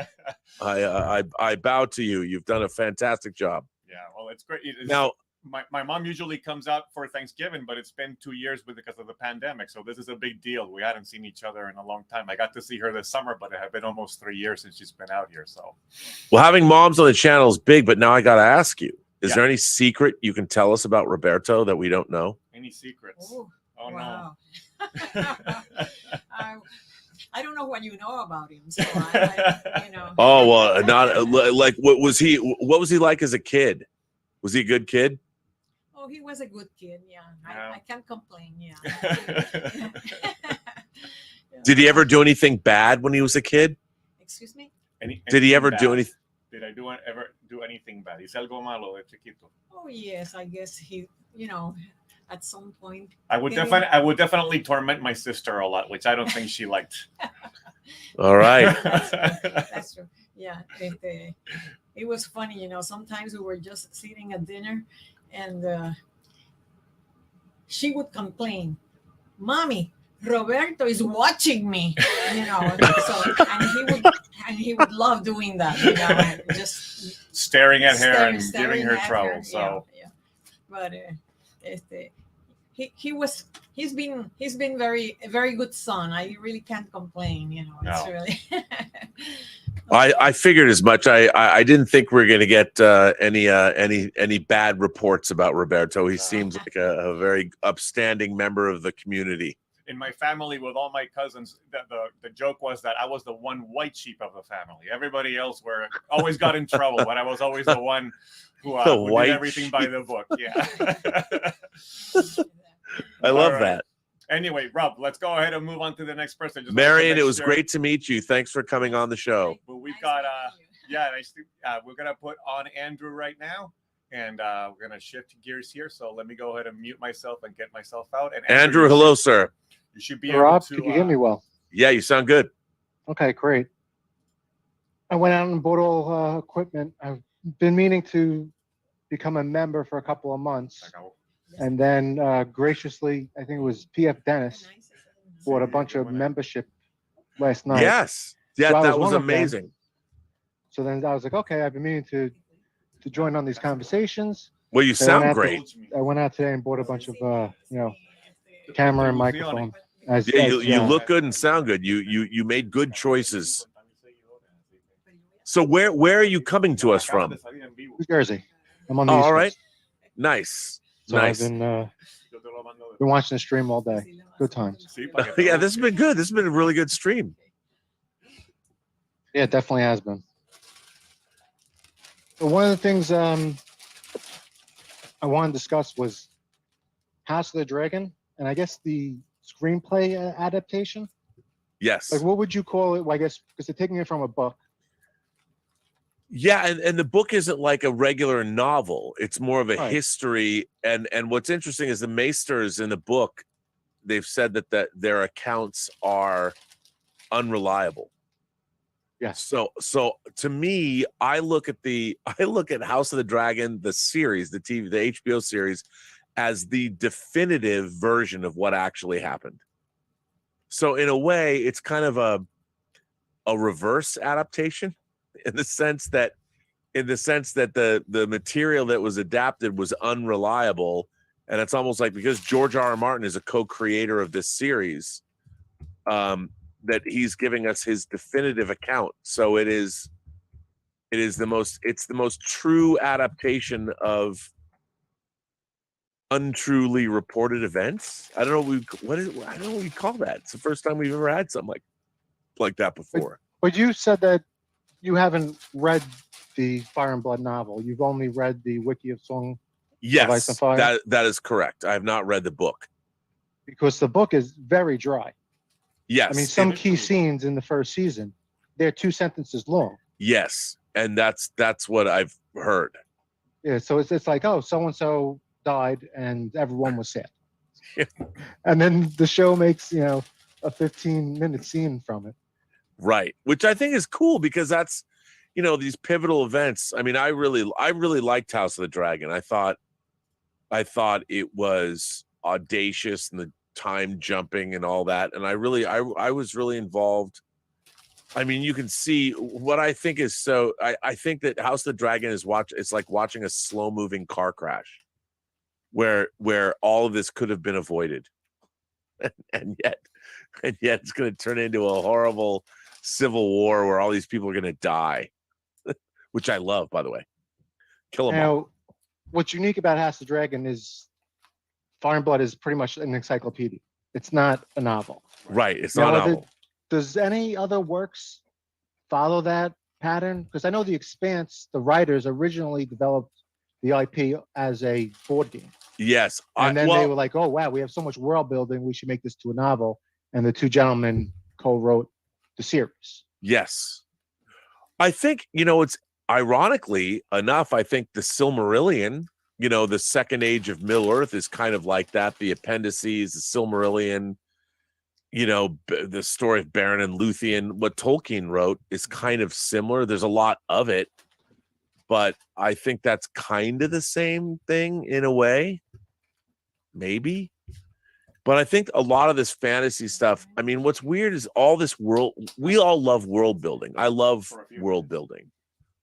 And yet world building isn't a story per se, whereas Fire and Blood, from what I understand, because it's giving you a historical account, it's very dry, but it's still giving you a historical account that's contextualized in a way where you can see how these conflicts resulted in certain outcomes.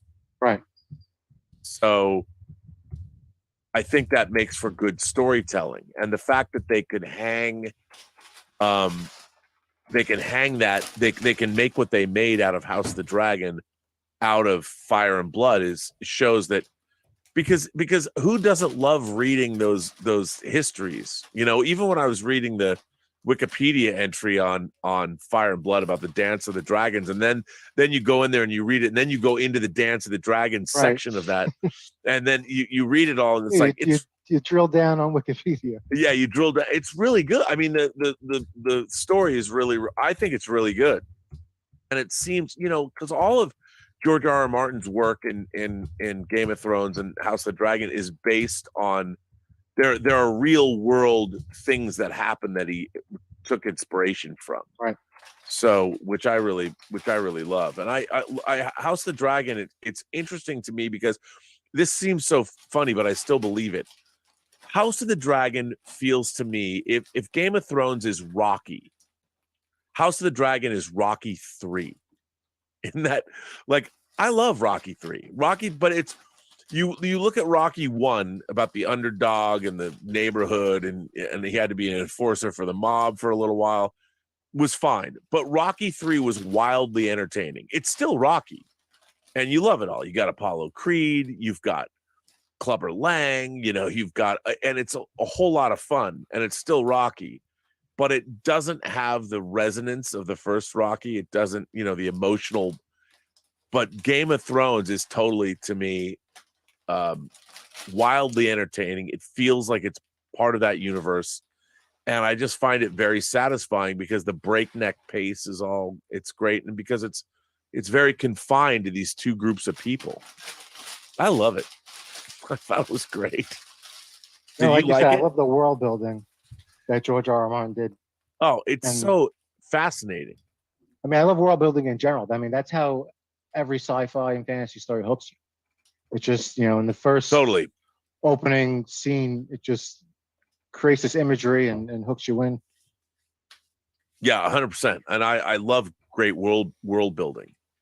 I love it. And I don't think that's totally understood. And I think one of the great the great unsung things about Andor is all of the world building it's doing without calling attention to itself. Like they know what they're doing. Everything we've seen in Andor is world building, whether it's on previously existing Star Wars lore, the fact that you use designer Colin Cantwell's Star Destroyer design, Luthen ship. Suddenly it's like, oh, are those lightsabers or Sith lightsabers on the side of his ship? Do you need a Kyber crystal to do that? Like it was awesome. And it doesn't call attention to itself. It just shows you. It doesn't contradict. That was cool. The scene where he threw the flak out from behind him and then it got sucked in, because in the books, in the I guess they call it the expanded universe now, that Disney took it over. Yeah. So one way they used to always get out of those situations, they would fire missiles.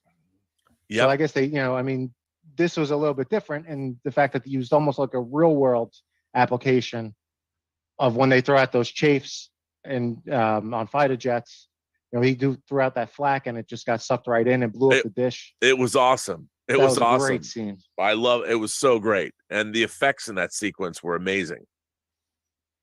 Amazing. I loved it. It was awesome.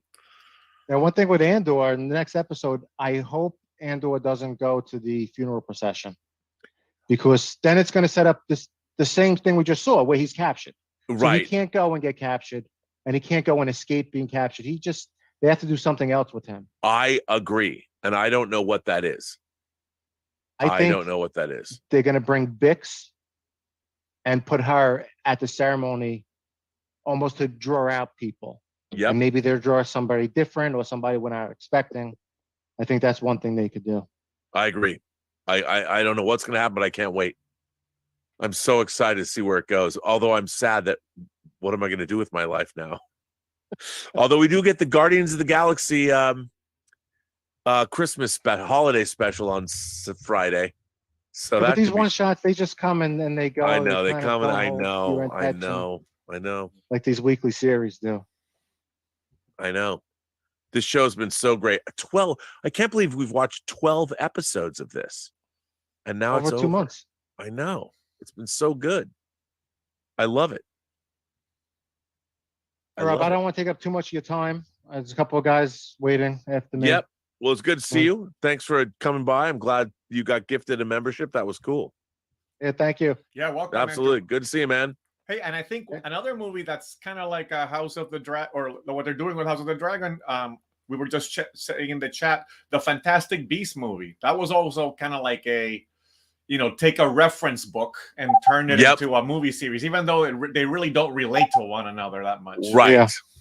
No, it's true. Yeah. So I'm having Because I think that maybe with the newer writers that come onto TV shows now, having almost like a blueprint with an encyclopedia, sure, almost like your world book, if you're looking to build a universe and say, hey, these are the rules, this is the story, the basic outline. I mean, here's Star 200 Trek- years, Star tell Trek your story. is well in it. known for having like its Bibles, right? They would do these Star Trek Bibles for production purposes. Yep. So I mean, it keeps everything nice and organized, and 100%. these writers could follow it. And it gives them a great roadmap to follow, which is great. Well, Totally agree. thanks for joining us today, Andrew. Good to see you, man. Welcome. And let's see, it's Glenn Mark got kicked out by the internet. So I know he was supposed to be the one up next. So I'm going to go ahead and scooch him in here so he can share his comments. You should be able to unmute now, Glenn Mark. What's up, man? Hey, how you doing? Just harkening back to Bon Necron, if someone said "Your Grace" to me, I'd say, "Sure, I'll pray over the food." But, How are things? Now you're published now, right? Yes, I did. Now I'm hoping to maybe get back to, if we have time at the end, I'll go into that. But there's something else I wanted to do today first, Yes. if that was okay. Yeah, of course. Yeah, and also harkening back to John as well, Wally. I saw on his shelf he has Goliath from Gargoyles on his shelf, and that just takes me into what I wanted to talk to you about. So if you remember on Weekly Hero, after one of my super chats, Chris had said to you it was for our final audition for the voiceover, right? And how in preparation for our final audition, she had written an email to saying, you know, you choose what your final audition will be specific as possible. She shouldn't have done that, because that opened up the floodgates. And I thought that I might share with you the background that I wrote for her, for Logan to write a little screenplay for me, if that's okay. Wow. Okay, please do. All right, I'll just minimize you there. Okay, so here it is. Okay. Backstory for advanced voice final assessment. I'm thinking about a grittier Disney animated series character, a series like Gargoyles, which I am now rewatching as research, but I must say it still holds up very well. I would like to explore something more dramatic and emotional. In our made-up series, my character will not be the lead. He'll be someone like Lexicon or Brooklyn. Let's call him, I don't know, Yonkers. Yonkers lost his parents in a raid on his settlement. The attack was so unexpected, there was little time for the battle forces to react accordingly, and the settlement underwent evacuation. Younglings first, which was one which Yonkers was in. He survived, but not his mother and father. His mighty leader took it upon himself to look after Yonkers, the youngling, and Yonkers since has idolized his mighty leader, who became his de facto parent, taking Yonkers under his wing, so to speak, since I'm drawing from Gargoyles here. Sure. Yonkers only sees his leader as unflawed, strong, fierce, but caring too, would never make mistakes or bow the knee to demands or orders that would leave anyone behind. It might mean their certain death. In this very important note, it is very important to note that at the time of Yonkers' parents' death, his now leader was not the leader then. Yonkers' leader, de facto father, let's call this guy Colossus Stone, was under the orders of his commanding officer. In this scenario, the CO would certainly be like unto the Hudson character. Let's call him River Wide. River Wide is well respected and well liked gentleman in our little survival band, and can also do no wrong.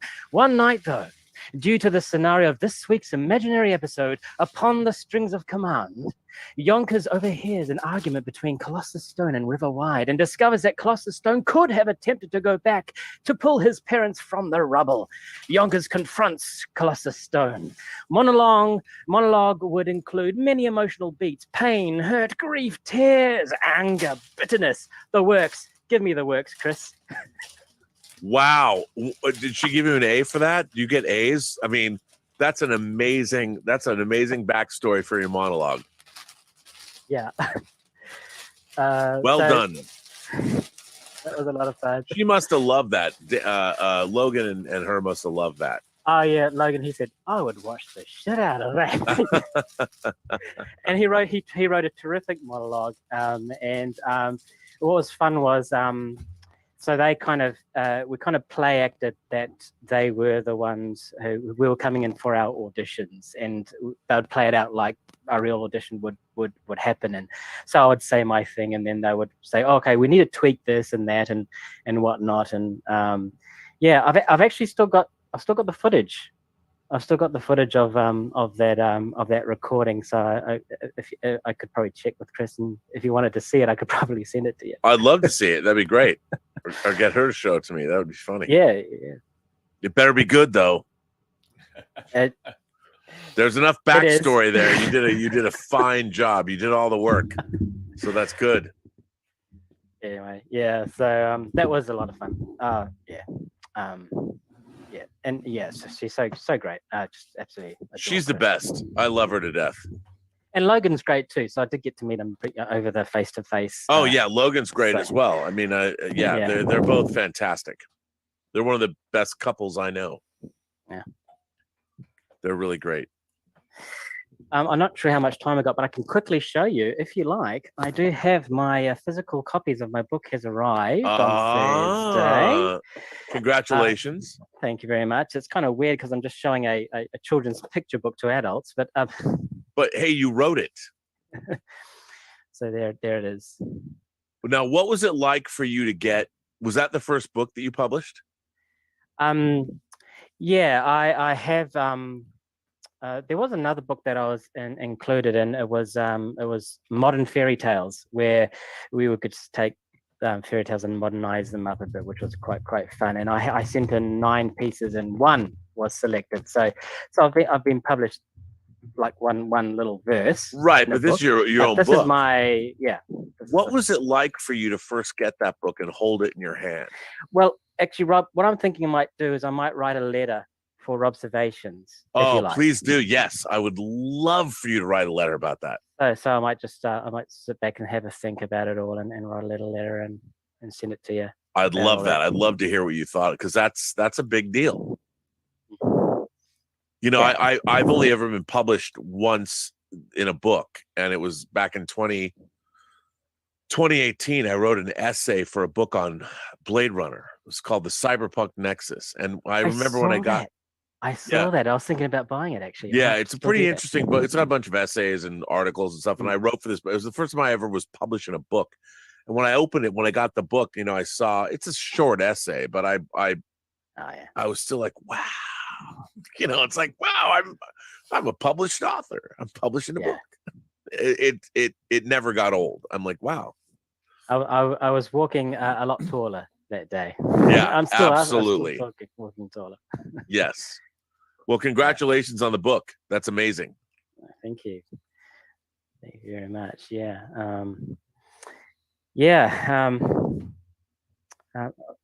So what's next? You writing your second book now?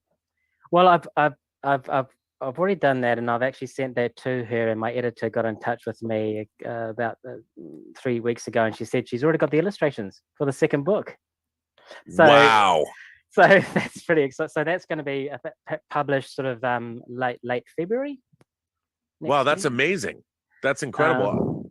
Yeah. What happens if they start making movies from your work? That'd be incredible. Suddenly you're going to be a billionaire like J.K. Rowling. Wow, that would be pretty amazing. Yeah, because at the moment, I should tell you. So if people buy it over, Amazon Prime, right, myself and my editor get a whopping $2 to share between us. Yeah, but still, if 1 million people bought that, you know, worldwide, you never know. You could make some decent money. It's okay, because now that I do have physical copies, I am able to. I can actually sell those to my friends and family and workmates for the full price. So it's not all of us. But you know, it's. Oh, that's the other exciting thing I should tell you too. So I chatted with a lovely lady at my workplace. Her name is Stacy, and she's Maori. And I said to her, do you think that perhaps what if I get in touch with my editor, and perhaps we can see if she would be willing to run a limited copy of my book translated into Maori. How cool is that? Wow. And she thought, that would be fabulous. She said that should probably work. It would probably be really well received. So she said she knows a lot of people in the in schools and in kindergartens and preschools and stuff like that, and they are such a family-oriented group of people, the Maori, and I hope did you get to meet a few when you were in New Zealand? Oh yeah. I mean, it was fabulous people. Oh yeah, I'm a big fan of. It was funny because when I was I'd seen movies like I'd seen Once Were Warriors, but I'd seen Jeff Murphy's movie Utu, yes, which is a historical Maori warrior epic, and then also when I was covering, like when we came down to do Lion, the Witch, and the Wardrobe, we had, you know, the Maori welcome ceremony with the haka and and I got to meet everybody there and filmed them and talk to them, and it was great. And then when we were there, there was, I want to say, the Maori TV station went online or went on the air, and that was interesting. And the entire Maori language TV station. I'm like, that's cool. So that happened when I was there, and I was in New Zealand from 2001 through 2004. And a lot of that time, most of 2004, we were in 2003, the end of 2003 and 2004, we were in New Zealand for almost the entirety of that year. So, and then before that, I've been going back and forth on Lord of the Rings. So it was great. I mean, I love New Zealand so much. I wish I'd been back. I haven't been back since 2004. So I want to come. Thanks, Glenn Mark. My time's up. All right, man. Good to see you. Congratulations on the book. That's awesome. And if you need a Spanish translation, you can talk to me. I can help with that. Yeah. Yeah, let's get it into Latin. Yes. Yeah, sounds good. All That'd be right. cool. Good to see you. Okay, let's see. We've got coming up next, Kelvin. Kelvin, you should be able to unmute yourself now. Good morning, Rob. Hello. How are you? Man? I'm well. A little tired. What have you bought lately? Bought any physical media? I have. There's always something, but I just wanted to bring something up which I thought was quite interesting. Is this magazine? I mean, I'd never seen. A friend of mine's been buying some old magazines, which I don't know whether they ever made it to Australia or not. But, they keep giving them to me, so that's all right. But interestingly enough, they have an upcoming, this is issue from 2012 or something or other. They have a report here of House of Psychotic Women as an upcoming book. Yeah. I only just read this last week. Now that is the original version of the book. That's right. And this version, the Fab Press version, came out this year. So this is an updated version of it. And then there's a bit of an ad in the next issue of the magazine. Yeah, there you go. I mean, it's coincidental bizarreness. So I think it's a sign that I'll have to either buy the book or at least get the collection anyway. The book's really good. Yeah. I really like the book a lot.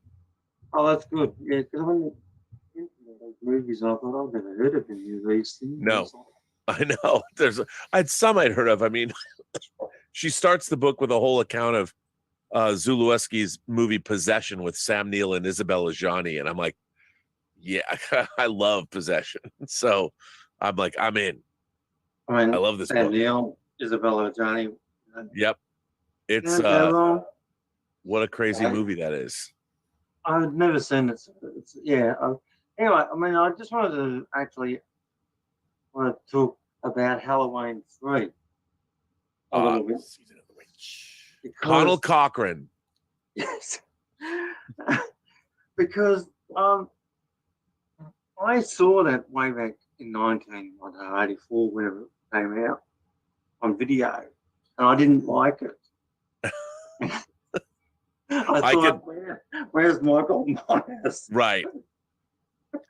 Man, I saw it in the theater. I saw it opening night in the theater, and I loved it.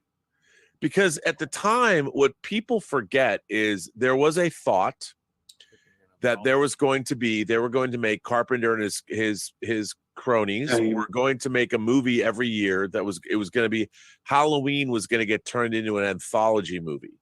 So every year you get a different film, and Halloween 3 was the first of those movies. And what's really interesting is that the screenplay was rewritten, but Nigel Neal, the British author who was the creator of the Quatermass series, had written the original script. And, they rewrote it heavily, but I loved it. Yeah, well, that's it. That's just what happened. Was that I think you talked about it, and I thought I read, a little bit about it again. I heard about it again this year. I went, I'm going to buy it and watch it again. And I loved it last night. I thought it was excellent. I mean, people forget it's a widescreen movie. Dean Cundy shot it. I mean, it's beautiful, and it's stunning. The way it looks fits so well in with The Fog and the other Carpenter movies of that period. But you do get Michael Myers sort of with some clips of Halloween, right? Yeah, no, it's. But I mean, I thought, what's funny about, to me, Halloween 3 perfectly encapsulates the spirit of Halloween, not the movie, but I mean the season. Like the idea that there's a warlock who wants to kill all the kids. I mean, and I always wanted to see a sequel, like what happened to the world, or specifically the United States, after, like how many kids. It just sort of ends like there's one channel. You always like, Tom Atkins is a bit like and this idea, I mean, I always wanted to know, like, how many kids died? Did millions of kids die? That's right. And what would what would happen then? I know. It's very brutal in some respects when you think about it.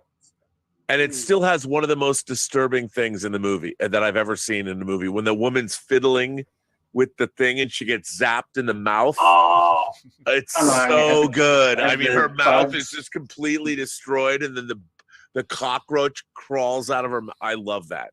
It's so great. It's still one of the most disturbing things I've ever seen in a movie, because she's this nice old woman, and she's just fiddling. She's going, how great, why am I here? Because I'm having to wait and to see the bloody, what was it called, the company that's making these masks, and the Silver Shamrock. Silver Shamrock. It's making the masks. Mm-hmm. It's so great. And she's like bitchy, like I just they screwed up my order. And I even love where they filmed that, like in Northern California. It's like this old Northern California town. It's great. With full of Irish people. Right. Yeah, it's Irish, because when you work for an Irish warlock, you move to Northern California. That's right. Well, I mean, there is one guy who does say that the whole town was basically taken over. He didn't get a job. This old guy that gets taken out. Yeah, he's not part of the cult. No, that's right. Because he's a local, so they don't like the locals. Right. But the other thing I wanted to talk about was this one. Dude. Look at that. How did you? Oh, is that the Australian cover? No, this is the UK. Oh, that's the UK version? Yes. I was surprised. I mean, I didn't even realize. I mean, I just sort of went, I'm going to buy that, because you kept going, you and Deeks were going on about it. And what'd you think? I've never even heard of this movie. I loved it. I thought it was fantastic. It's great, right? There's nothing like bikers on a rampage, and Lance Henriksen just looked the part of being a biker leader. How great was Lance Henriksen in that movie? He was just so evil. He was so, I mean, he's having so much fun, that movie. So for those of you who don't know, what Kevin's talking about is there's a movie that stars Brian Bosworth, who was a college football star who was recruited by the Seahawks. It didn't work out, and he tried his hand at doing having a film career, and he plays an undercover cop infiltrating a biker gang in the movie Stone Cold, and the leader of the biker gang is Lance Henriksen, and William Forsythe is in it. He's like a second in command. Yeah. This movie kicks ass. It was directed by stuntman Craig Baxley, and he does some great movies. Oh my God! And Craig Baxley's it's almost. I mean, I'm not going to compare the two, but like the John Wick franchise is being directed by stuntmen. Yes. So So the thing about Craig Baxley directing Stone Cold is he got to bring all of his friends, all of his stuntmen friends, and the movie's, you know, Brian Bosworth is not an actor with his 80s mullet and all that, but the film and the stunts and the action are just amazing. Amazing. And this biker gang takes over the Capitol. I mean, you just gotta see it. I couldn't believe it that they were, you know, you wouldn't be allowed to fly a helicopter anywhere near you know, like a parliament, you know, public building like that. No, not anymore. No. I mean, and I always talk about this movie, and I sing this movie's praises, and people are like, you know what, Rob, you know, you're always banging on about what's good and bad. How can you like a movie like Stone Cold? And I'm like, look, man, as far as B movie exploitation action cinema goes, this movie it delivers, man. It has a ridiculous over the top hero. It has awesome villains. It's, you know, biker gang and all. It's so much fun to watch. And we don't get these, you know, nowadays we either get asylum camp fests. Yes, that's right. It's either like Sharknado. Yeah. And they don't work. You bring up Sharknado. I just want to have a quick dig about Sharknado. It destroyed the B movie industry in a way, because it meant that all of the B movie actors or C movie actors wanted more money. Right. And therefore, the next generation, they had to go further down the list in the future. And that's why asylum movies are much worse than they ever used to be. Yeah, I mean, my friend Anthony Ferrante, I don't begrudge him. He directed all the Sharknado movies. An but interview in the latest Stack magazine for JB Hi-Fi. Oh, really? Talk about his sticks, what it was called. Yeah, I mean, he's doing other stuff, but I mean, I think that the thing about Stone Cold is it had conviction. That's like right. Craig Baxley wasn't going, well, I'm only directing a low budget B movie, so it doesn't have to be credible. He put all his effort into it. And it's as legit a movie as, and sure, is it a product of the time it was made? Yes, because Brian Bosworth is kind of a silly protagonist, but kind of in a way, it's not any much different from Roadhouse. You know, it's kind of got that Roadhouse feel to it. But the villains are so good that you're like, wow, I love this. This is great. But it's really well done. I'm glad you got to see, because both of those movies, in a way, celebrate the same kind of ethos in that the filmmakers had total conviction as to what they're making, and which means that the audience is the recipient of that conviction. And the thing about Halloween 3, when you look at it, it's really slickly made. I mean, it's really well done. And you never think to yourself, I mean, sure, everyone remembers do 8 more days till Halloween, you know, Silver Shamrock. People remember that, but if you look at the film, it's really creepy.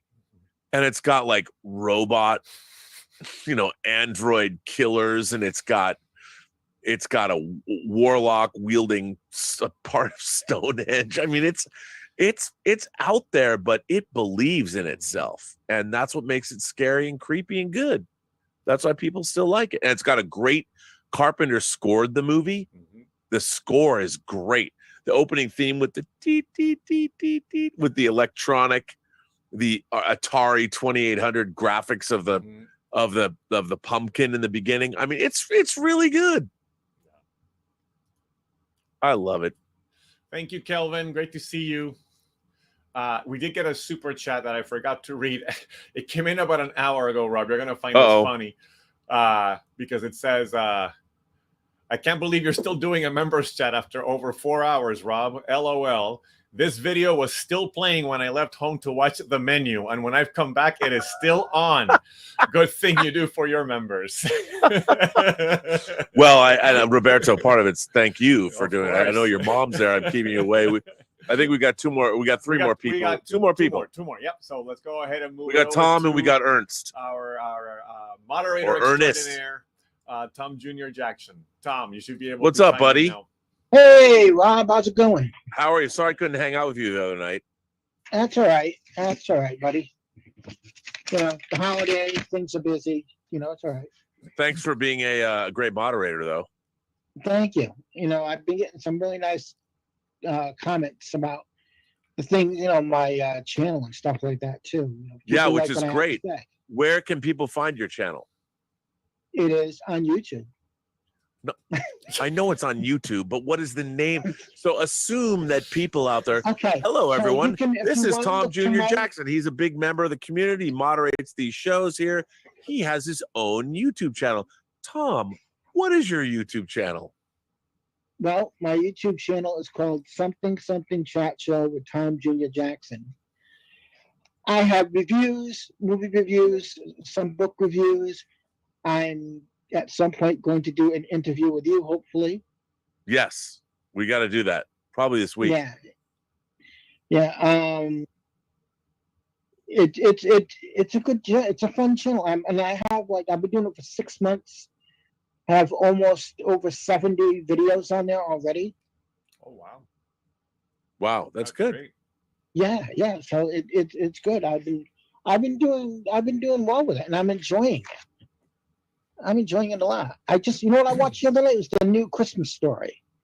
Oh, how was that? That is really good. People are saying it's good.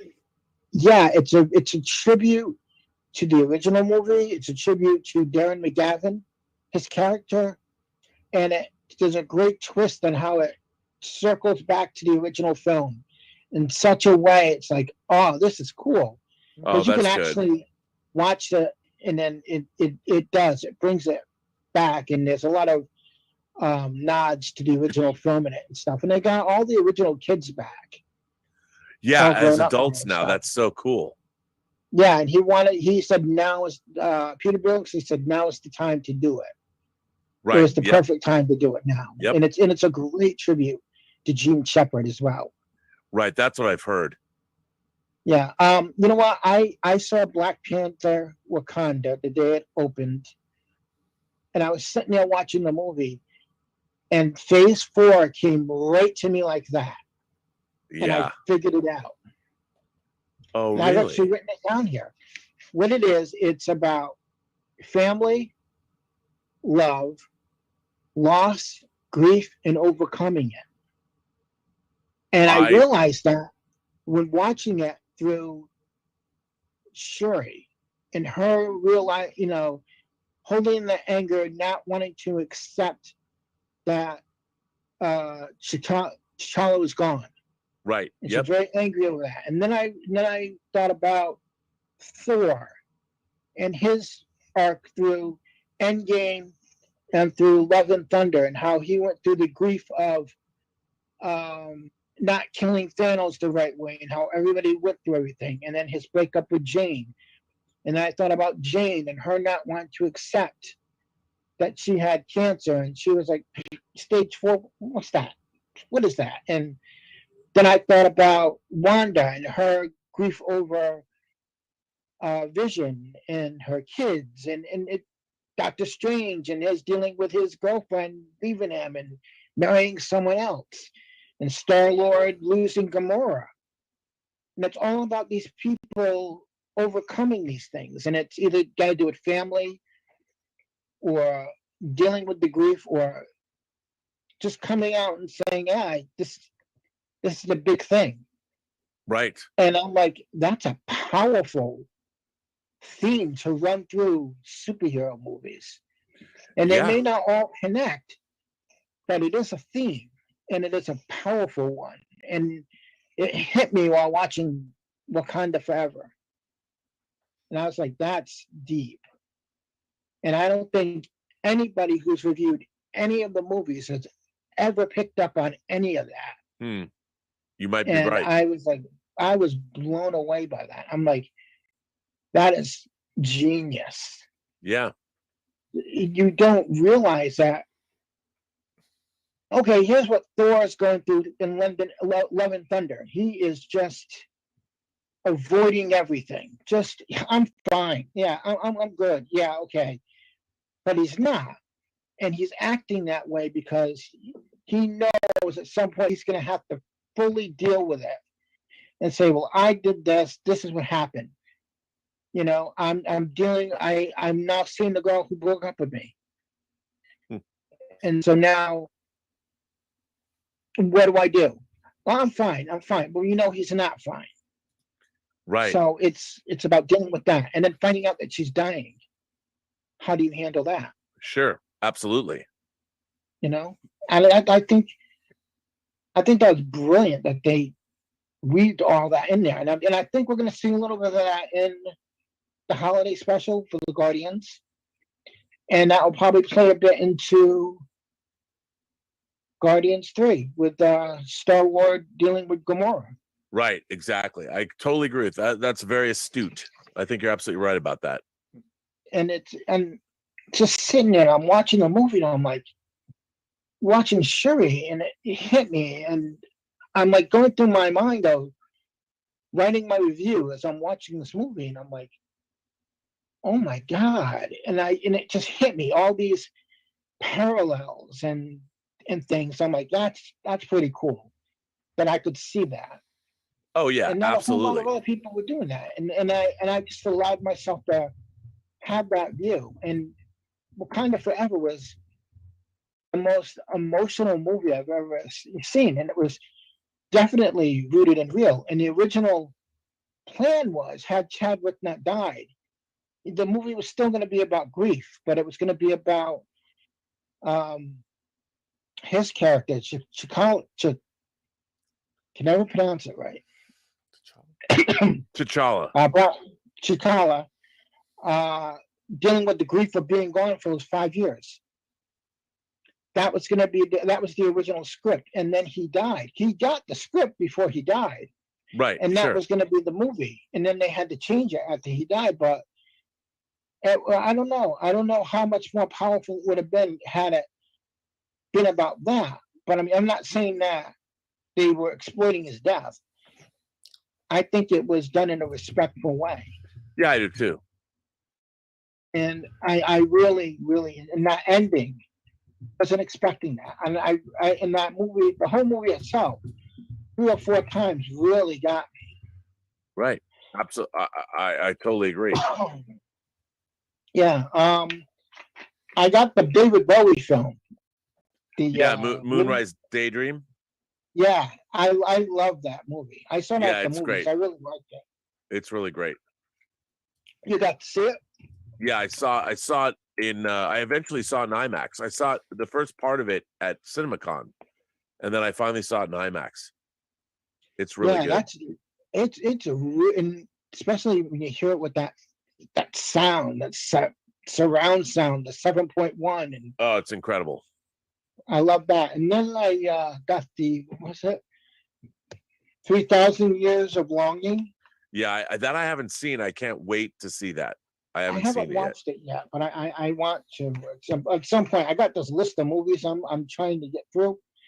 And then I got this book by Steve Martin called Number One is Walking. Right. I saw that you got that. It's about his life doing movies and stuff like that. But it's done in such an interesting way, like panels of like a cartoon. So they have a cartoonist draw it out. He tells the story. And it's done like a Far Side cartoon almost. Right. In a way. And he talks about doing The Jerk and Planes, Trains, and Automobiles. And it's funny. It's very, very funny. And it's done in a way where, like, instead of you setting it up, like, you tell a story like, well, you know, I did this movie and I was here. Here's the place where I was. So you just get the picture. And then you're just like, all right, so this is what happened, but you're actually seeing it. Right. And I like that. And it's really great, though. And he tells a really great story about Planes, Trains, and Automobiles, how there was a 4-hour cut of it somewhere. Well, but there's no such thing as a director's cut, because a director's cut insinuates that the studio is taking the movie away from you. Yeah, I mean, yes. Yeah, I mean, also, there's also, like, look, the extended versions of Lord of the Rings, Peter Jackson knew he had to deliver theatrical versions of the movies because he knew he was making the extended versions later for home video. That was already established from the beginning. So but yeah, I mean, movies are always long. Every movie, like when you cut together a movie that you've shot, it's usually probably on the average an hour and a half to 2 hours longer than the final version. And when you see the final version, it's not because it's the final version that you've part of the editorial process is whittling down what you've shot. And that's just part of it. It's part of the process. So people go, oh, there's a 4 hour. Yeah, there was a 4 hour cut of that movie because that was the first cut of the film. And then you get to work. You start editing the movie. So that's not unusual. And the 4K release of Planes, Trains, and Automobiles that's supposed to be coming out now has a ton of that footage, apparently. Yeah, which is amazing. Yeah, although I've been looking at Charlie the Unicorn's comments saying that the reviews are terrible because of the color palette. Apparently, the color correction on it is not very good. Yeah, when you don't have the which it's really frustrating. So many decisions, whether it's the Star Trek the Motion Picture Director's Edition, if you don't have the filmmakers involved, as much as people might think that they understand movies, if you're not a director or you're not a cinematographer or you're not a VFX person working at the highest level of the industry, there's a reason. Yeah. And you should hire people that know what they're doing. Yeah, I think with Planes, I haven't seen it, so I don't know. Well, thanks to Tom. We're moving down the last speaker here, but I did have to say, Jamin D sends a super chat for $5. Wow, 5 hours and we're still going. I hope drinking has not stopped. And also from 9.8 slabs almost always. Still going strong. Great stream today. So thank you for those contributions, everyone. And Ernest, good to have you here. But not least, we've got Ernest. Ernest, you should be able to unmute now. So patiently waiting. Welcome. Okay. How you guys doing? Take us home, buddy. Oh, man. I feel like, you ever see Hands on a Hard Body? Yes. Yeah. I first got here at 1:20. And I didn't know, because this is only my second Zoom call in my entire life, and I didn't know you're supposed to hit some kind of raise your hand button. So I've been sitting, and then you're actually talking about the Empire of the Sun review, and I was like, I'm not here. I saw that you were here. I mean, I gotta say, man. So for those of you who don't know, what is your name? Can we say what your name is online? It's Ernest Reister. It's my name. My nickname from growing up here in Central Texas is Bucky Reister. Oh, okay. Well, but your review's under a different name. Oh no, somebody. Kenneth Brown is the normal reviewer of Blu-ray.com. He read my review and he posted it. So your review, by the way, one of the most I mean this with no hyperbole. One of the most insightful movie reviews I've ever read. And I've read thousands, trust me. Your review, when I was reading it on the show, it was hard to read because I'm like, oh my God, like I was trying to read it, but at the same time, I'm running through your theory. I think you're absolutely right. And you provided the evidence, Spielberg's quote, all the things that ever bothered me about Empire of the Sun that I thought was over direction is exactly what you said. So I would tell people, where can they find this review of Empire of the Sun? Just go to Blu-ray.com, search up Empire of the Sun.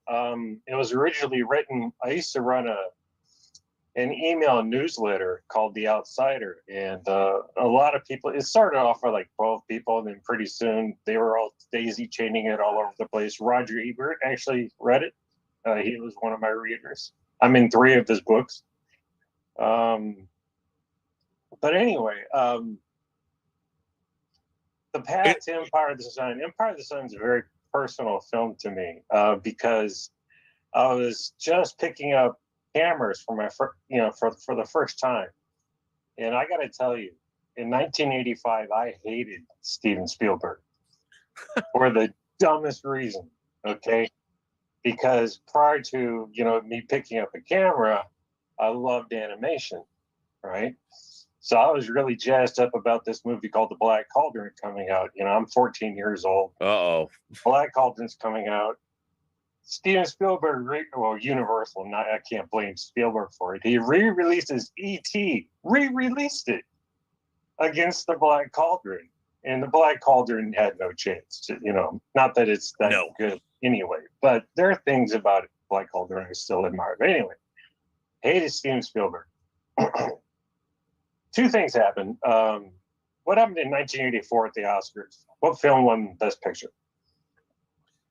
Hang on, let me think about this. 84 at the Oscars.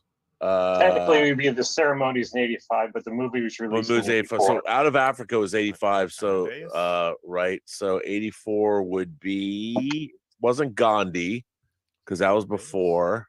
84. I don't know. Amadeus. Oh, was that? I thought, okay. I thought that was 85. All right. Amadeus. Okay. So what's Amadeus? By the way, about? it deserved to win. Oh yeah, absolutely. No questions, hands down. My mind's going to go off to a whole other tangent because, God, it's so much. Okay, so Amadeus was competing against the Killing Fields. Yeah, they were. I think they were both. But I still think the right film won. Yeah, I do too. But I'm just thinking because I wrote reviews for my high school newspaper for both of those movies. I'm trying to think. I actually saw the second hour or the last hour of Amadeus before I saw the first hour. I did it in the theater because when I gone to go see Amadeus, I actually was going to see Police Academy 2 with my friend. So she split off to go see Amadeus. We went to see Police Academy 2. Police Academy 2 got out early.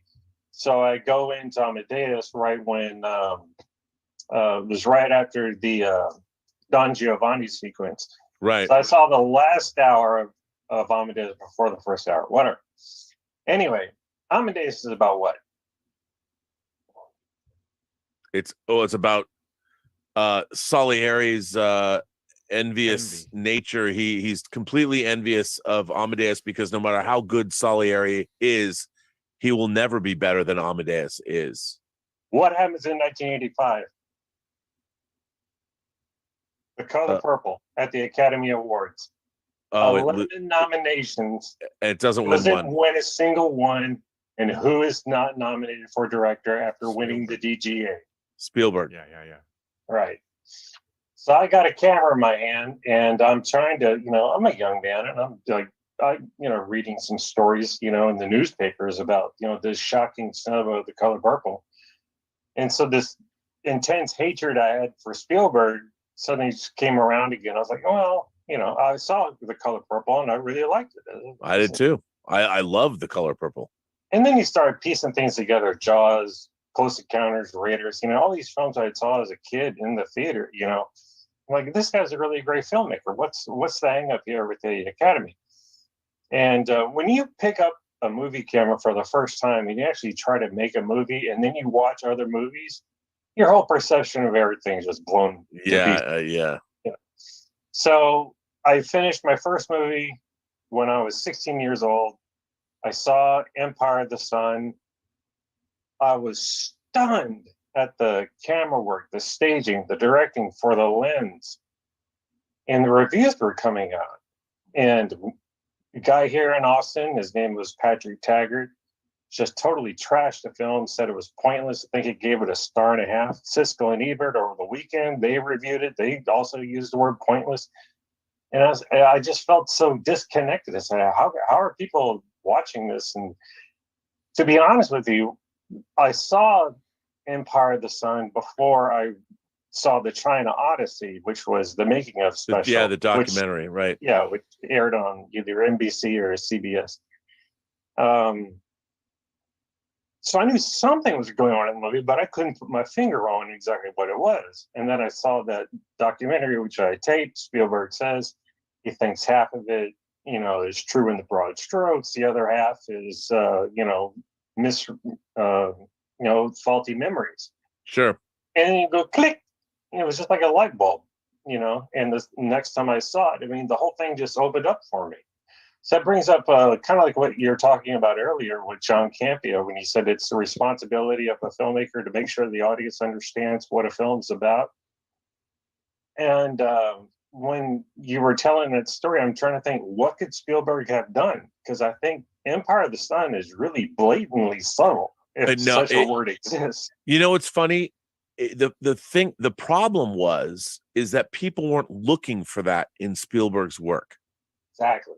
They weren't looking for it. Because Spielberg had been so like, the thing about Steven Spielberg is he's a savant in terms of shot choices, and the guy's incredible. The use of cinematic language is amazing. Mozart. Yeah, he really is. He's Mozart. And people were expecting something. I certainly was. And look, until I read your review last weekend, I could tell you a funny story. Want me to tell you a funny story about so? Yes, please. I went to see Empire of the Sun for the second time with this woman who worked at a salon where I got my haircut. She was like 20 years older than I was. She was so sexy, smoking hot. She was Greek. And she'd always flirted with me. And somehow we went to this movie. And she said to me, she goes, she was completely bored. She wasn't a big movie fan. Oh. She says, why don't we go back to my house? And I was like, we got to see the end of the movie. God only knows what could have happened that night. And that was, to this day. You didn't go with her? I know. And Was and it like a I Susan had King, Joseph Cotton moment where you're I like had always thinking about that experiences girl? enough. I was already pretty well heeled in these matters. That was a dumb fucking move because that woman would have rocked my world, and I didn't go. All right, Did not go. There's not a day that goes by that I don't think about that girl in that hat, right? But I don't leave movies. I don't make out with people in movies. I couldn't even, as much as I might have wanted to go, because I figured, why don't we watch the rest of the movie and then go home? No, I couldn't. I was stupid. But no, that your review. I paid to see so many movies when I was in, that age that I don't even remember what happened on the screen because I was so busy with the person I was with. So oh no, I would never. You would never kiss a girl in a movie or anyone else for that matter. But so what could Spielberg have done? What could he have done? Nothing. But you know what? I didn't know that. Like, I've watched that movie, and the things that you quantified in the film, the kids, it never occurred to me. And so it was like when I read your review on the show, I was like, I literally had this revelation. It's a 10-year-old review, because the things that bothered me about Empire of the Sun, of course, were his intentional. It's his point of view. It's how he saw flying and how he saw the magic of it all. Like, and it was so all the stuff with the kamikaze pilot or the Japanese pilots saluting him and all that stuff. That was all in his mind. And if you watch the movie with that understanding, it's suddenly like, oh. There are a lot of other things that you'll see the next time if you ever watch it again, and I hope you do. No, I have it on Blu-ray. I mean, I'd love to get it on 4K, but you nailed it, man. Yeah. And you nailed it. Because all these things that I always thought were interesting directorial choices. And do you know why Steven Spielberg? I'll tell you something that maybe. So Steven Spielberg had a friendship with Stanley Kubrick. Yeah. Stanley Kubrick would never explain what 2001 meant. I mean, he did once in an interview one long time ago, but for the most part, there's a whole book, The Making of Kubrick's 2001, and he loved when people told him what they thought 2001 meant. I think that Spielberg had a friendship with Kubrick by then, and he took a page from Kubrick's book. And he was never going to explain, like he probably could have defended himself or what he was doing. He was never going to do it. Yeah. He didn't have to because he was so successful by then already. And can you imagine how you look at that movie? Like you said, the stuff in the fall of Shanghai and how much craft is in that film, how great Malkovich is, how fucking Ben Stiller is in that movie. Yeah. And I mean, that movie is so beautifully made, and the score and all of it. Can you imagine what it was like for Spielberg to be dismissed? That right that after the movie, Color Purple, after he'd done the Color Purple, and then this happens. That's why I think. I mean, and you watch now. Can you imagine if it were announced that some Jewish cis male director was directing Alice Walker's book? If that happened today, never would have happened. Peter Travers went after the Color Purple just a few weeks ago on Deadline, saying that he didn't think it aged well and that. Have you ever heard that today wouldn't have been made? Have you ever heard Oprah Winfrey or Whoopi Goldberg or any talk about the fact that the only person who ever could have got that movie made was Spielberg? Right. It has literally every major black actor. I mean, it's almost got. There are white actors in it, and then he hires. He does not hire John Williams. And he gets Quincy Jones to score it. Well, it's Quincy Jones who approached him. But it was the whole. It was he had the fact that no one in Hollywood in 1985 could have got that movie made except Steven Spielberg. I interviewed recently for the Designing Hollywood podcast Ruth Carter, who did the costumes for Black Panther and Wakanda Forever. The first movie she ever worked on was Spike Lee's second feature, School Days. Mm-hmm. She said the movie that made her want to work in Hollywood to design costumes was Color Purple. Yeah. And then she went on, she's literally worked with every single major actor that was in that movie she's worked with. And Ernest Dickerson, who shot like School Days, he's directed, like she's worked with every single black filmmaker of the last 40 years. And it was because of Color Purple that made her want to make movies or work in film. Well, yeah, Empire of the Sun was my lodestone. And I just, for you, Return of the Jedi was like kind of like a little breaking point. You feel like, all this momentum building up in Star Wars and Empire, and then Return of the Jedi kind of like went flat for you. To me, that's Last Crusade. We can talk about all of our great Spielberg films, but I think Last Crusade, I think his heart was in it. I am not. It's so funny because John's favorite Indiana Jones movie is Last Crusade. I know, and he loves Return of the Jedi, and I don't. I let him do that. I don't go after him, but I'm like, how could any? I don't. There's nothing about Last Crusade that I like. They turn everybody into like sitcom characters of themselves. The effects. It's a cartoon version of Indiana Jones. It's ILM's the Superman effects. 3. It's the Superman 3 of the Indiana Jones movies. It's the whole thing's a goof. The ILM's effects are terrible. The ending is lackluster. Spielberg even says they made up the tank chase. It's not to say that there aren't things in the movie that aren't enjoyable. Yeah, sure. But it's just a goof. Mm-hmm. Yeah, it's something like he just, like I a can't McDonald's get past fry the chef. scene. That's what he called it. Spielberg called himself. So I feel like I'm a McDonald's fry chef. Always is like one of the films of Spielberg's I really want to like, but there's something happened on the screenwriting level. It just doesn't gel. There's some kind of peanut butter in the mechanics there. Wow. And then Hook. That's William Golding's, movies that should have been good but weren't. I should have been great. I hate that movie. Yeah.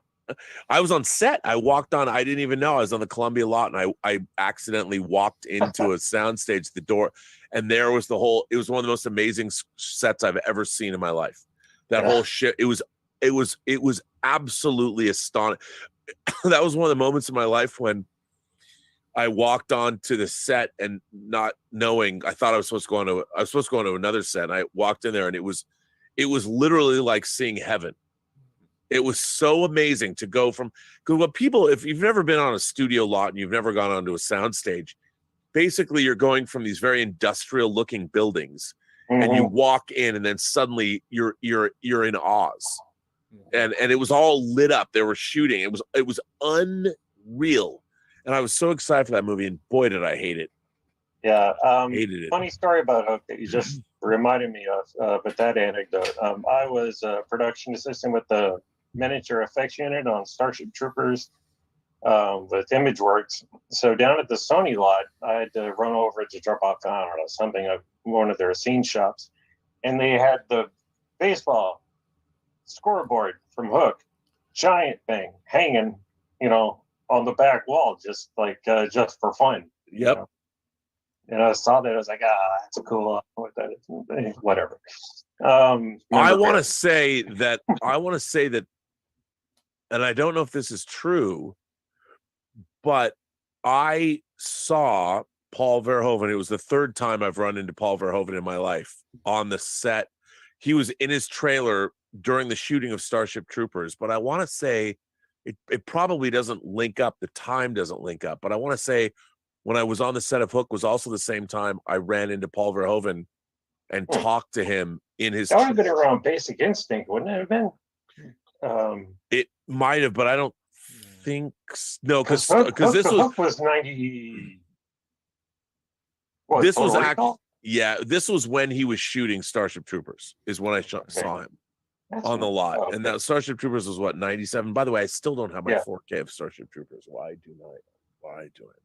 But listen, man, this has been awesome. We have to end this. I was going to say that we could start a whole new show just right here with the two of you guys talking and reminiscing. But I think this is our record, Rob.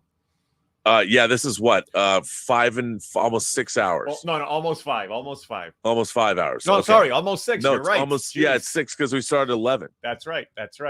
Well, first of all, for everyone that's still here, thanks for being here. Thank you, Ernest. I want to thank all of you for being members of the channel. Thank you for continuing to support the channel. I very much appreciate it. I'm trying to do more Robservations and more stuff that we're gonna do. And Roberto, your show, 2 episodes are great. And we're gonna make the Fernando Barrero. Yeah. We got to figure out a way to. I've never thought about turning someone's hospital stay into entertainment, but hey, Patty Chayefsky would be proud of us to do that. But I think Fernando, we should do that. Bring him a little do for a long-standing member. Right? I mean, the man's gonna be in lockup. Yeah. Doing it for Christmas. Come on, man. As if 2 years of quarantine wasn't enough to now have to be on quarantine for this on top of all. Yeah, man, that's not cool. We got to make sure Fernando's time in the pokey in health jail will be well spent. It'll be like we'll have to find like somebody like Morgan Freeman. Hope, like or whatever. That's Andy Dufresne. That's not Morgan Freeman. That's right. So hey, we'll have to do that. We'll play. That'll be the thing. We'll play the soundtrack, the theme to Shawshank Redemption for Fernando's show. Hey, we got one last super sticker here from Science Beat. Thank you for the £3 super sticker. They've been giving super stickers all afternoon, so thank you so much. Well, thanks for that. I mean, this has been a great time. I want to thank everybody. It was so good to see you all. Yeah, I've got to go do another show. I know. I'm going to go on Echo Base Network, and then I'm going on Anthony's 6 Scale Mafia at 6. Oh my gosh. I really just want to go wire up my new sound system. But hey. And I was going to go do a Robservations tonight, but maybe I'll save it for tomorrow. I don't know. Tomorrow. Yeah. All right, everybody. I want to thank all of you. It's all good to see you guys. And it was thanks for everybody. And this has been fun. It's so much fun. All right. And Roberto, you're the man. You tell Maid Marian over there how great her son is. You tell her that, more what is it, Robin and Marion with Sean Connery? That's right. Yeah, there you go. Yeah, that's a great movie. Was your dad like Sean Connery? Oh no, but he would love the compliment. All right. He would love to be compared to Sean Connery. When Cortez made it to the New World, he burned his ships. All right, everyone. Well, see you all around. See you next time. All right. Bye-bye. Bye.